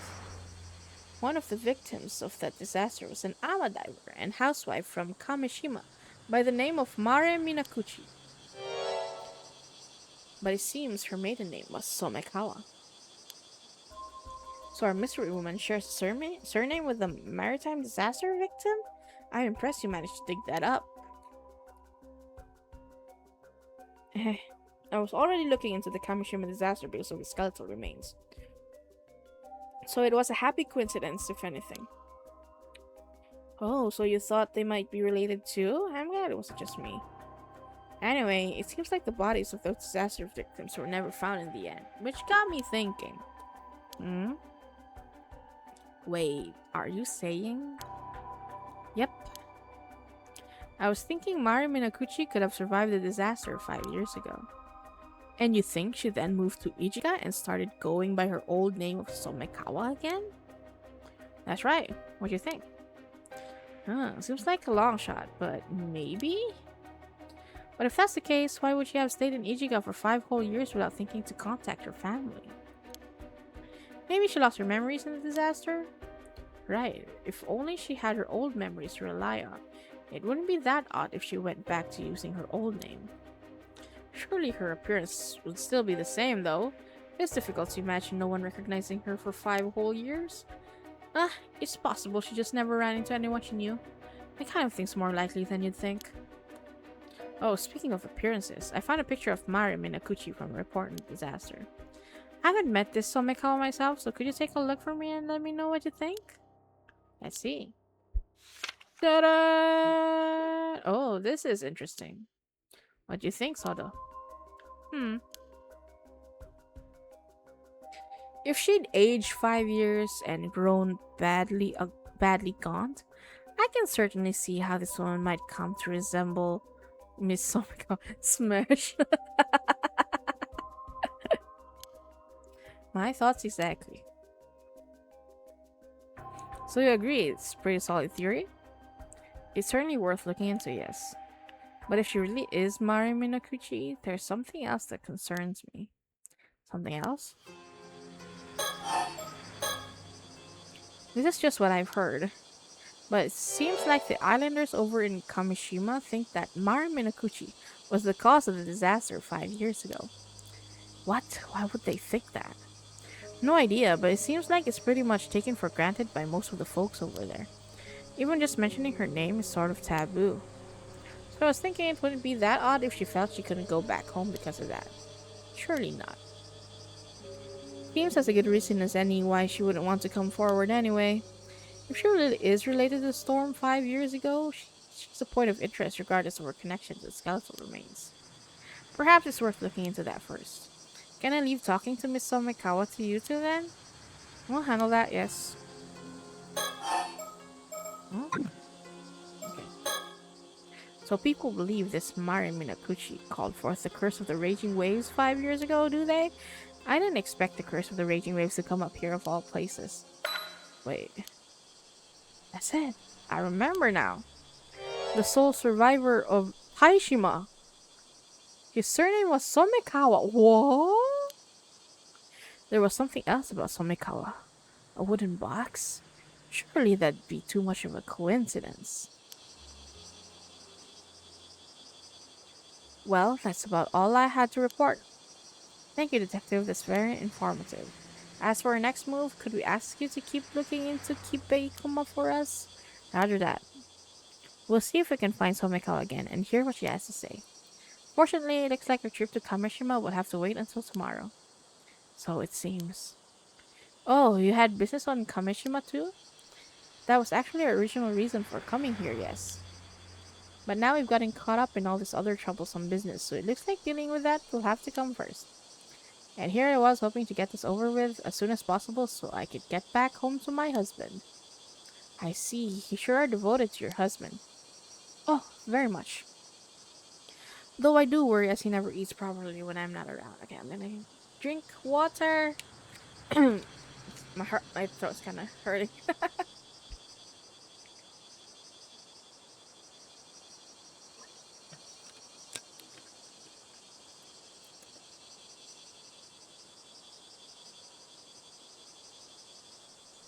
Okay. In any case, please do get in touch if you find anything else. No. Okay. Even if it's just something out of the ordinary happening, anything could be of help. Sure will do, though you're kind of making me worry something might actually happen now. I'd certainly prefer it if it didn't. Anyway, we're counting on you, detective.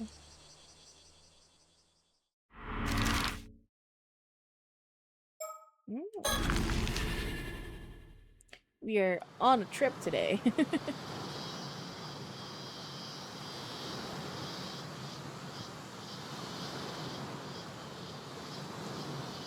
Bad news, ma'am. It seems we were a step too late. What you mean? It seems someone came and took that Somikawa woman out to sea just a few minutes ago. What? According to the witness, a foreign man came to the port with Miss Somikawa in tow. They then boarded a motorboat that was moored there and headed out into the bay. It didn't appear to be by force, so we can probably assume they knew each other. Foreign man?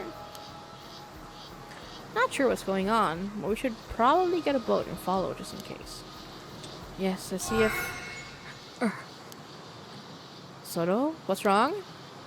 This spiritual force is overwhelming. Ow, fuck.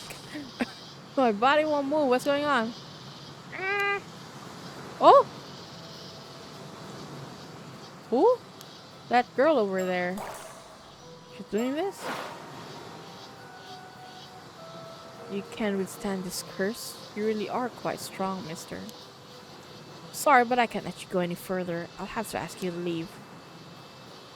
Something, guardian spirit, grant me the wisdom of the numinous.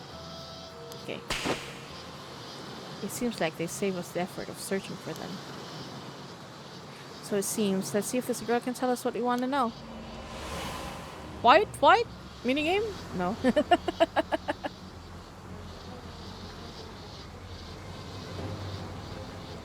Who are you? I could ask the same of you. What do you want with Miss Somikawa? So you know who Miss Somikawa is, do you? Maybe. What's it to you? Ma'am, this girl's spirit says it's extremely potent, but she lacks experience.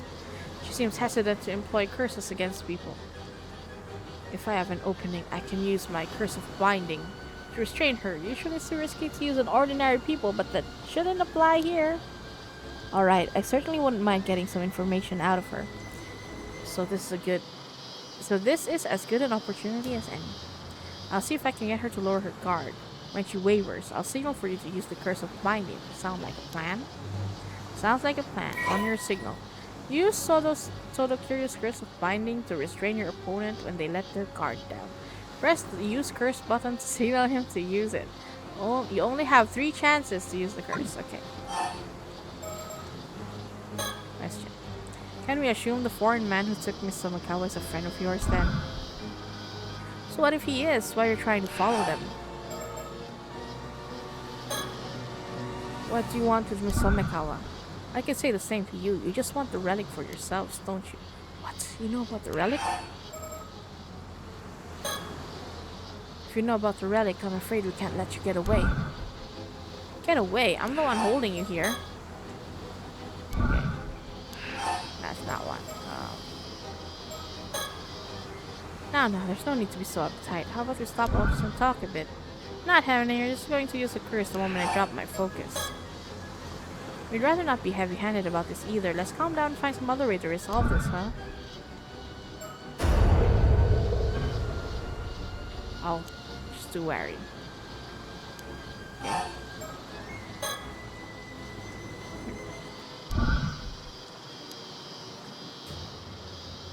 Sorry, but that won't work on me. I'm at a rebellious age, you see. If you resist anymore, we'll have to take you in for a session of public duties. Wait, you're with the police? What? Despite appearances, yes, defying us could meet. I see, you must be from Paranormal Affairs.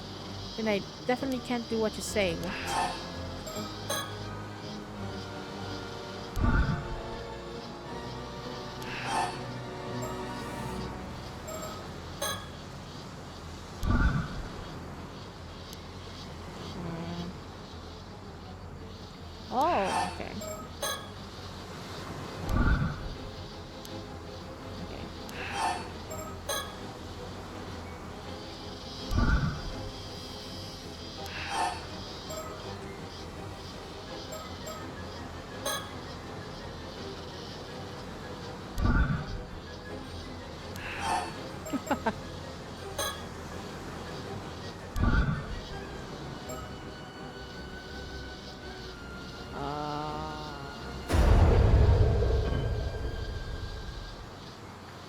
That wasn't enough. Ow! No, game over. Try again.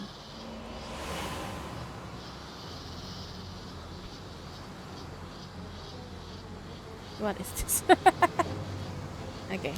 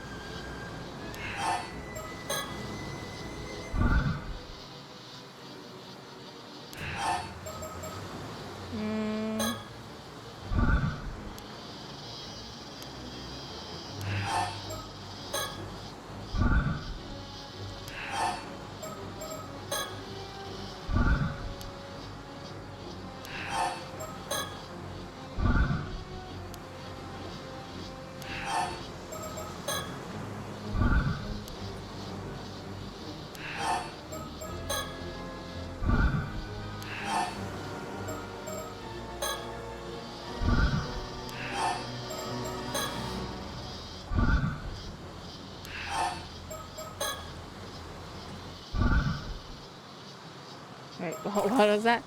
Um, we want Toto, you can stop now, ma'am. Really? Thanks. Oh.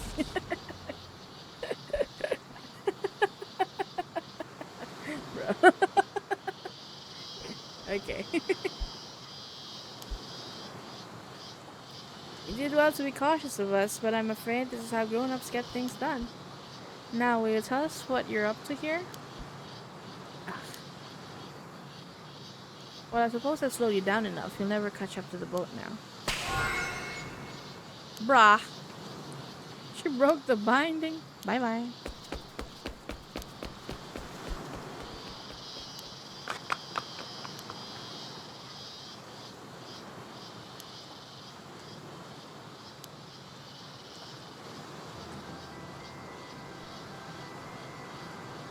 I put in a call to Paranormal Affairs about an errant young lady just now. I see. I assume she's indeed affiliated with them? Yes, it seems her name is Circe Lunarlight. What a name. She's an exorcist from England who's come here on exchange, part of her spiritual training, I understand. The Lunarlight family? I see. Oh, are they well known? I've heard of them, yes. They're a distinguished family of exorcists, quite an old one, too. It would certainly explain the strength of her spirit sense. Right. In any case, it seems she's the care of paranormal affairs while she's in Japan. Honestly, I do wish they'd tell us these things in advance. What is she doing here in Mie Prefecture? Well, it seems even Paranormal Affairs isn't sure what she's up to. They've been looking for her. From the sounds of things, she's been skipping her training assignments to travel around Japan, visiting all sorts of spiritual spots instead. It doesn't seem like they're keeping an eye on her at all. Unfortunately not. They asked me to tell her to return to Tokyo at once when we next see her. I see. More work for us then. Yes, the things we find ourselves caught up in. You seem to know about Somekawa too. I've got a bad feeling about this. Shall we try looking for her? I imagine she's still in the area. No, not now.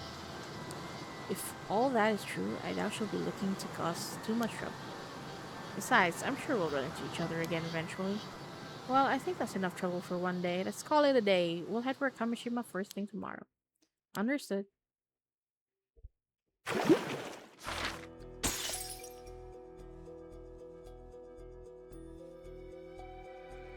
Huh? I am stuck.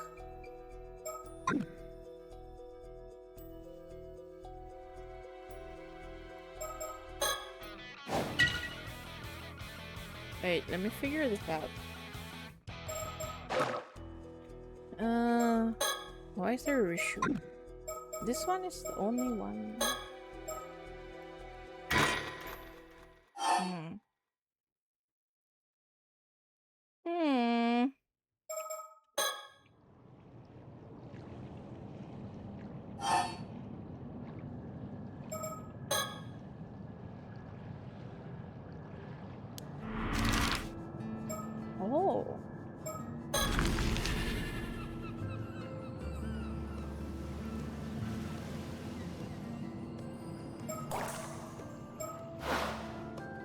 I'm sorry, I fast forwarded.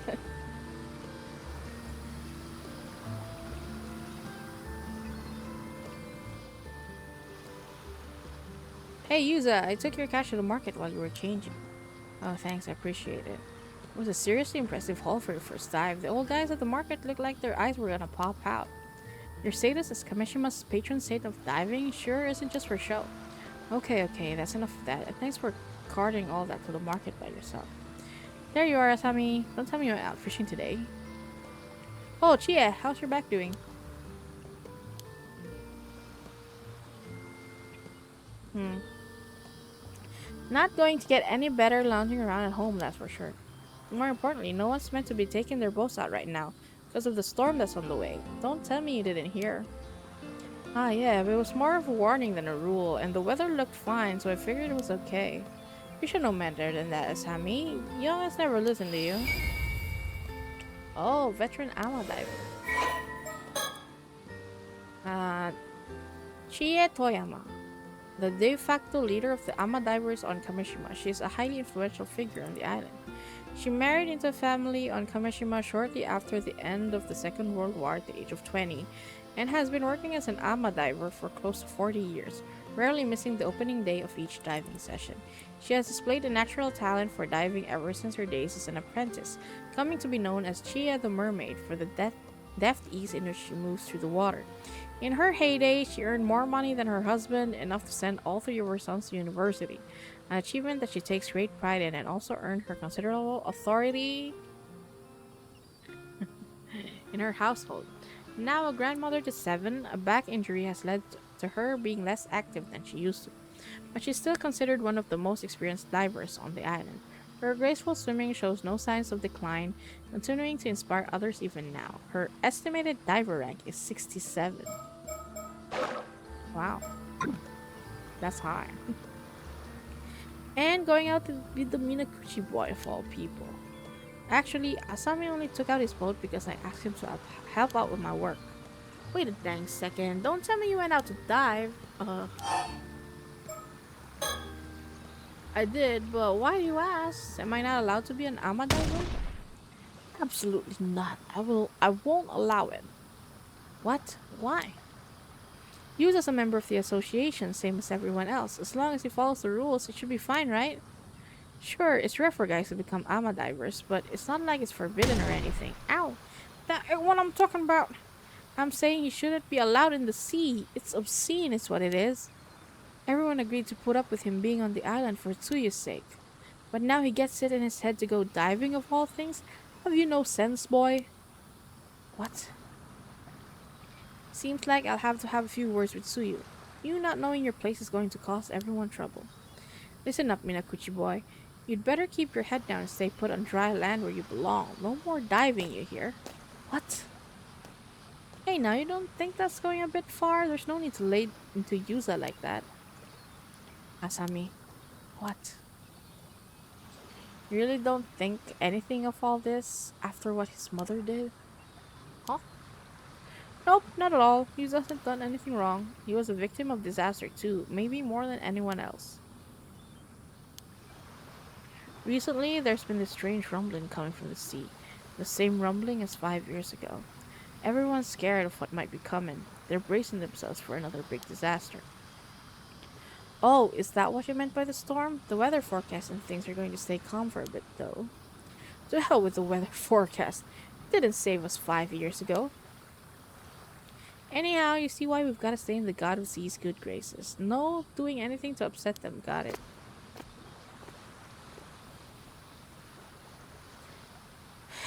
Don't let it get you down, Yuza.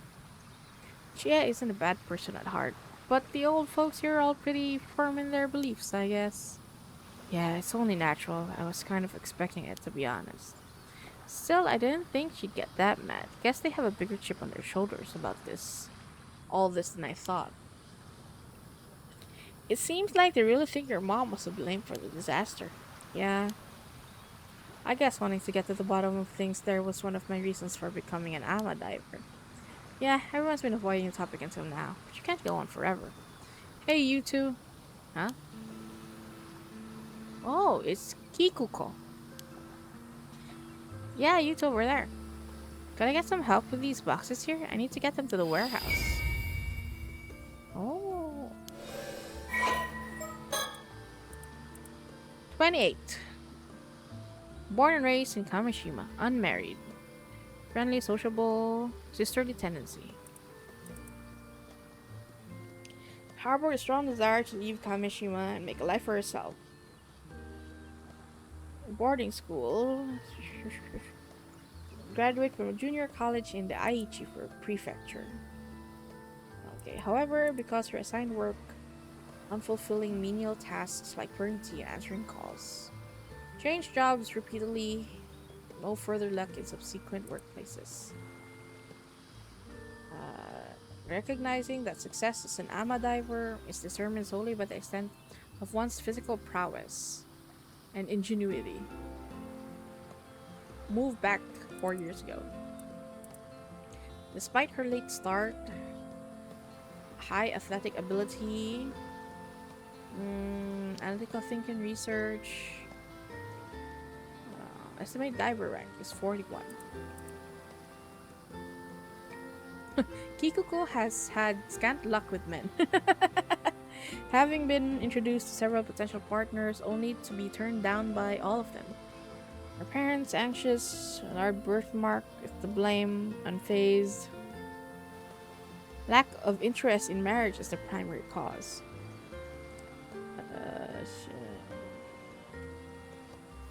Okay.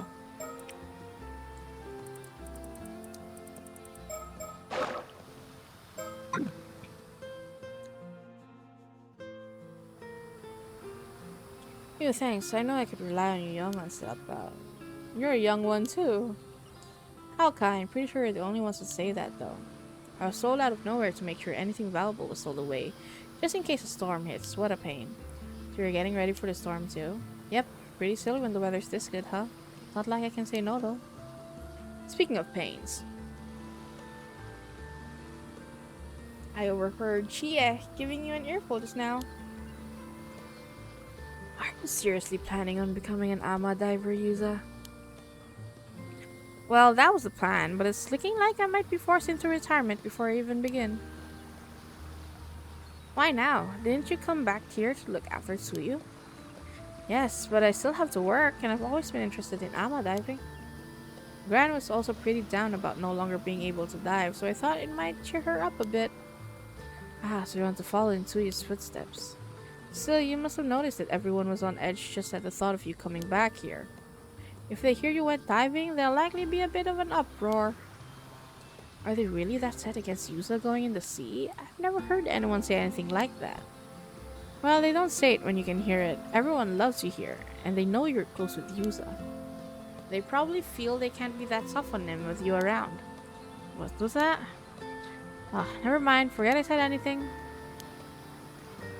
I can't deny there's been this creepy rumbling coming from the sea recently, though. It's no wonder everyone's unnerved. If some sort of disaster does end up happening again and Yuza gets caught doing something he wasn't meant to, that'll probably be it for him. Yeah, that's what I don't get. Do people seriously believe Yuza's mom caused that storm? Everyone suffered because of it, including Yuza's family. It's so stupid. Hey, I honestly think it's stupid too. But the truth is there are a bunch of people who believe it, so making a fuss about it isn't going to get you anywhere, right? Besides, even if the storm doesn't come in the end, a different kind of storm may already be brewing. Different kind of storm? Well, you shouldn't have any trouble if you keep your head down. Just be good and do what you're told and no one will get in your case, yeah? Give me a break. Why's he gotta keep his head down here? He was born and raised in Kamishima, just like everyone else. Hey, getting mad at me won't change anything. If it upsets you that much, why don't you leave? Leaving a place like this behind might be for the best, don't you think? Maybe, but I can't just ask my gran to move somewhere else at her age. Then you'll just have to put up with it. If you want to blame anyone, blame your mom. Did his mom even do anything 5 years ago? No one wants to tell us anything. No idea. I only came back here after the disaster, so I don't know what happened at the time. Mr. Wakamura always seems like he knows more than he lets on, though. Now that I think about it, why don't you just ask Suyu what she knows? Suyu? I've already asked Gran about it countless times. She says she doesn't know anything. And you don't think that's a bit suspicious? If anyone knows something, it'd be her, right? You might be right. She's pretty hard to read. I wouldn't be able to tell if she was hiding something anyway. Anyway, I do feel bad for you, but you've just gotta grin and bear it for everyone's sake, eh? Thanks for the help, you two. Try to stay out of trouble, okay? Ah, Pikachu seemed really like she didn't know anything, huh? The folks are way more on edge than I thought. Yeah, I've gotten the sense I'm not exactly welcome here ever since I came back. But I didn't think trying to make a living here would lead to that much backlash. I didn't realize everyone disliked my mom quite that much, or that they were so suspicious of her. It seems like the timing wasn't great either. Everyone's wound up about the ill omens that are happening right now. So I'm sure now that my mom must have had some sort of secret, and I'm almost certain it had to do with what we're looking into. If everyone hears that I went diving today, it might prompt people to start talking about what happened 5 years ago. True, if there's any time to ask about your mom, it's now. I think we should see what that old man Rakamura and Suya have to say about all this too. Yeah, she means Gran agrees to talk about it anyway.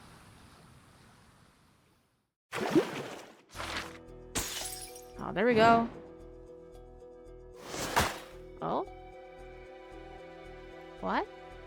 Why did that extend? So they're saying that this happened at the same time. Can I save this? Okay. Guys, I need to call it here because my throat is starting to like hurt. um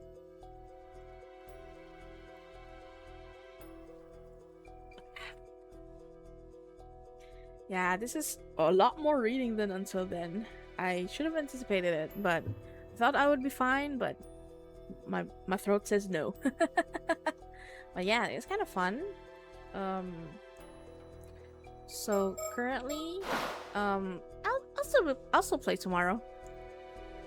So we'll do this tomorrow, cursed. Ooh, so this is when they ask for details, I guess. Okay.